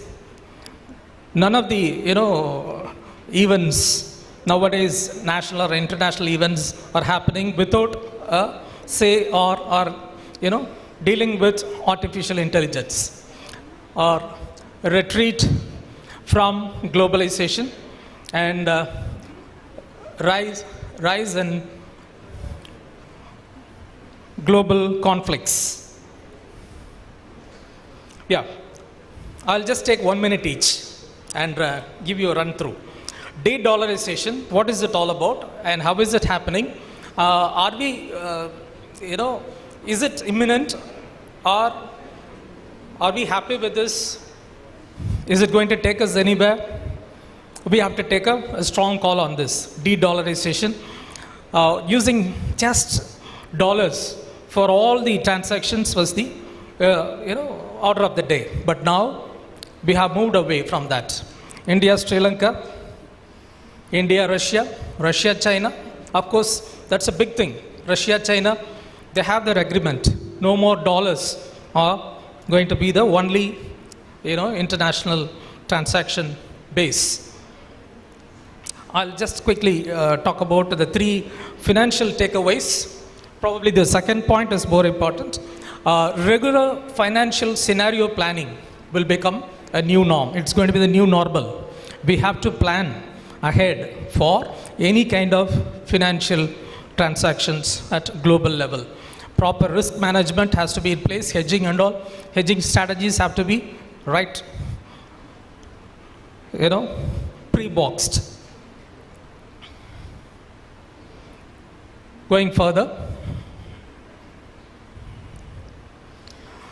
population dynamics. Is it having any effect? Is it going to have any effect? I'll just present you some of the real data. Fertility rates in India is falling across all religious groups. Much contrary to the belief, it is falling across all religious groups, right? And not only in India, across the world, this is a major issue. Life expectancy will be hit very heavily. And by the way, life expectancy of our organizations, are you listening? Yeah. Life expectancy of our corporates. Any idea? Indian startup, we are talking about Indian startups. Indian startups, what is the life expectancy? 6 years, 6 to 7 years, as per one of the data, presents it's like that. 6 to 7 years, Indian startup companies. Indian medium-sized companies, 15 years, 1-5. Large companies in India, 25 years. Whereas MNCs, 50 years, 50. So this gives us some sort of indication about the resilience or the life expectancy of Indian corporate. We have to grow up. Any MNC, average lifespan is 50 years, 50. But there are many MNCs, transnational corporations, which have more than 100 plus years, life expectancy. So coming to this, population dynamics, fertility rate is dropping.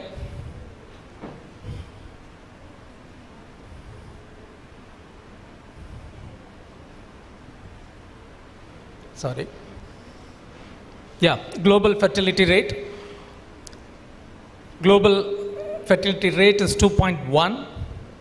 Only Africa and Saudi Arabia, only these 2 countries have better fertility rates. India is on the border. India is on the border.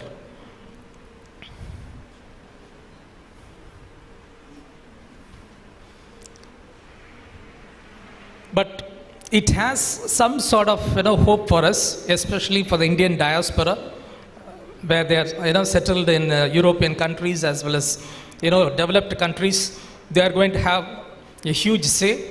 Already they are ruling the roost. Even this morning you would have heard that Indian top business professionals leading big organizations. India is going to be the major force thanks to the population. And migrating population is also another dynamics. We should keep a tab of it, where people are moving to Northern America, of course, and Europe. How is it happening? Probably I will share this PPT with you. When you find time, please go through it. So what are the key takeaways for us? Only three major highlights I would point out. The composition of your target customers will constantly be in a state of flux. Every 3 years or 5 years, the target customers, age group, generation, their preferences would constantly change. So every 5 years, I'm giving a very positive target, rather optimistic target. Every 5 years, you have to change your product composition, your company structure, your targeting, your strategic focus every 5 years. Otherwise, you will be in soup. Any company for that matter. You have to be agile. You should adapt on the go. And you will need a different strategy, different scale, different playbook every year. Every year. That's safe. Rather than waiting for 5 years to happen, every year you have to have a playbook in place. Then, of course, artificial intelligence. For your generation, I need not to talk much about it. There is one input. It says that 44% of workers' core skills are expected to change in the next 5 years. 44% core skills are going to change thanks to the advent of artificial intelligence.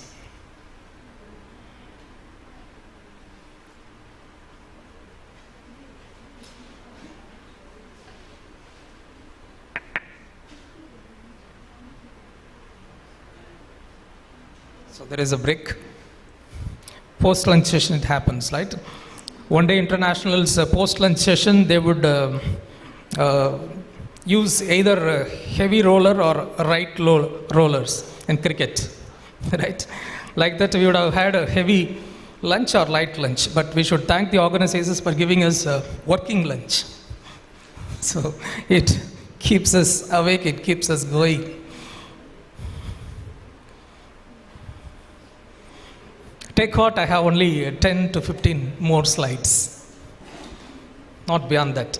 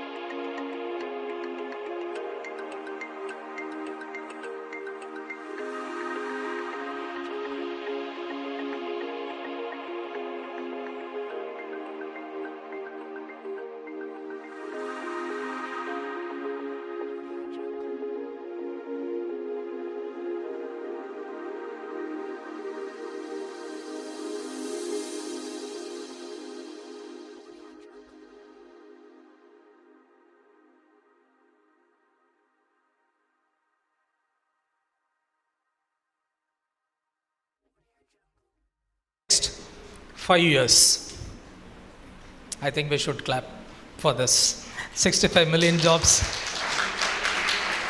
Thank you. But look at the next. 25% of today's jobs will be disrupted in the next 5 years. Right? 69 million jobs will be created in the next 5 years. 83 million jobs will be put to risk due to economic recession and automation. So 83 minus 69, 14 million will be rendered jobless. in the next 5 years. So we have to brace up. We have to brace up. One side, yes, we are happy. New jobs are being created. But other side, a lot of job losses also going to happen. It's already started happening. I don't know whether to clap or. So the massive revolution tomorrow, it's NX era. Do 10 people's job, and it's going to do 10 times faster, and it's going to do it 1/10 of the cost. Any generative artificial intelligence, be it robot or drone or whatever you call it, any automation, right? They are going to do it in a 10 times faster at 1/10 of the current cost. So we have to be ready for it. What is the option left for us? Harnessing the power of generating AI. That is the only option left for us. We have to harness it at different levels. So what are the 3 takeaways? As I promised, 10 to 15 slides. We'll fly through. Okay. Pursuit of getting super efficient will drive the skilling up of manpower. We have to become super efficient in order to have the pace with AI advent. AI adoption will permanently change ways of doing business. It's already started happening. In the near term, organizations will have to tread carefully on use of AI. They cannot adapt it just like that. On the same time, they cannot neglect also. Cannot adapt fully, cannot neglect fully. It's like a cat on the wall, catch-22 situation. Catch-22 situation.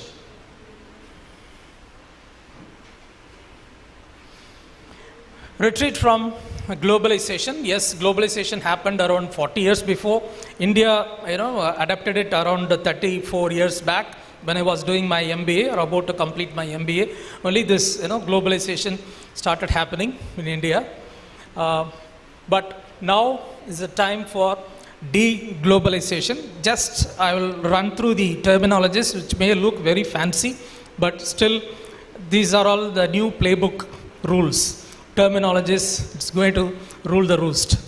Nearshoring, reshoring, green globalization, decoupling, regionalization, localization. So these are the new order of the business. De-globalization has already started happening in a big way. So look at these 3 figures, the phenomena. The central one I need not explain. What happened in Suez or other. Hope you followed this event, global event. What happened to the logistics? Almost it came to a standstill when one ship got stuck in a canal. Right? Almost for 1.5 months, no movement of goods across the globe. Right? And of course, the conflicts, rising conflicts. And once again, I would like to exhort all of you that you and I should not remain, it's not my cup of tea. The global conflicts, it is not my cup of tea. No, don't leave that. We could do a lot better job than those people who are into this. There are people to take care of it, to write about it, the conflicts. But when we present our data, time series data on the international conflicts and the degrading effects of all these conflicts, or on the other hand, on the flip side, if you write about the effects, rather benefits of international peace using time series data, using ARIMA models, INGARSH model, and present the data in a palatable way, definitely people would listen to us. You and I, the thought leaders, we should present the data and make the world understand what are the benefits of having a peaceful global scenario. Let's take the case of semiconductor independence. We should appreciate our Prime Minister for setting up a semiconductor park in the country, whether it is going to be realized or not. It's it should not be a utopian dream, but it's it should be appreciated for setting up a semiconductor park in India. China is the only monopoly in this field, but it's good that we are setting up and trying to give a run for the money to China. So you have to de-risk your sourcing. You should not depend on only one area in the future if you want to be resilient, if you want to break the barriers in the future. And get updated constantly on the slow melting down of the globalization. And rising global conflicts, of course, just now I talked about it. It's all happening in different arena. Now, this is not all that visible here. Global conflict tracker. We are in the middle of a super combo. Believe it or not, we are in the middle of a super combo where, countries compete fiercely when they fight, when they're not fighting directly. They do the battle with cyber attacks. It's happening in a big way. And the disinformation campaigns, election interference, economic coercion, instrumentalizing of the migrants, all these, affect us. All these are going to throw us out of gear.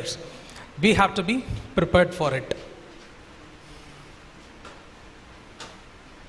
Of course, the takeaways are business must navigate through the complex web of sanctions, and they have to ensure the compliance requirements. Hope I'm not going over the board. And take heart, I'm summing up. The strategic priorities, if you want to navigate through this complex world, goes like this. You have to develop agility by adapting flexible business model, and remember, turbulence in business is going to be relentless. It's going to be relentless. Whether you are in aviation or you're in liquor business, the turbulence is going to be there everywhere. You have to be prepared for it, right? Strategic diversification and strengthening alternative partnerships always work. Building a resilience framework, continuous sense making, adaptation on the go. So 24 and beyond, new challenges, new rules, new playbook. This is the takeaway. Whether everything you have gone beyond your grasp, leave it. But new challenges, new rules, new playbook. These three you have to consume.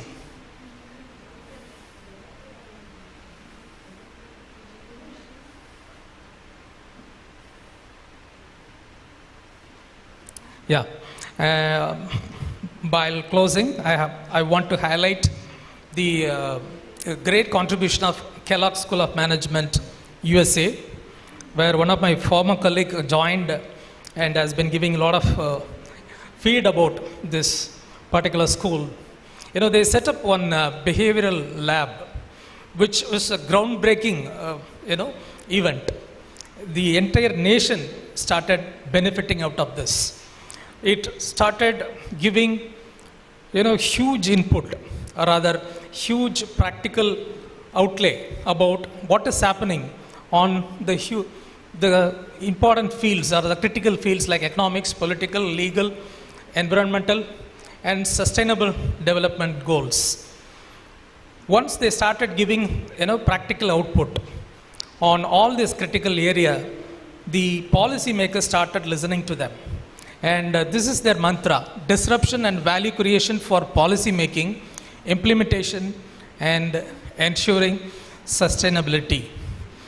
College like yours, college like ours, we should start contributing towards sustaining the ecosystem of our country, if not the world.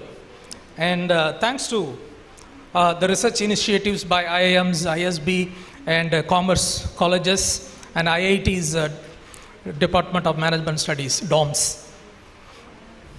The centers like Digital Enterprise Center for MSMEs, Rapid Decarbonization Unit, Capital and Social Impact Lab, Green Tech Studio, Venture Capital Hub, Gender Equality Monitor, SDGs Mapping Station, all these are absolutely vital for our future. This would definitely help us to withstand the volatilities and build resilience at large. And a research ecosystem, a better research ecosystem for a better tomorrow should be the focus of every institution, every educational institution, leave alone the commerce colleges and business schools. I just come out with one roadmap, resilience research roadmap. It's actually resilience roadmap. RRR is easy to remember. RRR, there was a popular movie, right, by which Mowgli? You know that well. Okay. Right. So RRR for BJP. I'm not talking about one political party. It goes like a BJP. Right. So our research should lead to values, justice, parity, peace. If you want, you can add prosperity as well. Naturally, that will be the byproduct. If you ensure values, justice, parity, peace, prosperity would naturally happen. And then definitely the sustainability will, come into the picture on its own. So this is the roadmap that every researcher should follow. At the same time, every researcher should ensure these shuns. If you don't have this shun in your research, you have to shun, S-H-U-N, your research. You have to give up your research. Starting from traction, innovation, prediction, projection, prescription, disruption. Each and every research should ensure there is some sort of disruption, the result of any research. Definitely it will give solution and lead to sustainability. So please ensure whether you do a simple project, 1 month project or 1 month internship, you have to focus on this. You have to have some sort of prediction and projection. You have to give some sort of prescription for the problems being faced by the society or the company or your friends, and ensure that it disrupts. And finally, it will lead to a solution, long-standing solution, and sustainability will happen on its own. And I think this is the final slide. Just for your consumption, world's wealth, where it is all about. Only United States and China are having 50% of world's wealth. So naturally, the volatilities and the barriers will be very high in these two nations. Where India stands, it's nowhere in the picture. We can claim so many things, but still, when it comes to global wealth, we are nowhere. So we have a long way to go. So these are the references I have for my presentation. These are all, believe me, all these are the research output. I just collated it and presented it.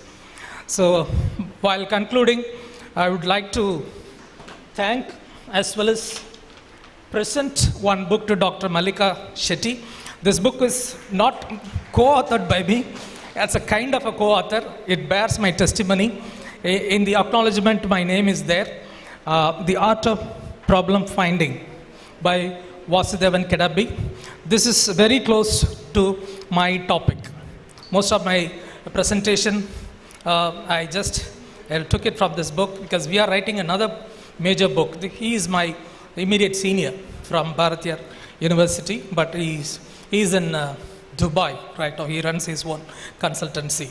The Art of Problem Finding. Once you find the problem, the solution would all follow suit naturally. Ma'am, could you please? Thank you so much for this opportunity.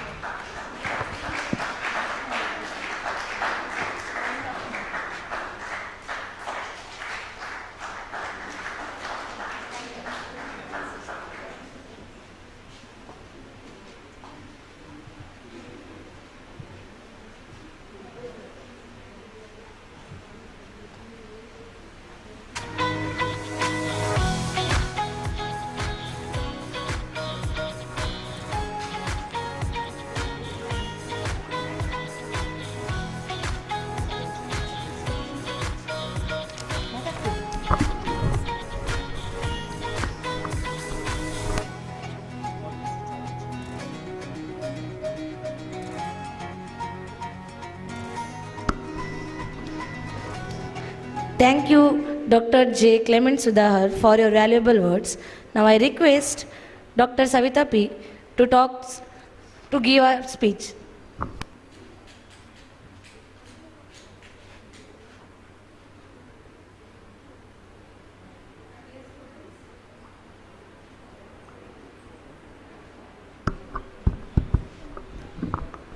Dear students, hope you all enjoyed a beautiful presentation by Sudhar sir. The input given was like, today we are in the era of the technology and we are experiencing the new technology through various products like mobile phones and also automobiles like Tesla, which is a huge example for the innovation in the technology. And as input given by the product, see when a business develop a product, usually it undergoes the process like the introduction, growth, maturity and decline. Usually in the initial stages, when the product is introduced, the company doesn't experience the profits because of the huge investment in the product. And as the example given like the BMW, Audi, Benz, even these experience the stiff competition with the China products. And fostering the innovation, okay. Today we could see some examples like mergers, acquisitions, business alliances and all in order to overcome the competition and to survive the market. Hookah, as you know, it is the volatile, uncertain, complex as well as the ambiguous. And to experience the resilience, we should be prepared enough, and to prepare we have to perform for that matter. And the importance of the artificial intelligence we are experiencing everywhere on our day-to-day life, and the de-dollarization, proper risk management, hedging strategies, and also the population dynamics came into picture here. The lifespan of the startups, even I was like astonished when the life cycle of the startups is only 5 to 6 years was information given over here. And also the global migration from India to US, UK, you could experience that also in a place like Udupi, Mangalore and all. And every 5 years, the product should be reintroduced. You can take an example of Maruti Suzuki for that matter. Today we are experiencing the 4th or 5th generation of Maruti Swift. It is the improvement in the products and the expectation of the customers to be met. And also the harnessing power of the artificial intelligence, along with the setup of the semiconductor in a country like India, where even for the electronics also more scope is given, developing agility, strategic diversification.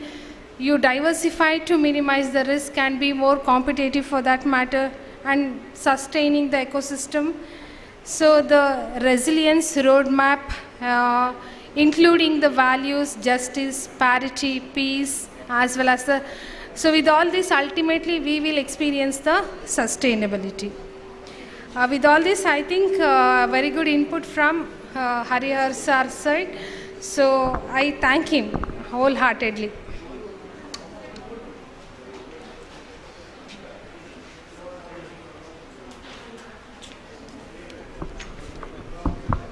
Thank you, ma'am.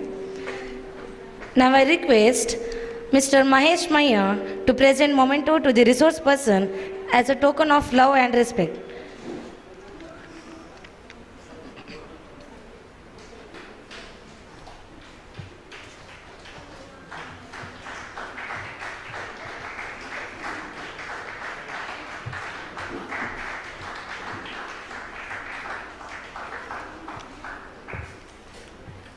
Thank you, sir. I request Mr. Vikas Shetty to present a memento to the chairperson, Dr. Savita P.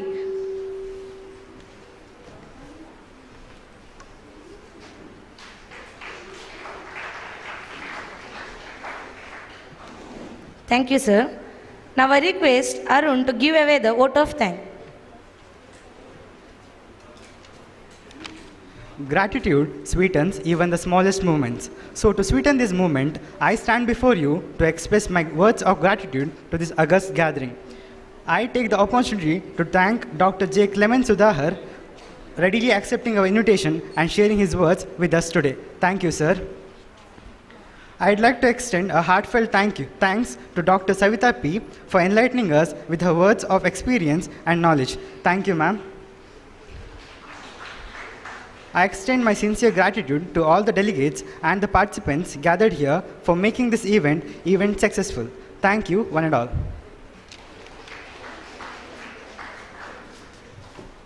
Thank you, Arun. With this, we have come to the conclusion of this session.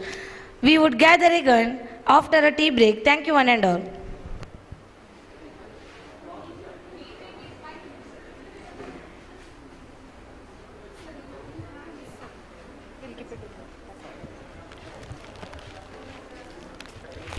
There is a small tea break now. Meanwhile, I will read out the presentation slots for offline presentation. Impact.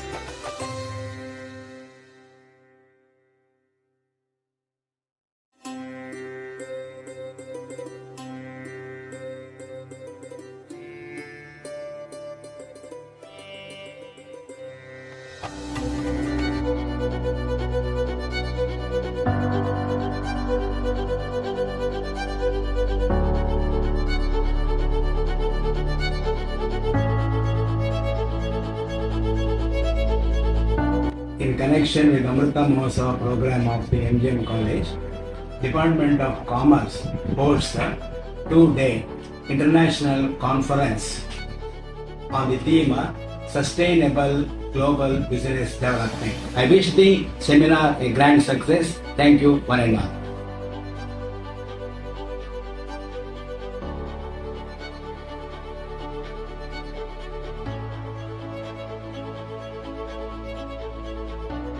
Hello everyone.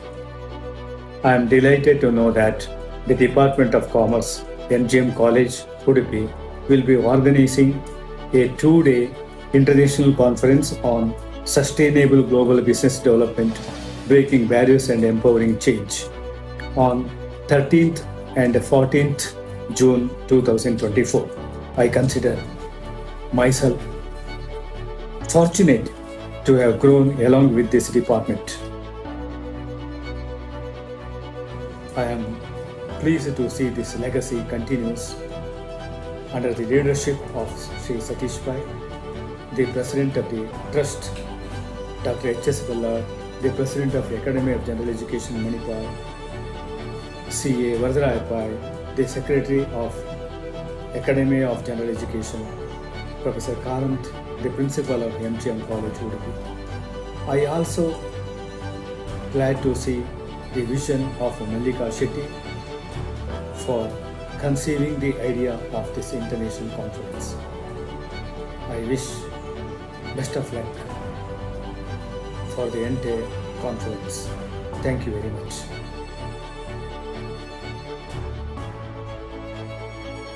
Hello everyone, this is Suresh, Senior Faculty Member from Government Degree College, Kukatpalli, Hyderabad. I am very eagerly waiting to see you all on 13 June at an international seminar hosted by Department of Commerce, MGM College, Udupi.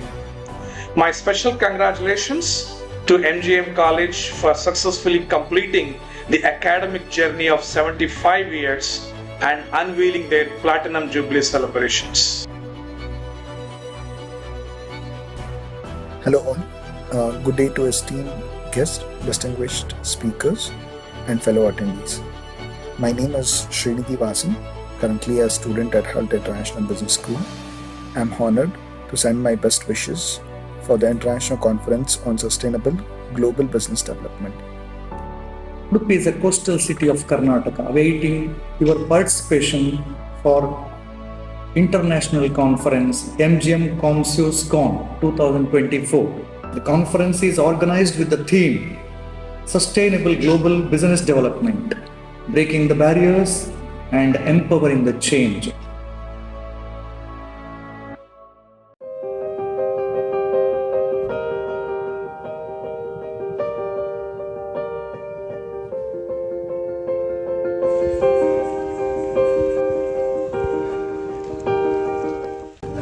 Good morning to all the participants and delegates and the coordinators of this international seminar. Please actively participate and take the benefit of this international seminar, and I thank and congratulate my staff members in advance. They strive hard for the success of this international seminar.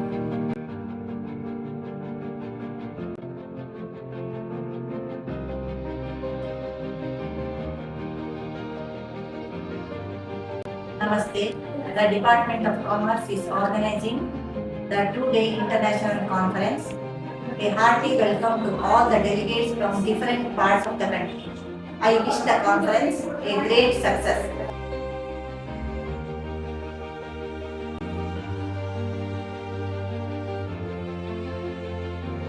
Thanks to all. MGM College Udupi, the Department of Commerce, is organizing 2 days international conference on sustainable global business development, breaking barriers and empowering change on 13th and 14th June 2024. A hearty welcome to all the delegates, teaching fraternity, corporates, research scholars, and all the PG students. Department of Commerce is highly expecting and extending a warm welcome to all of you to this 2 days international conference. Your presence will undoubtedly enrich the academic discourse and enhance the overall quality of this event.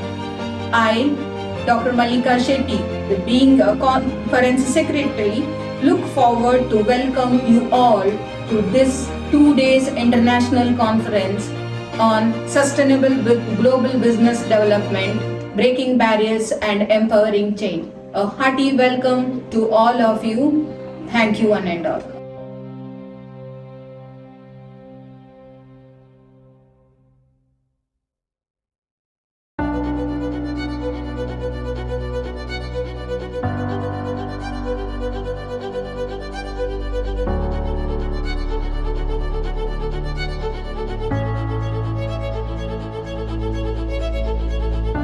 In connection with Amrita Mahotsav program of the MGM College, Department of Commerce hosts a 2-day international conference on the theme Sustainable Global Business Development. I wish the seminar a grand success. Thank you one and all.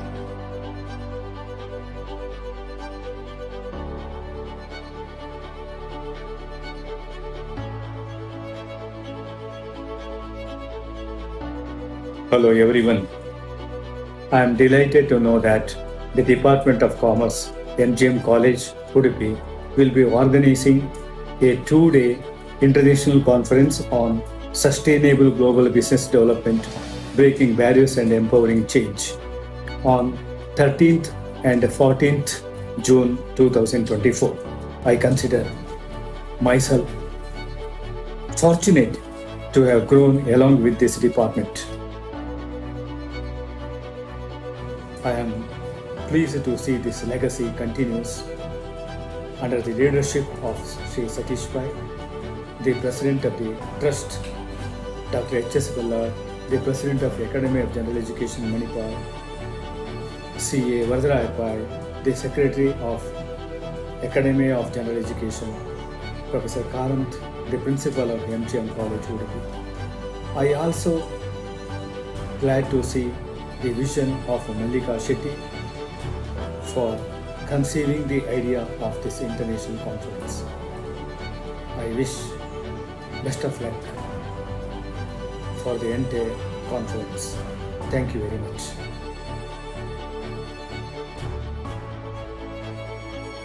Hello everyone, this is Suresh, Senior Faculty Member from Government Degree College, Kukatpalli, Hyderabad. I am very eagerly waiting to see you all on 13 June at an international seminar hosted by Department of Commerce, MGM College, Udupi. My special congratulations to MGM College for successfully completing the academic journey of 75 years and unveiling their Platinum Jubilee celebrations. Hello all. Good day to esteemed guests, distinguished speakers, and fellow attendees. My name is Srinidhi Vasan, currently a student at HULT International Business School. I am honored to send my best wishes for the International Conference on Sustainable Global Business Development. Udupi is a coastal city of Karnataka, awaiting your participation for International Conference MGM COMSUSCON 2024. The conference is organized with the theme Sustainable Global Business Development, Breaking the Barriers and Empowering the Change.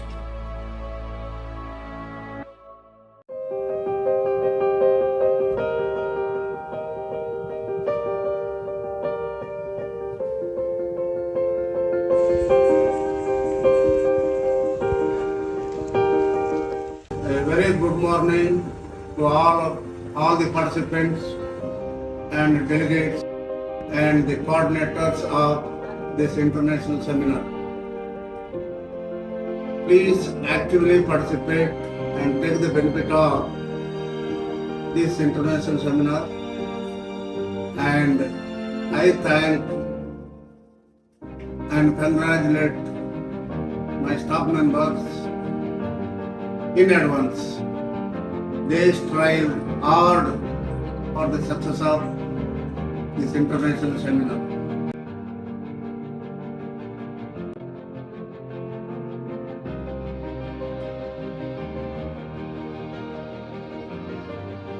Namaste.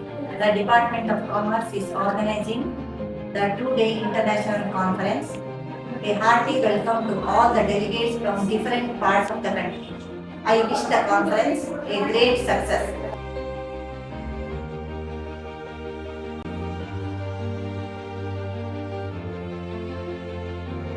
Thanks to all. MGM College Udupi, the Department of Commerce, is organizing 2 days international conference on sustainable global business development, breaking barriers and empowering change on 13th and 14th June 2024.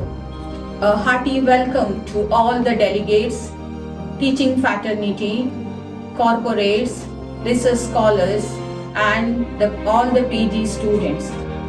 Department of Commerce is highly expecting and extending a warm welcome to all of you to this 2 days international conference. Your presence will undoubtedly enrich the academic discourse and enhance the overall quality of this event. I, Dr. Malika Shetty, being a conference secretary, look forward to welcome you all to this 2 days international conference on sustainable global business development, breaking barriers and empowering change. A hearty welcome to all of you. Thank you one and all.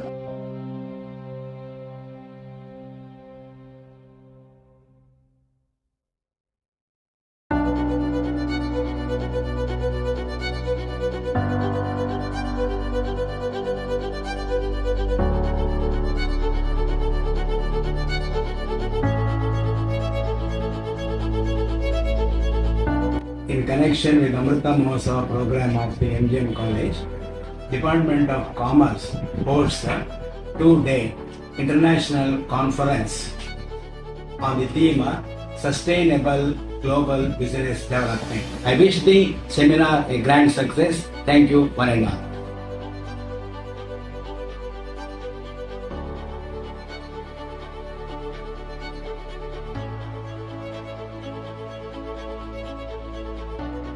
Hello everyone. I am delighted to know that Third BCom, standing before you as a master of ceremony. So we are in the first day of auspicious occasion. I heartily welcome you all. So we are starting this afternoon by a paper presentation. Today we have with us Dr. Suresh, Assistant Professor of Commerce, Government Degree College, Kukkatpalli, Hyderabad, and Dr. Vani Chinta, Assistant Professor, Osmania University, Hyderabad. So now, I would like to request Mrs. Mamata to escort the dignitaries to the dais.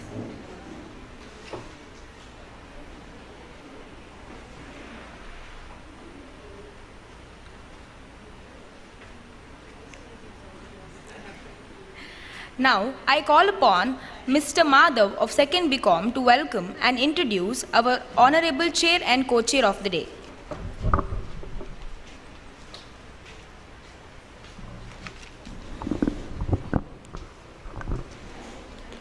Good afternoon all. I am Madhav Shanai. Welcome you all for the auspicious event.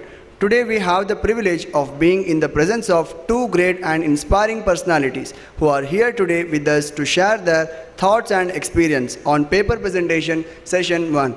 I heartily welcome Dr. N. Suresh and Dr. Vani Chinta to our college on behalf of Department of Commerce, MGM College, and on my behalf.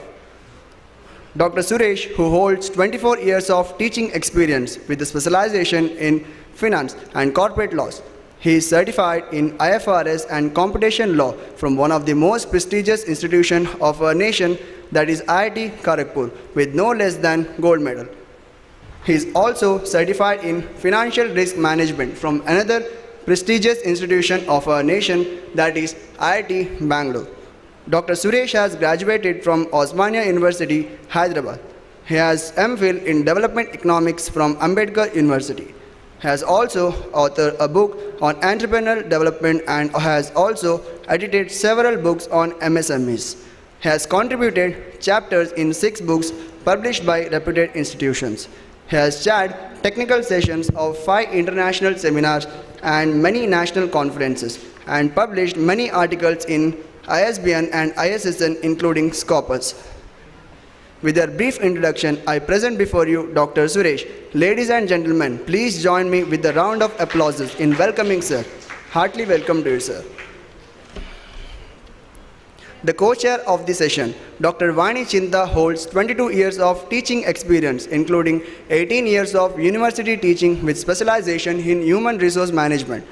She has been credited a PhD in business management from Osmania University, Hyderabad. She has held MBA degree in human resource management from Osmania University, Hyderabad. She has secured CEFR level C1 from the International English Language Testing System, British Council. She has in her credit many books and publications. Along with these accomplishments, she has also imparted knowledge through a training session under Mission Shakti held by Ministry of Women and Child Development, Government of India. I hereby welcome Dr. Vani Chinta for today's event on behalf of all the audience gathered here. I now may call upon Mrs. Geeta, HOD of Commerce, MGM PU College. to present rose to Dr. Suresh and Dr. Vani. Thank you.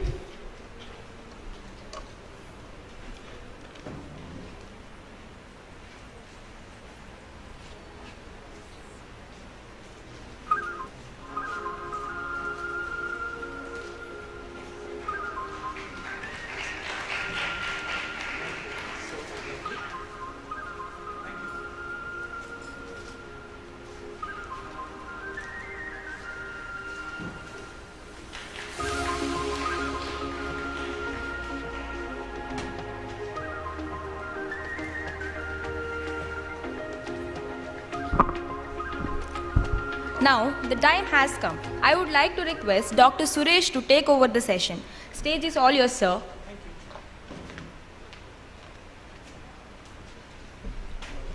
Thank you very much, MGM College, for ushering us as chair and co-chair. So, at the outset, I congratulate the staff, students, and whole MGM family for completing the journey of 75 successful academic years.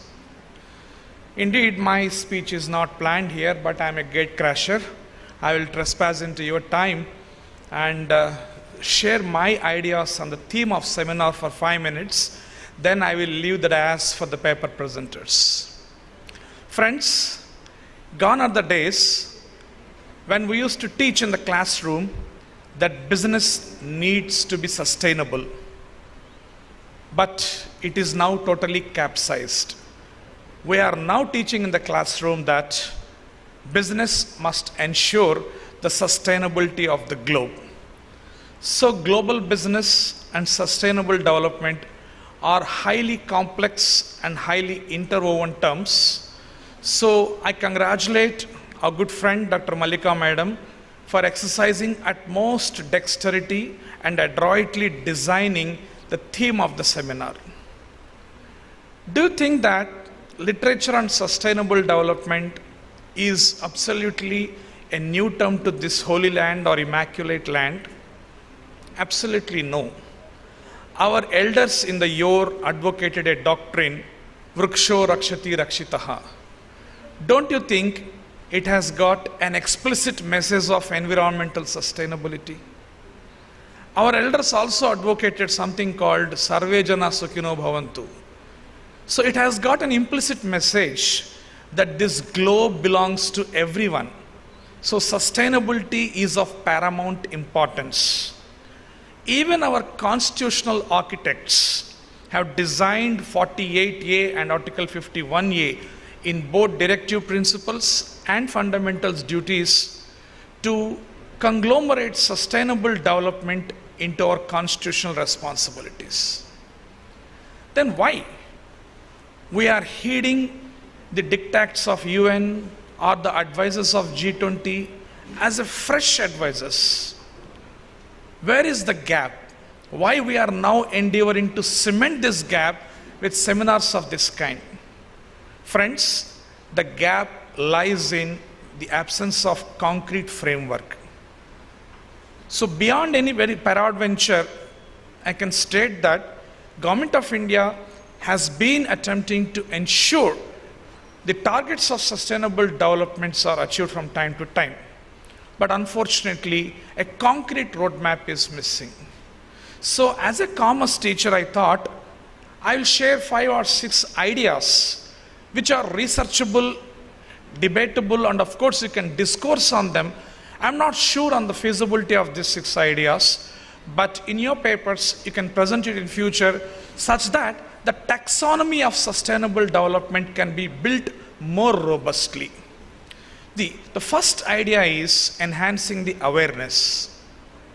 When we speak about sustainable development or technicalities of sustainable development, very few people took the cognizance of those technicalities. As a commerce teacher, to execute my minor research project, I interviewed 50 micro entrepreneurs engaged in recycling business. Are you conversant with Govardhan scheme, which is meant for promoting circular economy by Government of India? Downright, the answer was no. I didn't ask this question to any layman. I asked this question to those enterprises which are engaged in recycling business. So, don't you think that there's a gap in terms of awareness? I asked few auto drivers, auto rickshaw pullers, are you aware of SNG, synthetic natural gas? They said, no sir, we only know CNG gas. Lack of awareness. So they are stakeholders of sustainable development, my dears. You're not supposed to overshoot their role. Why auto drivers and why micro enterprises working in unorganized sector? Let us speak about, in this hall, the commerce students, the commerce teachers. So, how many of us teach in the classroom about ESG guidelines? How many of us scrupulously teach the BRSR guidelines? How many of us are scrupulously teaching all 140 parameters of sustainability reporting advised by SEBI? Hardly anyone, isn't it? Unless your syllabus occasions us to do so. So, awareness, when we are showing a fiasco in the classroom itself on sustainable development, especially in the domain of commerce, how can we expect this to happen in the society? So awareness is the first domain where researchable elements, researchable tenets must be brought out to the fore. So I'm a commerce teacher, I teach finance, so I speak on finance. When we want to promote business in sustainable environs, what is required? The fuel is finance. That is sustainable finance. So my question, my proposal for your further research is, why not Government of India contemplate an idea of keeping sustainable finance in the ambit of priority sector obligations of the banks? You may question me, sir, already banks are overburdened with the priority sector obligations. You need not to ramify it further. Within the existing percentage, you can apportion some percentage for sustainable finance because all the domains are duly covered in this. Same is the case with green finance. So green finance, still we are in the very, very nascent stage. In 23 June itself, RBI has given concrete guidelines for collecting green deposits. Still we are lingering behind in collecting and preparing the taxonomy of green finance. So you and I, the researchers and students of commerce, can endeavor to contribute for the green taxonomy and in terms of sustainable development, for which the seminars of this kind, the rostrum of this kind, should become a stellar dais. Don't you think so? Similarly, someone in the morning spoke about the carbon credits, carbon markets. Undoubtedly, yes. But thing is, carbon credit markets are bifurcated into voluntary and compliance markets. 99.9% of the markets are voluntary markets. We generate some carbon credits by reducing 1 ton of carbon emission and we are trying to sell it abroad. My question is, why not RBI convert carbon credits into tradable debt instruments and put them in gilt-edge markets, that is government security markets? This is only a rudimentary idea I am putting forward from this dais in order to further your research with respect to sustainable development and global business. Same is the case with CSR. See, we are killing the companies in the name of CSR. They are paying 30% of taxes, flat rate. Unlike individuals, they don't have any exemptions though. And still we are asking to spend 2% of their profits and retained earnings towards corporate social responsibility. So my question is, why not we veer this CSR towards sustainable development by promoting vertical integration? Vertical integration in the sense, you take the business line of operations of a particular company participating in CSR activity and give him more incentive if he discharges CSR obligation in the same domain. That is called vertical integration in my view. I don't know whether I am correct or wrong. Correct me if I am wrong. But thing is, this is feasible. Absolutely, this is feasible. So these are the vague ideas I wanted to share so that few students at least can take the cognizance of my ideas and further their research. So thank you. I already told you I'm a trespasser. I took your time and spoke on this. So now the dais is left for paper presenters. As Mamta madam already read out the slots. 22 slots are there in offline and 4 are online. So you know that online papers are from US, Mauritius, Abu Dhabi, so on and so forth. They are in different time zones, right? So one is 12 hours away, I mean different from our present time now. One is 3 hours away, one is 5 hours away. So they have made logistics arrangements in such a way that 6 papers will be dealt offline first, then the remaining 4 or 5 online. Again we'll come back to 6 offline. This is the arrangement, okay? Is it okay for you all? Okay, now, so let us invite slot 1. Can you read out the names? If any hand mic is there, it will be very handy. Thank you. So slot 1, if you know, you please come.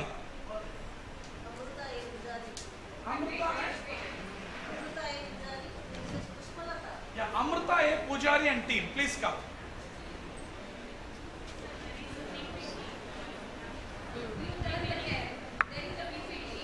Okay, all right, we'll go down. That's better.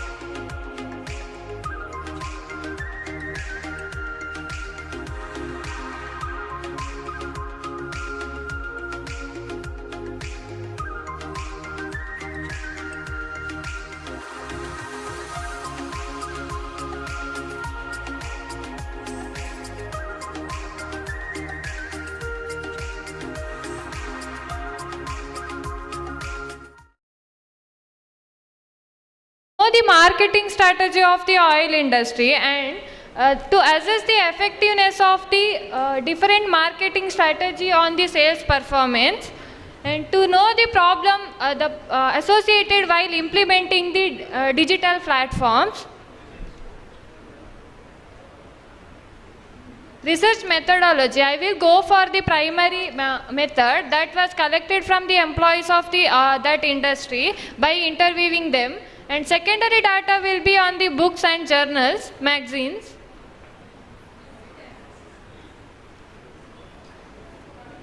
The data analysis and interpretation. First objective is to know about the marketing strategy. Through the promotional channels, the marketing strategy used by the oil industry are local TV channels and digital platforms and visiting card to promote their products before they are using the traditional marketing only. Second one is a product differentiation. This oil industry is differentiated its products through using the quality and branding and packaging. It uses the both business to business and business to consumer.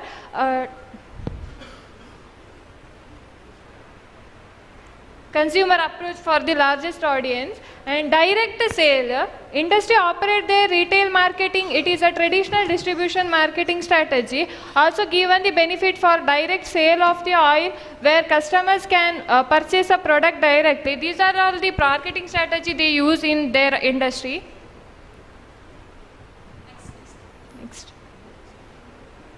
Next one. Next one is the impact of marketing strategy on the sale performance. Under this, effects of digital platform. When they are introducing the digital platform, the sales performance of that industry will be increases. Then optimization of digital platform. It means how they optimize that digital platform in the industry. And brand positioning, they are introducing the one brand for the coconut oil, that is Coco Uttam. And visiting card for a traditional method. Next.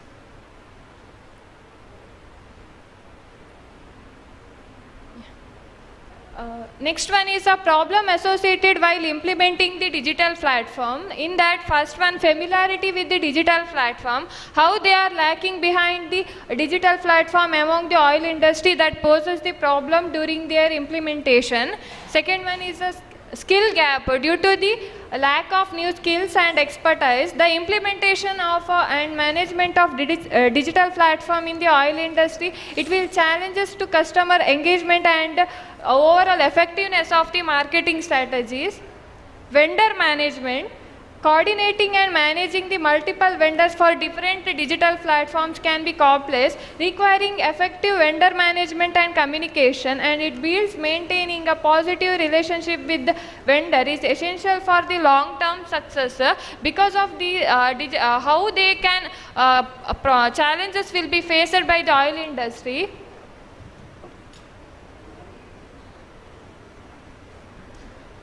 Findings, I have the oil industry has modernized its marketing strategy to enhance the brand awareness. They are using the traditional method. After the implementation, they have get the more sales from the using the modern technology. And customer influence by incorporating its promotion of oil through local TV channels and digital platforms and visiting card, etc. These are all the their methods used. The existence of the product differentiation strategy and brand name as a Coco Uttam resulted in a positive effect in sales performance of the company. They are giving the different kinds of the oils, packaging, that product differentiation and the brand name, when they are existing their brand name, this also give the sales performance to increase.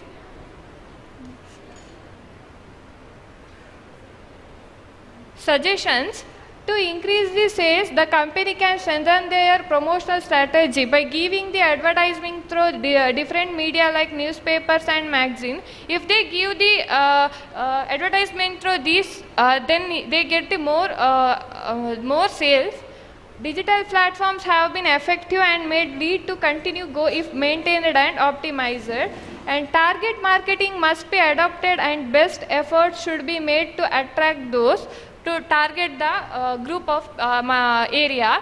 And lastly, I would conclude this topic. I will go through practical experience of this, and all the marketing strategy of the oil industry will affect the sales performance to the industry to increase the brand awareness of that industry. Thank you all. Next topic, digitalization and sustainable practices in newspaper. Dashita T. Shetty and Charlotte.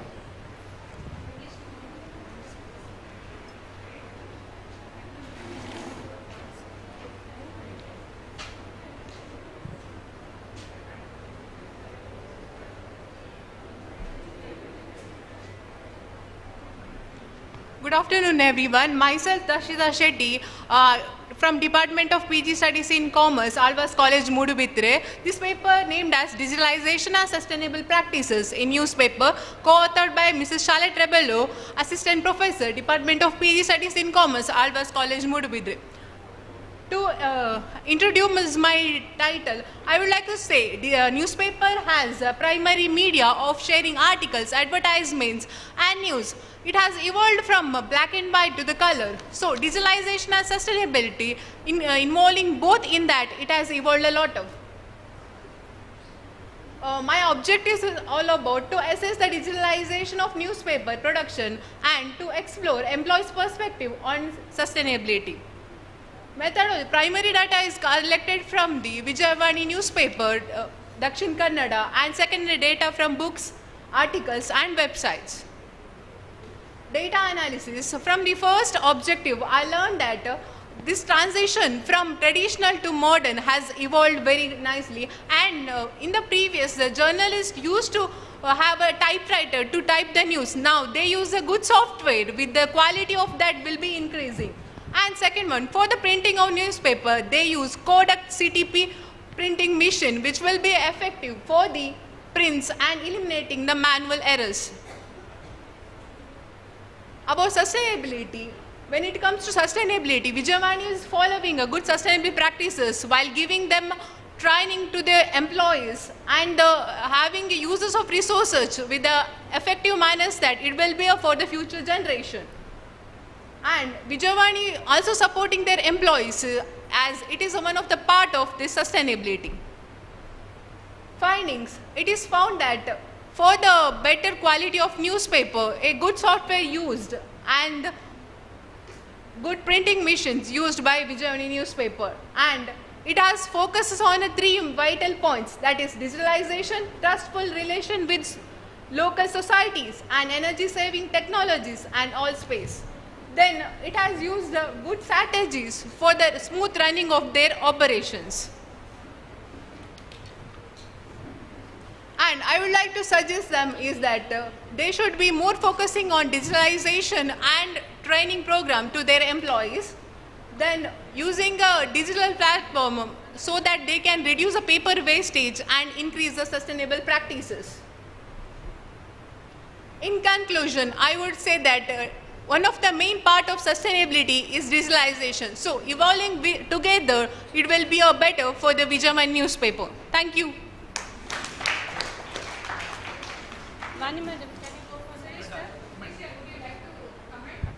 We will do at the end. No comments. I am not competent to comment. Rather, only some suggestions or learning from my end. Thank you, sir. Next topic, impact of attractive packing and labeling on consumer purchasing behavior. Mrs. Bhagyashree, slot number 3.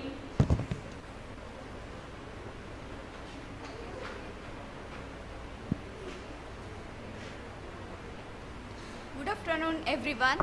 I am Bhavyashree from second year MCOM, Alvas College, Mudubidre.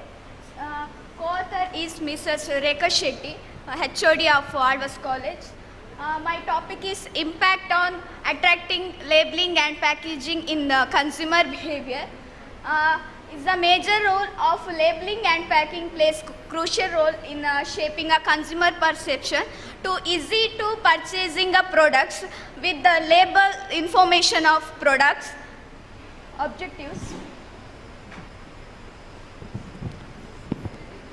to know the role of attracting packing and labeling in enhancing brand image and recognitions, to study on attractive packing and labeling are truly fitting for the products, to know the various methods used to attract customer through labeling.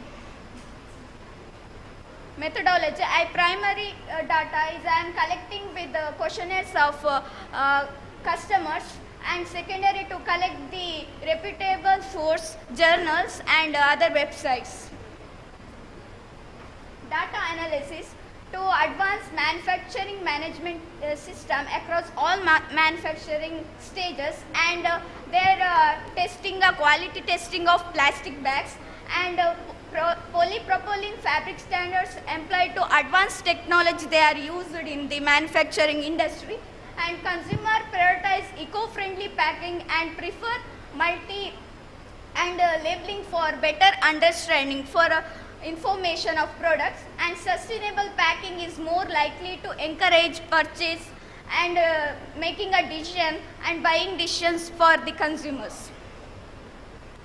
Findings: to understand consumer preference and utilize customer feedback to their manufacturing, and create unique solution reflecting the brand images, visual attracting packing, evaluate precise product value and encourage customers whatever they give us share this information.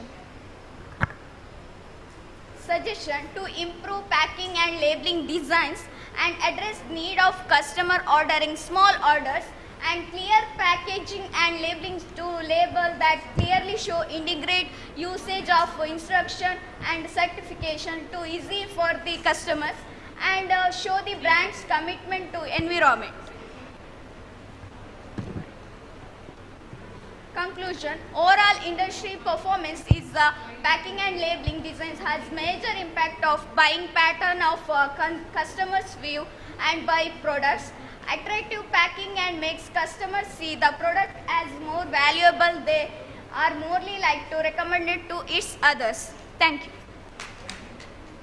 The next topic is consumer Perfection, Preferences and Level of Satisfaction, a study with reference to DMart and conventional shops in Mangalore city. Mrs. Pradnya Shanai Y, slot number 4. Good afternoon. I'm Pradnya Shanai. I'm pursuing previous MCOM in University College, Mangalore. The title of the study is Consumer Perception, Preference and the Level of Satisfaction in reference to DMart and conventional shops in Mangalore city. The retail sector in Mangalore has seen a significant growth because of the change in customer demand and the preferences and the taste, and also because of the hypermarkets and also supermarkets which are in the city. And because of this, this study is mainly focused on the marketing strategies which is undertaken by DMart and the conventional shops in Mangalore, highlighting the key factors in retail growth and the role of marketing in influencing customer behavior.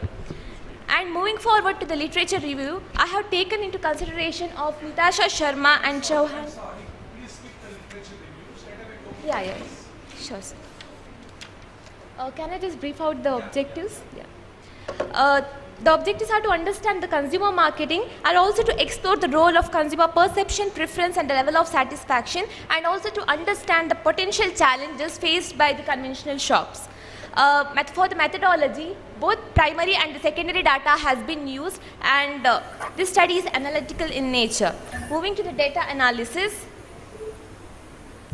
When we move towards the data analysis of the frequency of visit to DMart and the conventional shops, the visitors in the DMart is comparatively more than, conventional shops is comparatively more than the DMart, but when it comes to the monthly shopping, DMart is more favored by the consumers.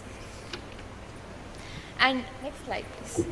And the classification of products on the basis of pricing and quality according to the respondents, it is believed that DMart provides better quality of products when compared to the conventional shops, and also DMart is the leader when it comes to the term of pricing because it provides the products in a lesser price. And also when it comes to the pricing, conventional shops also provides the products in a very neutral price. It's not too high or not too low. Next slide, please.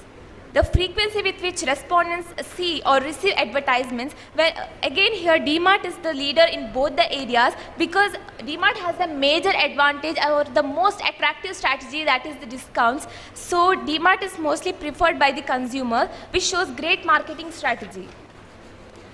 And likelihood to recommend, consumers are more likely to recommend DMart than the conventional shops, which clearly shows that there is advantage of word of mouth type of marketing strategy. Next slide, please. Moving towards the findings, DMart is preferred mostly for monthly and occasional shopping. It provides quality at a superior price, and also it helps them to gain popularity, and it also uses mass marketing, and thereby it overshadows the conventional shop. DMart offers a wide variety of products. That is the reason why there is a frequency of visit is comparatively less, because when consumers visit the shop DMart, they will be able to get all the products at a time. And DMart enjoys the consumer loyalty because there is a likelihood of recommendation when it comes to DMart. So when we see the suggestions, next slide please. Stores should increase, the conventional shops should increase the availability and visibility of branded goods, and also they have to implement competitive pricing strategies. Also they have to increase the frequency or visibility of advertisements. And conventional shop should consider expanding this section of high quality products, and also they have to modernize the payment methods. Coming towards the conclusion, definitely DMart is the most dominant retail sector in Mangalore, and in order to balance this, conventional shop should bring a better product range, pricing and also the strategies. Enhancing consumer experiences enable both DMart and conventional shops to thrive in Mangalore's retail landscape. Thank you. The next topic is the impact of changes in demand pattern and customer satisfaction in edible oil industry. Ms. Lekha Kumari.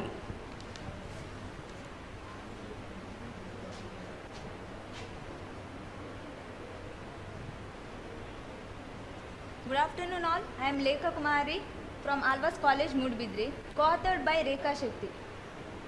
Introduction. India is a major oil producing like coconut oil, gingerly oil, groundnut oil, and sunflower oil. So here I mainly focus on the Shanti Industries, which is located at Bajpayee, Mangalore, which only produces the coconut oil and gingerly oil. Objectives: to analyze the demand pattern of edible oil to enhance overall customer satisfaction. Methodology: primary data. Primary data is collected through the interview method and the by the questionnaire to the customers, and secondary data is collected from the websites and various journals. Data analysis and interpretation.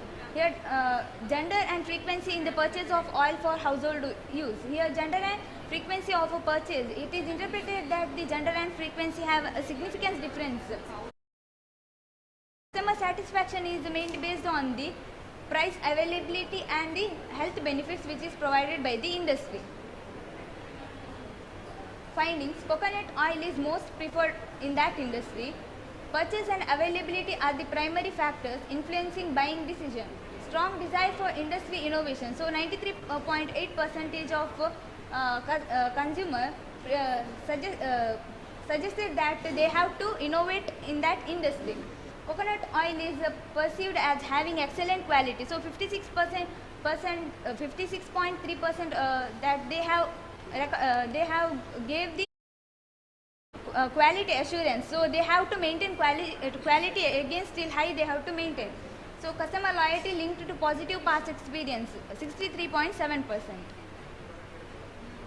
Suggestion: they have to highlight the benefits of the coconut oil more. So focus on factors more important to customer like price, availability, and quality.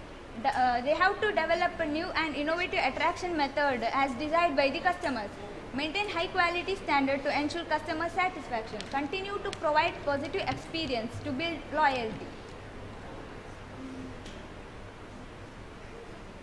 Conclusion: to conclude this, the Shanti industry has to develop innovation in their industry to make betterment sales in the market. Thank you.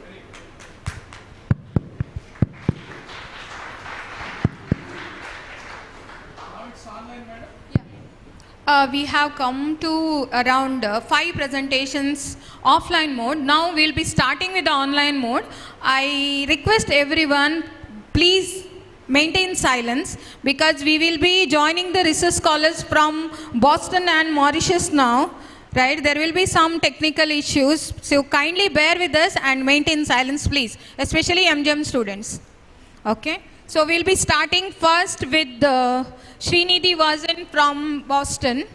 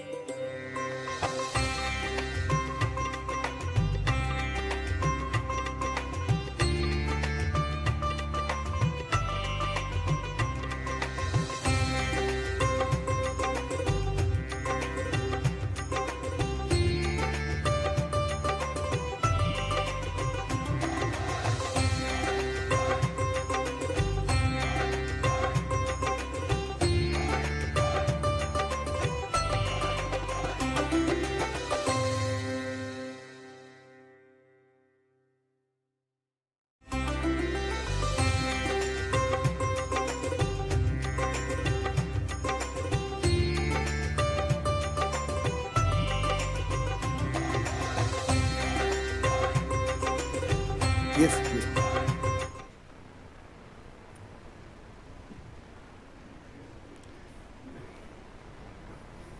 Good afternoon to everyone. So the title which I'll be presenting today is related to the sustainable development and environmental challenges in fintech and investment SMEs. It's a comparative study between the developed and developing regions. So today we are focusing towards sustainable development, like it's an aspect of all the combination of ESG, so that environmental, social, and governance. So what are the best practices that has been followed in both the locations? So let it be in developed and the developing regions. So what are the challenges that they are facing on an environmental side and in social and the governance of the company? So this study explores towards the practices which are there in small and medium enterprises through Cambridge and Bengaluru. What is the need of the ESG? As everything has a investors does not look only in the point of investing in a particular company only for the point of profits, but they also look at the environmental impact which the company is having and the societal and the governance what is there within the company. So what are the challenges they are facing and what they are actually contributing to the economy? For this, I have used a qualitative approach. So there was customized questionnaires given to the participants and primary data has been used and secondary data has been used for analyzing of the data which has been collected. So there is content analysis to analyze the pattern what they are actually facing and relational analysis on comparative study of what is happening in Bengaluru and here in Cambridge. So we are focusing on what are the major practices and what are the challenges they are facing. So through the survey, we have been able to identify that there are differences in sustainability practices between the two different locations, but then everything is customized according to what is the goal of or the objective of a particular place, so that environmental issues faced is not same in both the location and the solutions which has been implemented is not same in both the locations. So it is tailored according to the needs of a particular location. And it is very important for the resilience on both socio and economic ability for a particular place. The major findings on this particular research, what we have identified is majorly we have taken 10 to 15 employees. So they're all majorly in the designation of analyst or in R&D, is because they're the people who will be assigned most of the tasks that needs to be completed. And there is satisfaction and along with both the employees face with the sustainability practices which has been implemented. So in both the places, they like the work ethics, which is more prominent. And also there are more challenging in terms of economic and financial stability. So these are the things which is there. And there's also a scope of integration through employee engagement in both the places. So let it be a small leisure activity or taking them out or engaging in small type of task within the company. So there is employee engagement in both the places. And in terms of relational analysis, so the Cambridge, the place has more economic and financial instability, like in terms of having insecurity in terms of the job or the business, taking it further, or there's a huge layoffs which takes place in tech place or non-tech place due to any economic factor which is happening. So that is a major challenge which they are facing. And strength is towards advanced environmental practices. They are very less carbon emission company which do not contribute to any hazards of the environment. And likewise in Bengaluru, the challenges which they are facing is towards economic inequality. So in terms of working over than the number of the workers or inequality in the pay according to the designation wise, which they are not being able to scale up the ladder over there in the career. So those are the challenges which they are majorly facing. And the strength is towards corporate culture. So the culture which is there in the work culture, which is implemented within the offices. So those are the strengths which is there. So comparing both the places, Cambridge has advanced compensation allocation policies, so which is in line with their policies which is there within the organization. And Bengaluru has better work ethics in terms of the corporate culture. Again, it was in line with the same. But Bengaluru has challenges with employee well-being, like the challenges which was faced. and Cambridge has major challenges with economic and financial instability of the business. So environmental policies does not remain the same. It is due to the availability of the resources and the scarcity of the resources. So societal framework is well equipped when it is in line with the labor policies, so that it can be satisfied in both the employee and the employer. So concluding the presentation, there is distinct practice in sustainability, and therefore tailored support and framework is required for every of the location. Further, to study this paper, there is social economic disparities which can be addressed through sustainable framework implemented in both the locations. Thank you. Yes, thank you very much. Srinidhi, you did not share your slides. With only one slide, you could make your presentation, and we are really very much grateful to you. Thank you very much. Next, we will move on to Dr. Clyde. I hope the Clyde is audible. Am I audible, Clyde?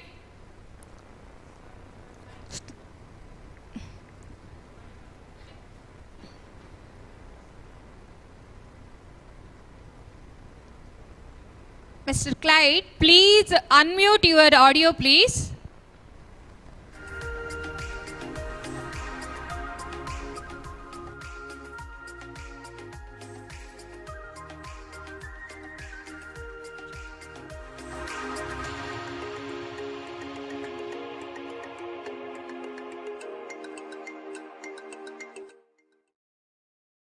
I'm ready. Okay. Mrs. Malika? Yeah. Yes. I'm ready. Okay. Can you start sharing your slides, please? Yes. Please turn on your video. We want to see you also. We want to see your face also, Yeah, Mr. Clyde. Yeah, I think I have a problem with my camera. I have a problem with my camera, really. Can you see my slide? Not yet. You have to unmute your video and go to sharing the screen, please. You please share your screen. Yeah, I'm sharing my screen. My video is not. It is not visible to us, sir. Yeah, my video is not good. No, it's not.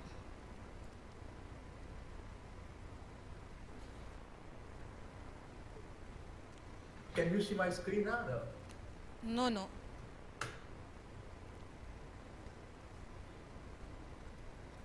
Whom are you talking to? I can hear another voice. Now, is it okay? No, it's my screen now. You can see my screen, my face now. So similarly, you have to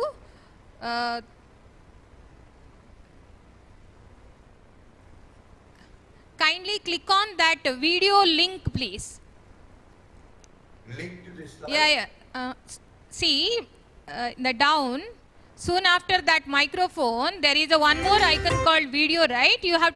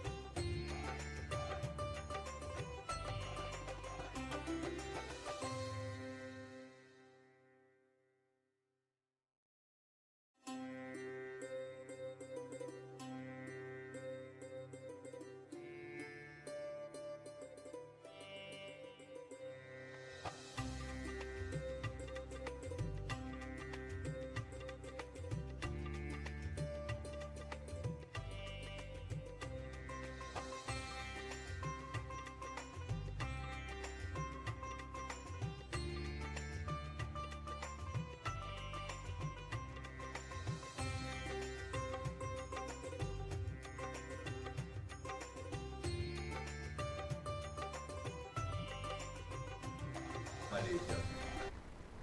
My topic is bridging the gap, integrating product design and service design for innovation. The introduction: all organizations, no matter how big or little, depend on innovation to be sustainable and competitive. Innovation flourishes at the intersection of product and service design, resulting in world-class solutions that address pressing issues. Literature review. Despite extensive studies of product and service design, there remains an excellent gap in understanding how to effectively integrate these disciplines. This gap presents both a challenge and an opportunity for innovation design practices. Methodology.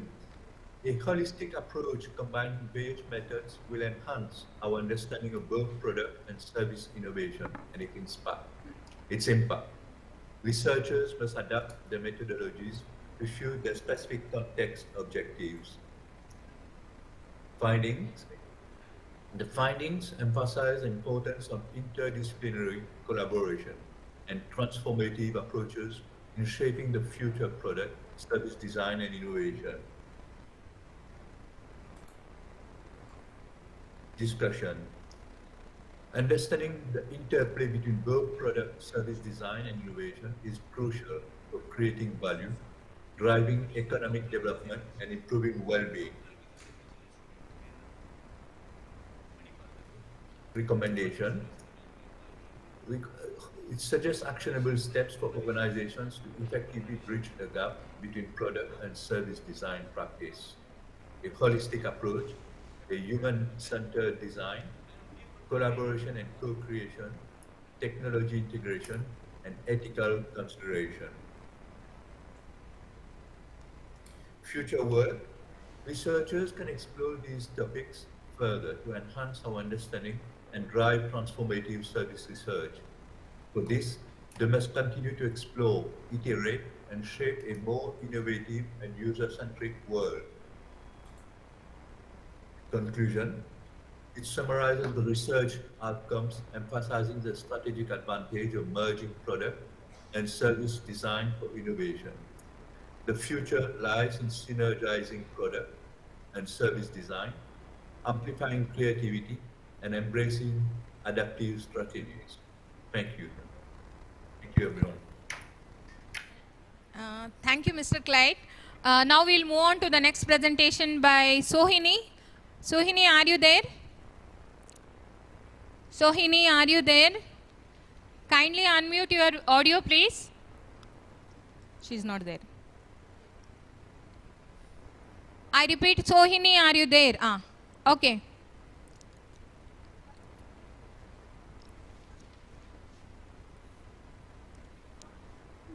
Sohini, unmute your mic and kindly share the screen, please.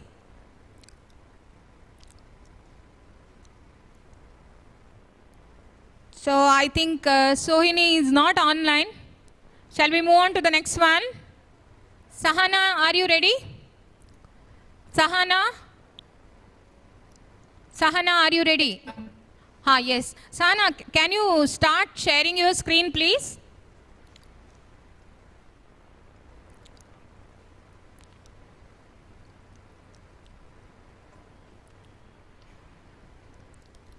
So we will come back to Sohini after Sahana. So Sahana will present now. Is it visible now? I'm sorry, it is not visible. Share the screen, please, or and start your video, please. Click on that video icon.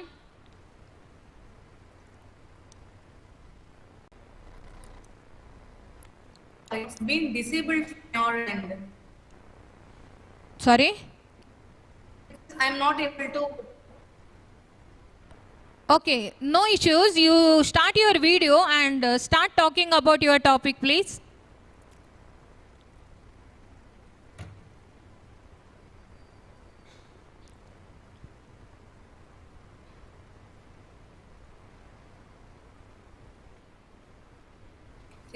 Is it visible now?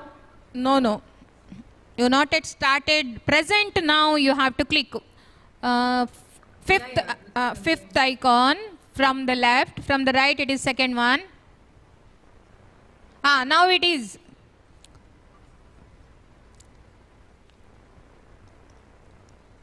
Yes.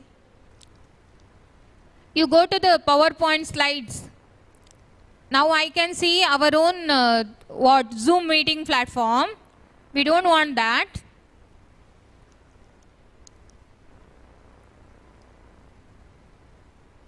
See, if it is not possible for you, you leave it. You can talk on the topic.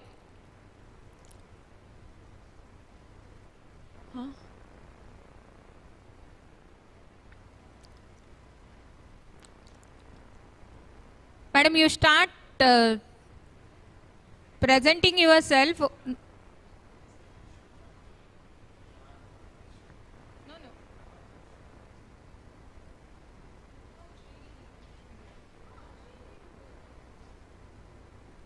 They don't know to share the screen. They are not educated in.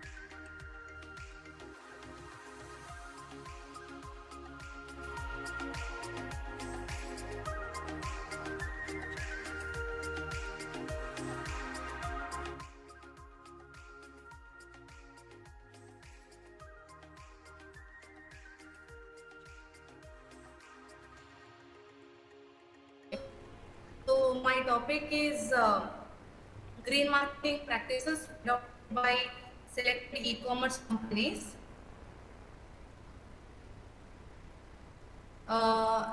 Companies of India, and so green marketing is also known as environmental marketing or sustainable marketing. It is a strategy which focuses on producing the product by harming the environment very less, or by without harming the environment. So it is like a strategy which makes sure that each and every product is created without having a negative impact on the environment. Am I audible, ma'am? Yes, you are audible. Please continue.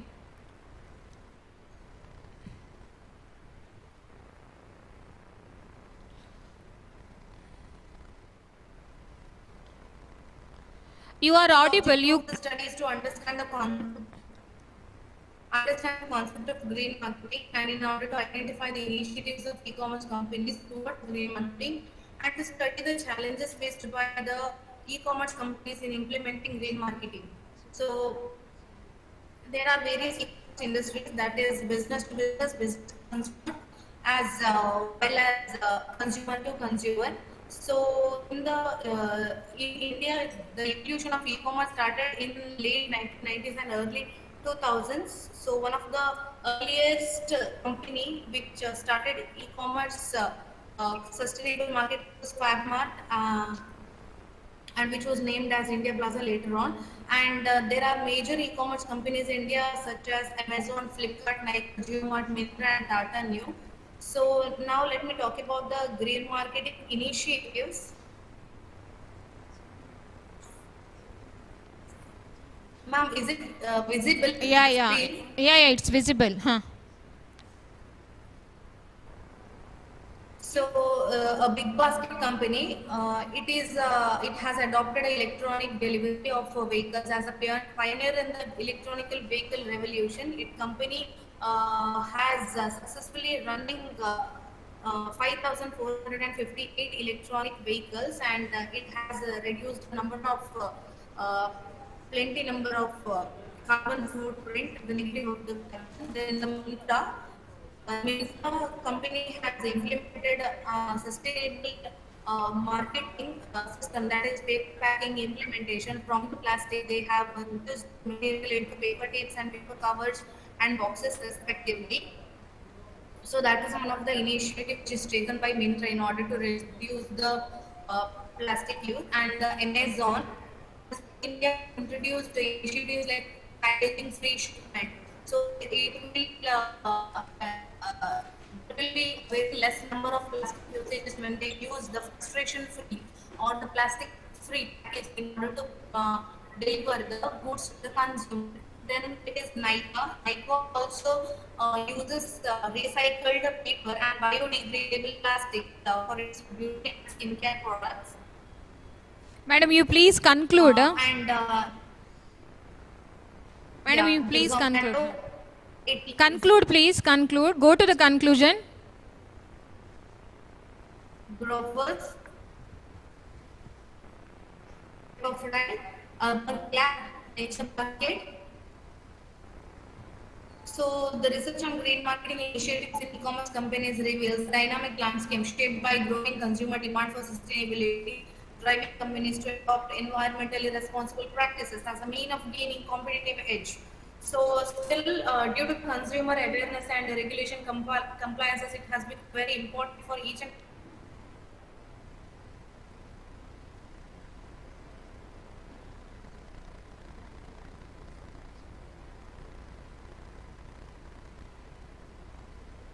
She lost her connection. She lost her connection. Okay. I think...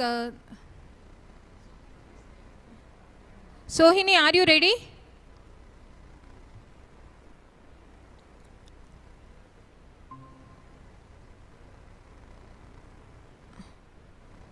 Sahana madam, you lost your connection, I think. Yes, ma'am. I joined through. Okay, you please, can you please conclude? So, due to the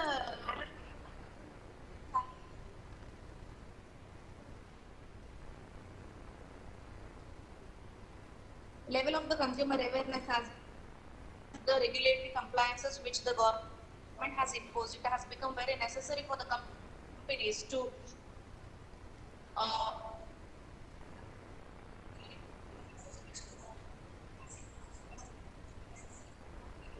adopt green marketing practices in their companies. Thank you.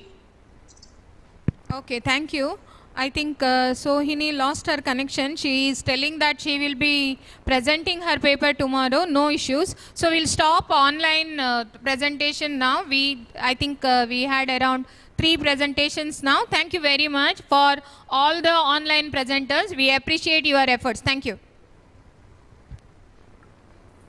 Now, hello. Now we will continue with slot number 6. The topic is exploring challenges in ice cream product maintenance and marketing dynamics. Miss Licia.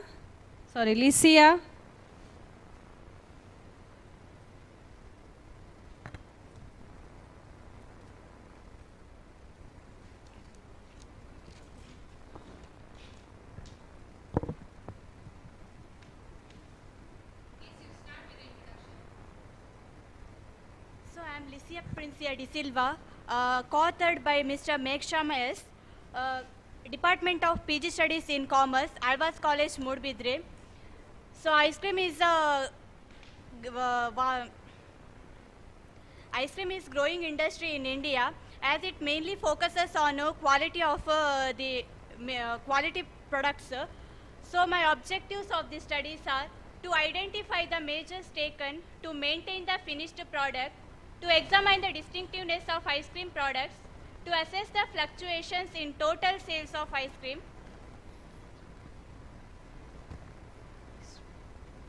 So research methodology, the study is based on primary data collected from the owner of the Melboy Premium Ice Cream, and secondary data was gathered from books, journals, articles, research papers, company annual reports and websites. Next. So data analysis and interpretation.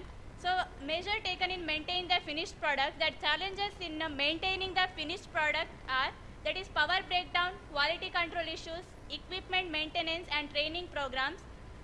Next one, that is distinctiveness in ice cream products. That is mainly based on water-based and milk-based.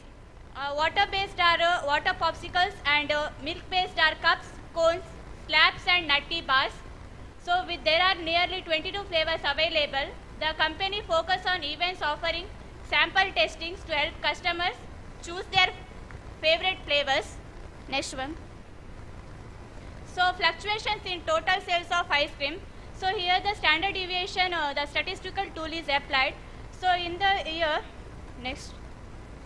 So in the winters, summer there is more sales while calculating the standard deviation.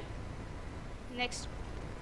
So findings, quality control processes are effective in maintaining product quality. So with reliable supply performance and a robust supply chain indicated by a low defect rate in raw materials, effective maintenance strategies are evidenced by low machine breakdowns. So participation in community events and providing samples are effective marketing strategies as traditional marketing efforts are minimal. So there are equal demand for the water-based and milk-based. So seasonal sales data shows that ice cream sales are relatively consistent in spring with higher sales and greater variability in summer. So sales drop significantly in autumn and increase moderately in winter, with winter sales being more stable than summer. So yearly data shows higher sales variability in 2019 and 23. So the low sales in 2020. Next. So conclusion, the study revealed the stringent measures to maintain the quality and freshness of finished products, so ensuring customer satisfaction and loyalty. So by offering distinctive flavor profiles and innovative options along with the strategic sales forecasting to manage fluctuations. So companies focus on continuous improvement in supply performance, maintenance strategies and employee training further strengthens its operational efficiency. Thank you. The next presentation is by Ms. Pasha. The topic is Empirical Study on Women Empowerment in Production Sector. Good evening everyone. I am Sparsha from Alvas College, Moodbidri. Title is Empirical Study on Women Empowerment in Production Sector. Next. Introduction. The idea of women empowerment has changed a lot. It is used to mainly about helping women, but now it's more about the giving them the power to control their own lives. Main objective of this study is to study the government schemes for women empowerment, to analyze about the woman work-life balance and to understand the woman savings behavior. Research methodology is, this study includes the primary data collected through the questionnaire method distributing to the women employees, and the study also includes secondary data we collected from the journals, books and the websites. Data analysis and the interpretations. Government schemes for women empowerment. The Indian government has undertaken significant effort to empower women through various schemes implemented across the different departments. And the next one is the woman work-life balance.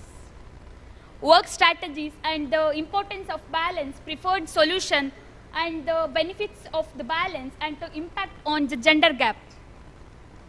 And next one is savings behavior, savings splits, savings goals and the challenges to savings, solution for improved savings and to long-term solutions.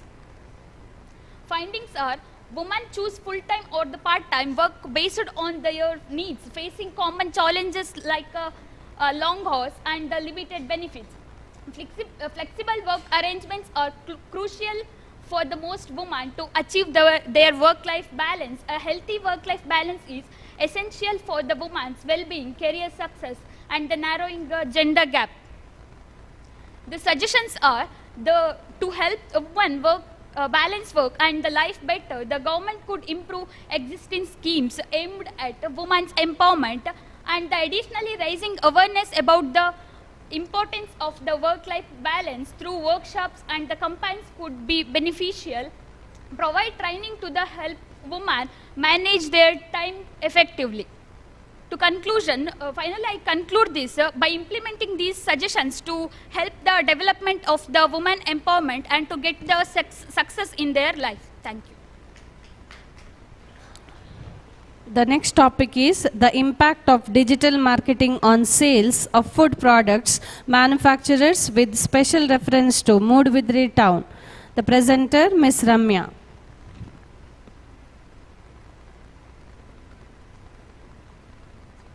Good evening everyone. I am Ramya, co-author Rekha Shetty, Department of PG Studies in Commerce.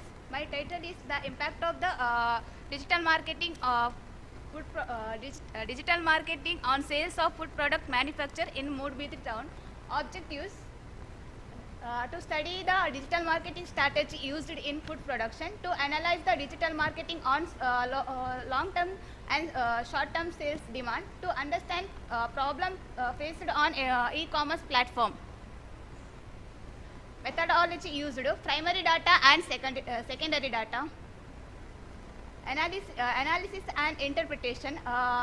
Limited budget, technical issues and competition activity are identified as a common challenges. Brand building and customer loyalty has crucial for the long-term sales through digital marketing. Promotional and discount strategy has the primary objective of the short-term sales. Platform fees and transaction cost affect the profit. Findings: manufacturers in the food production industry primarily use Amazon for the online sales to maintain control and enhance customer experience, while social media marketing platforms used to brand awareness. Digital marketing significantly boosts both long-term sales through brand building and customer loyalty, short-term sales through promotional and seasonal strategy. Common e-commerce platform issues include technical problem, inventory management and competition impact profit margins. Suggestions: should enhance their Amazon presence with quality listing and ads. Arranging according to seasonal trends will balance immediate sales with long-term growth. Finally, I conclude that here I find that digital marketing has impact on the to extend the market and target the customers. Thank you. A small request with all the presenter. Please don't read anything from the slide. Conclude the topics restricted to objectives, findings, suggestions and conclusions. Next we have Ms. Suchitra M. The topic is the financial health of the industry that avails MSME finance with special reference to Natural Hive Industry, Udupi. Good evening to all the dignitaries on and off the dais. I am Suchitra M. from 2nd MCom General from Advas College, Moodbidri. Today presenting my paper titled Financial Health of the Industry that Avails MSME Finance with Special Reference to Natural Hive Industry, Udupi. Before going to the presentation, I would like to say Natural Hive is an industry which mainly focuses on the manufacturing of the agricultural produce related to coir pith and cocoa pith. The objectives are to know about the procedure of availing the loan from MSME and also its repayment. We have all learnt in the syllabus about MSME and how it provides the loan, but we come to know about its procedure only when we look into its practical application. So I have collected all the data, like what is the procedure. We have to do registration in Udyam platform and they provide us the online certificate, as well as in order to get loan from MSME we also have to provide project report which contains all the place of the business, their idea and everything related to the particular industry. And also the loan which is given by the MSME depends mainly on the size of the industry as well as their idea. Previous slide. Second objective. Okay. Findings: the industry has to maintain a proper project report of all ongoings in the industry to avail MSME loan. The loan is granted based on the size of the industry as well as its initial capital. Even after giving the loan, MSME keeps a regular check on the industry, whether they can repay the loan, whether the profit margins of the industry. And the loan amount was mainly used by the industry to purchase principal equipments. Usually the industries take loan based on their machineries, and this industry has taken purchased 2 principal machineries from the loan which was granted by MSME. even if the industry turnover is less than 1.5 crore, they haven't opted for composition scheme. This comes under tax scheme, because even if they have a benefit of opting for composition scheme, they haven't opted because they already have more profit coming from a benefit called as ITC, input tax credit. So concluding the part, MSME has played a very major role in this industry, because it has helped them to sustain a very good profit in their growth. So thank you. Next we have Shashista Banu. The title of the paper is The Changing Role of Institutions and Academic Performance of Students.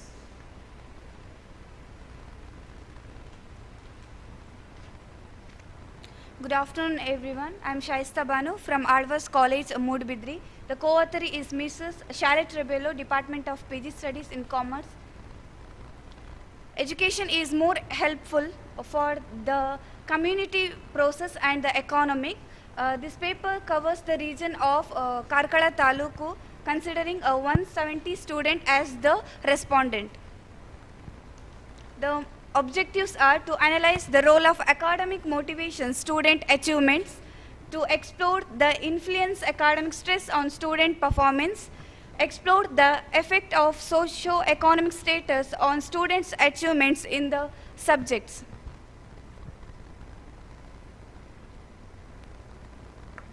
The findings are, the survey findings highlights how important motivation is for doing well in the school, with nearly all students agreeing on its significance. Setting goals helps students stay focused and determined, while the believing in themselves is key to facing the challenges. Many students enjoy learning and find comfort in support from friends and family when things get tough. They also think it's helpful to take care of themselves when they are stressed, and to have the access to support from teachers and the mental health.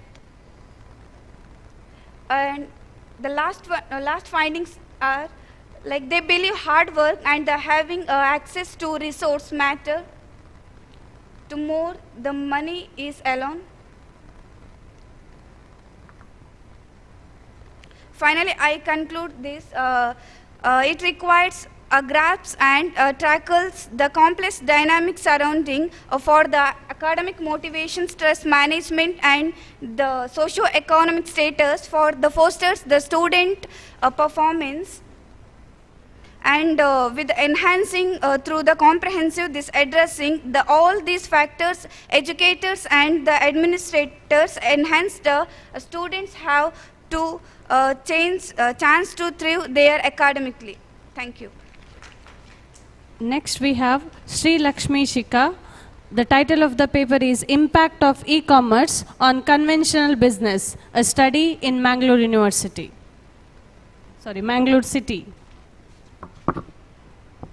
Good evening. My name is Sri Lakshmi Shika. I am currently pursuing my final MCOM at University College, Mangalore. My study is based on the impact of e-commerce on conventional business, a study in Mangalore City. So this study was basically conducted with the main objective of analyzing the with reference to Amoga Shipping Agency, Dakshina Kannada.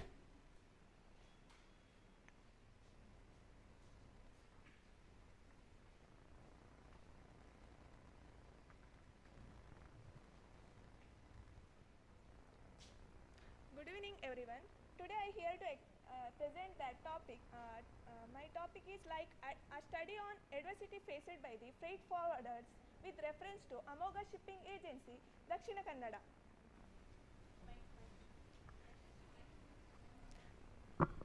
Freight forwarders. First of all, we see that what is the freight forwarders. Freight forwarders are the in major role. They okay. My objective that to determine the various technology used in their logistic process.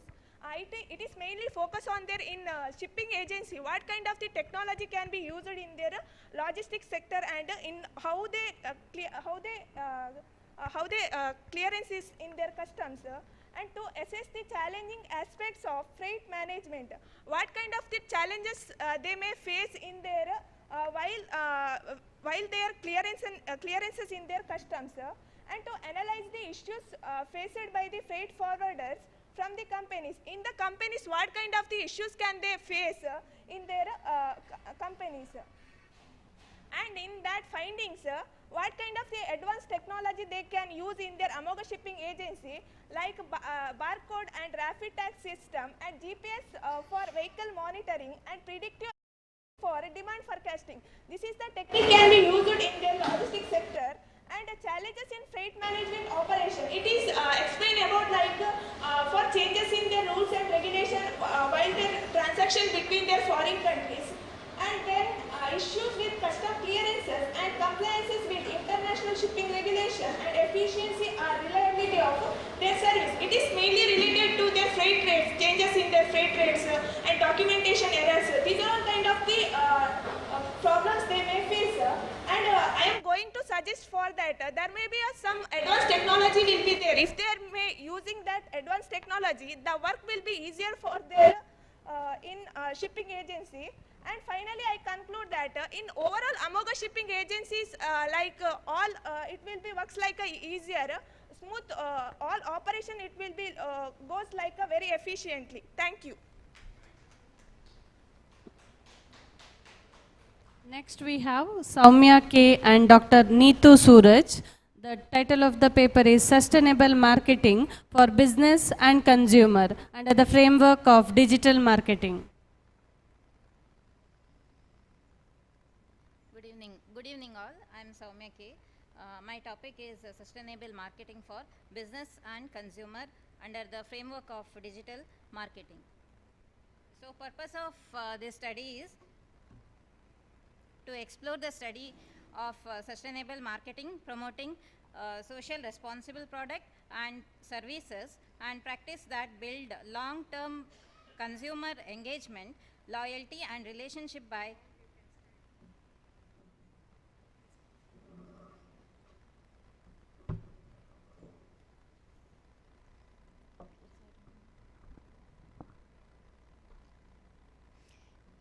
improving the value that consumer receive from the company. So design this focus on the sustainable marketing, business and consumer under the framework of digital marketing. This paper about information gathered from the review of Google Scholar and many more other scholars, journals, etc. So finding every companies follow sustainable principles and they contribute to the development of production, company and country while using digital marketing concepts. The company company should consider the sustainable factors. So there are 5 factors that they are followed by the companies and businesses. So conclusion, findings, there are 2 slogans from Patagonia company and Levi Strauss. So this made the consumer effective in their purchasing and their consumer decisions also. So to conclude, modern organization responsibility is to produce environmental product, sustainable products and digital platform like Amazon, Flipkart, they made benchmark on these platforms. Finally, I conclude, your better choices are everyone's better world. Thank you. Next we have Suprata S and Pushpalata D. The title of the paper is Examining the Pattern of Demand and Crafting an Effective Pricing Strategy.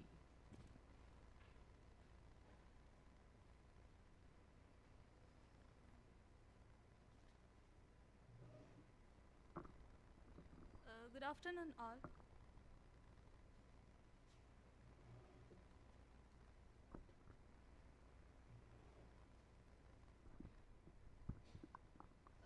Good afternoon all.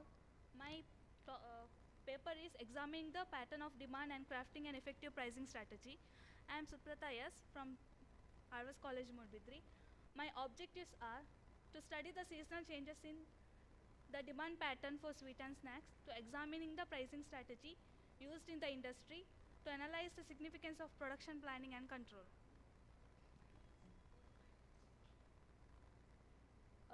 My findings are industry operation and customer targeting, adapting to market trends. By monitoring the market trends and prices, the industry quickly adapts to customer demands, helping to stay competitive.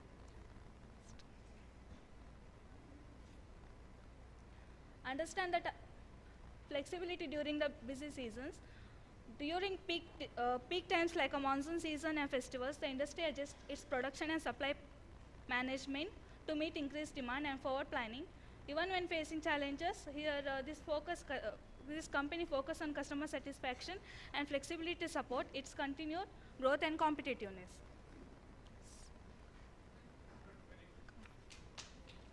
To conclude this, being flexible, focus on customer-centric and making data-driven decision, it's essential for company to face challenges and utilize an opportunity to success in the dynamic sweet and snack. Next we have Shushmita S. The title of the paper is A Perception of People Use of Plastic, a study with the special reference to Badga Mijar.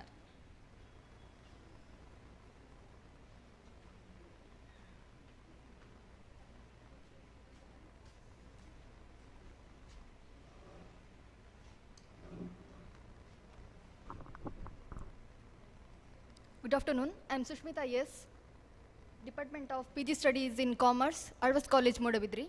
My title is Perception and Use of Plastic by People, a study within special reference to Badagamijar Gram Panchayat. My objective is to assessing community attitude towards plastic usage in Badagamijar, to study the plastic waste management within the Panchayat, to study the type and quantities of plastic used by the residents.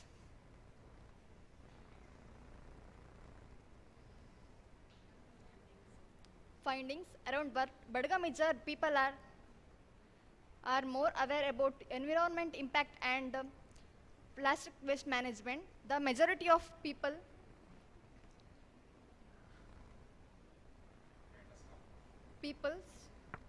strongly support initiative aimed at reducing plastic usage in their community. Significant engaged in segregation and support for eco-friendly product. The collection of amount of 60 rupees per month indicates a potential source of revenue for waste management activities within the panchayat. The greater number of people would interest on reducing plastics. Daily observation of plastic waste in public areas highlighted a significant issue of plastic pollution within the panchayat. Single-use plastic are used for the plastic and shopping and packaging.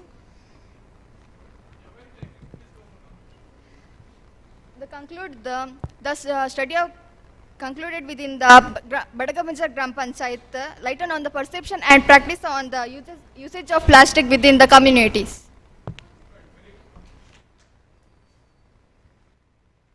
Next we have Usha K. and Dr. Sarala K.S. The topic of the paper is Neuromarketing and Eye Tracking Technology, Awareness of Consumers in Supermarket of Shimoga City.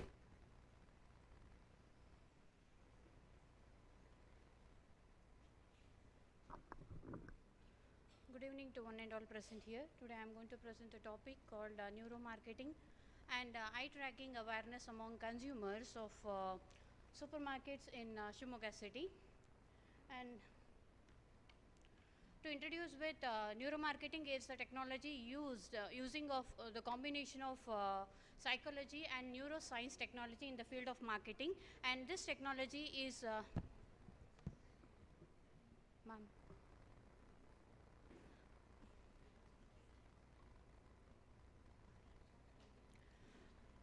and this technology is used to understand the brain, study the brain and the responses of consumers towards various marketing strategies implied by the marketing departments. And I felt that this study is important because understanding the consumer needs and wants, exactly what they want, is very much necessary and need of the hour.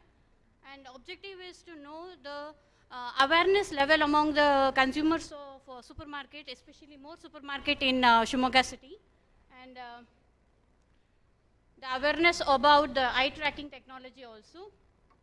Next. Yes, ma'am. Yeah.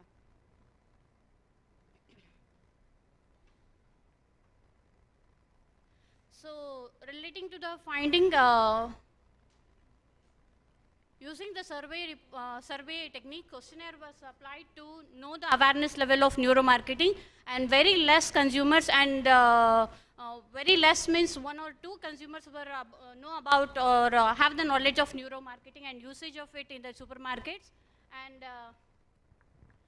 And as these supermarkets deal with day-to-day products, and people or consumers are very less attentive towards the attention seekers and the attention grabbers and the sensation which is present in the supermarket. But neuromarketing tells that sensations and the attractiveness in the supermarket will attract the consumer, but that is hypothesis got accepted. Null hypothesis got accepted, telling that consumers are not even feeling to look at the attention or the grabbers which is present in the supermarket. And to conclude with, as the neuromarketing awareness is very less among the consumer, this awareness need to be created, and the proper usage of this technology need to be made in the field of marketing. And especially informed consent must be taken by the consumer before going for this research, and pros and cons about this particular technology need to be given, because fMRI and galvanic skin response and many other neuroscience technology are used in this as a part of marketing. So informed consent must be taken before conducting this research. Thanks.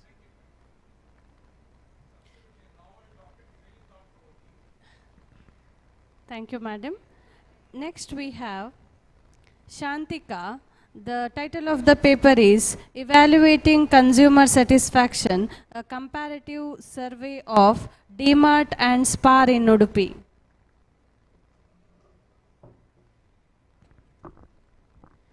Good evening everyone present over here. Myself Shantika Chintamani Upadhyaya, and my co-author is Pavitra Kumar Markande, and I'm here to present a small research study that we have done on the topic evaluating customer satisfaction, a comparative study of DMart and Spar in Udupi.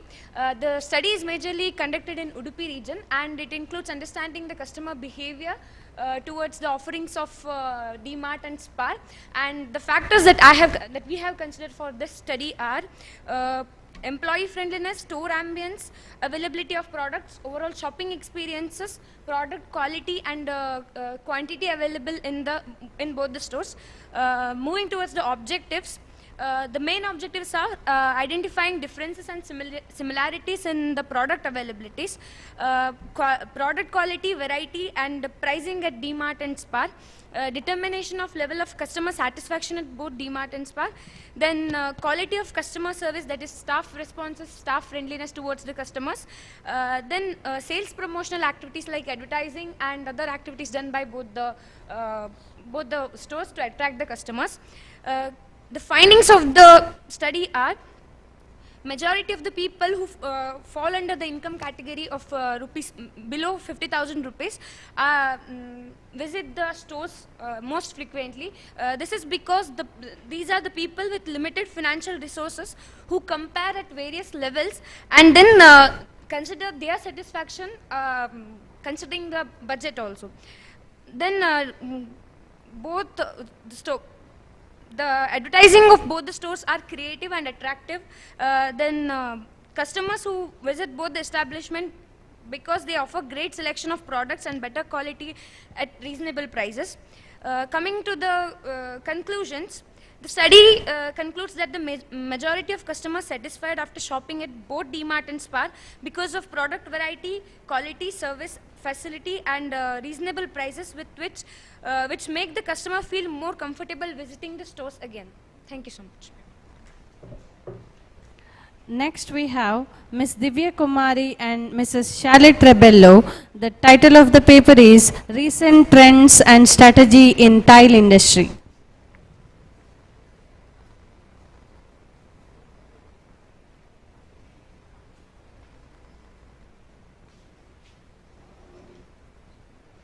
evening all. I am Divya, co-authored by Charlotte Rebello. Objective is to understand the current working scenario of the industry and to study the sustainable practices in the clay tile industry.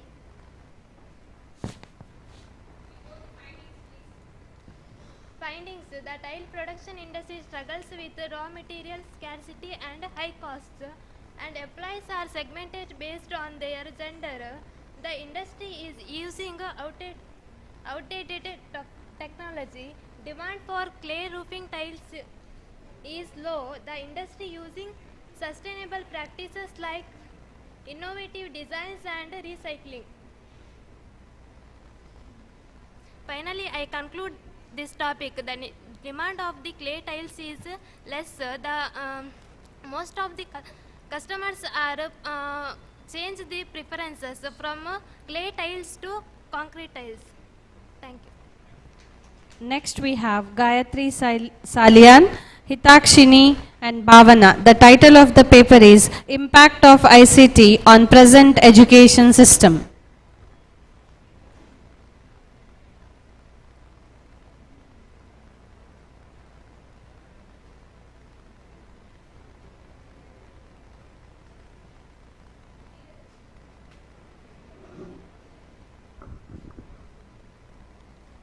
Good evening, everyone. I am presenting before you a topic, study impact of ICT on present education system with special reference to DK district.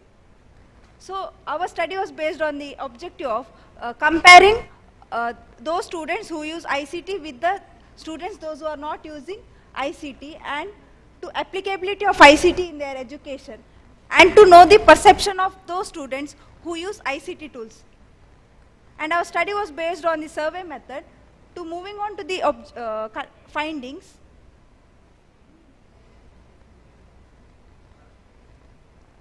So there was an even distribution of first and second MCOM students. It focused on learning online, studying from the online platforms, and how ICT tools will impact on the academic performance of the students. And to conclude with, our study concluded that students, those who use ICT tools, have their improved their academic performance. Thank you. Next we have Dikshita and Chaitra. The title of the paper is Remedies for Girls' Personal Problem with reference to specified first grade colleges. Good evening, everyone. I am Dikshita from Govindadasa College. Today I am here to present a paper titled Remedies for Girls' Personal Problem with reference to specified first grade college in Udupi and Dakshina Kannada. Was studied with the objective of to study the current practices of sanitary pad disposal system in educational institutions, to check the effectiveness of the existing sanitary pad disposal system in terms of hygiene, environmental impact and user convenience. For our study, the data was collected through online survey. The findings of our study are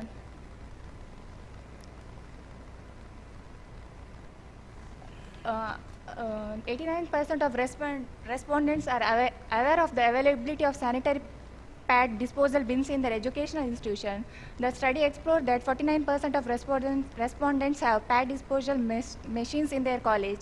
The study finds that only 2.1% of respondents use disposal machine in their college. The rest don't use disposal machines as it is not working properly. The study revealed that 61% of respondents have received information regarding using the sanitary pad disposal machines. The study finds that 52% of respondents have separate sanitary pad disposal facilities in the restroom, and 36% of respondents. To conclude, improving menstrual hygiene, education and facility is crucial for women's health and dignity, especially in educational institutions. Clear instructions on reusable menstrual products and better sanitation infrastructure are needed to promote good practices. Thank you. Next we have Navishri and Pavitra. The title of the paper is An Empirical Study of Customer Behavior from the Udupi District Panchayat Services. Good evening, everyone. I am Pavitra from Govindasa College, Surathkal. My paper titled Empirical Study of Customer Behavior from the Udupi District Panchayat Services was studied with an objective of to access customer satisfaction level and service utilization regarding Panchayat services in the study area, to identify the gaps in service delivery and areas for improvement within the Panchayat services, to compare customer behavior across different types of Panchayat services offered in the study area. Data was collected through online survey. The findings of our study are requirement for accessibility, setting up online services, having sign language interpreters available, and making sure that ramps and facilities that everyone can use easily. Satisfaction level, opinions about services varied quite bit among the people surveyed. Preferred communication channel, most people preferred calling or going to the panchayat to get the information, and few people used email or online apps. Corruption perception, people had different thoughts about the corruptions. Opinions are varied. Some people were uncertain whether the corruption was happening or not. Factors affecting service utilization, cost effectiveness, proximity, and quality of the service. In conclusion, our study offers valuable contribution to the diverse range of satisfaction level. It is clear that there is a room for improvement in addressing varying needs of consumer needs. Thank you. Now we have the last presenter of the day, Manjunath V and Meghashama. The title of the paper is The Difference in Work Discipline Between Permanent and Contract Employees. Okay, good evening everyone. Yeah, I'm going to presenting the paper. It's regarding to the work discipline between the contract employees and permanent employees, with the special reference with the Konkan Specialty Poly Products Limited by Company. It's about how the organizations and companies are going to treat the employees in the organization between both the contract employees and the this one permanent employees. And yeah.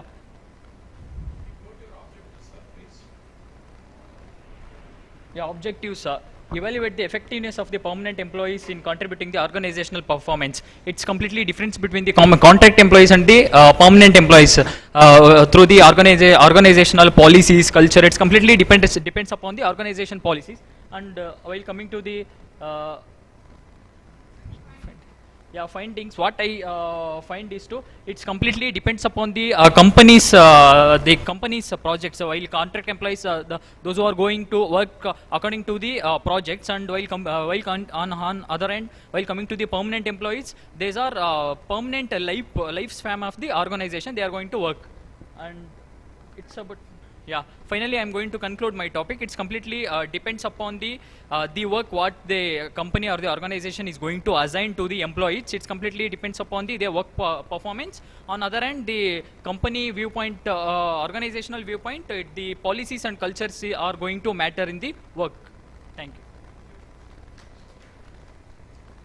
Congratulations, all the paper presenters. So Malika madam in the initial stage asked, what are your comments? So for time being, I will keep the odds aside to ensure my safe passage from Udupi. So let me only focus on the positives. So I am really falsified with your alacrity of presenting the novelty in topics, number one. And number two, you did not go to other areas, other domains. You fraught with the local issues like Udupi city, problems of Dakshin Kannada, Mangalore city and all. So that is really a agglomerative approach, and I appreciate that. It deserves a wider encomium. And it really gave me a chance to know that Mangalore University products are not the parasites on PowerPoint slides. Thanks to PowerCut at that time, when one PG student from Mangalore University presented a paper. Congratulations to you on that. So now let me come to Madam's paper from Shivamogga. So at this juncture, neuromarketing may look very fancy to you. Even when our marketing gurus introduced clinical research methods or ergonomics, people laughed at them at risible idea. But what happened today? It is a materialistic reality. Same thing holds good for neuromarketing either, madam. I really appreciate, I grant greater encomium for you for the novel topic you took for presenting the paper. So, young students really, they worked well. They brought the statistics, but owing to time constraints, we could not allow them more time. Especially our international guru, Professor Shetty sir's students strewn across the world, US, Mauritius, Dubai. So they tried to present the best papers, but obviously technical issues are the obvious syndromes of any online presentation. As a teacher, I bore the brunt of it long ago in COVID period. So now, few topics, my dear students, you could not connect it to the theme of the seminar. No doubt, you presented the genuine findings from your end, but whenever you present a paper, try to establish the nexus with the theme of the seminar whenever you go next time, right? So these are my candid observations, madam. Thank you very much for giving the time. Right, I am done.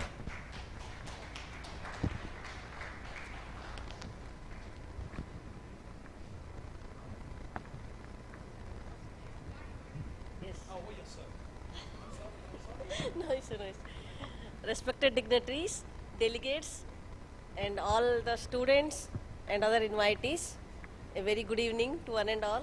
And I am quite happy that all the way I have come from Hyderabad to Mangalore. This is the first time, and we have arrived at the end of the day, and I am seeing the tiring faces, and I will not take much time.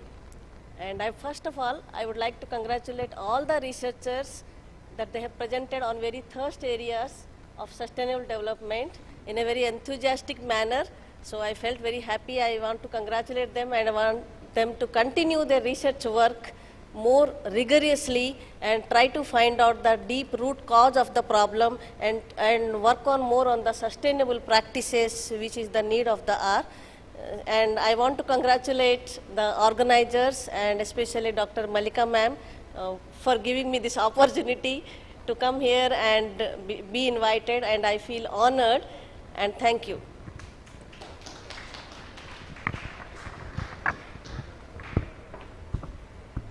Indeed, it was a truthful session to acknowledgement.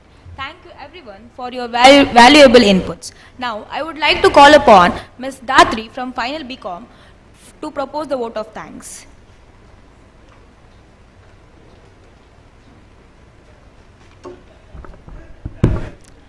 A very good evening to everyone. I deem it a great honor and privilege to propose the vote of thanks on this memorable occasion.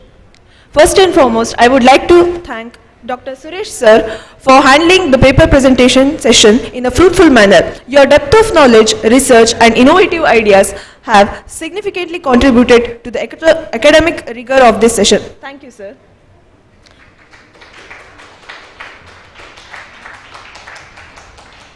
I have the honor of presenting a small token of appreciation. I request Malika ma'am to hand over the memento to Dr. Suresh sir.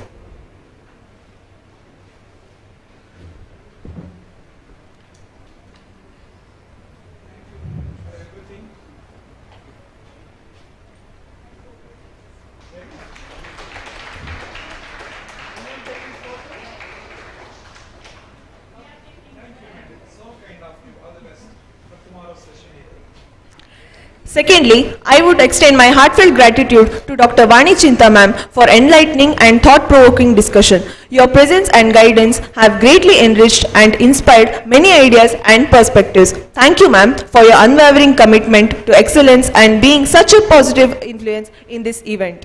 I request Mahatma ma'am to hand over the memento to Vani Chinta ma'am.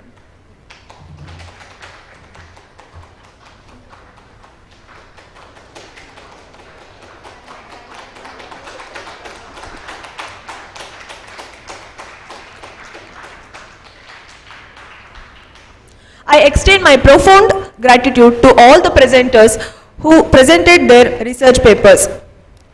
My sincere thanks to all the audience for your active participation for making this session a resounding success. Thank you.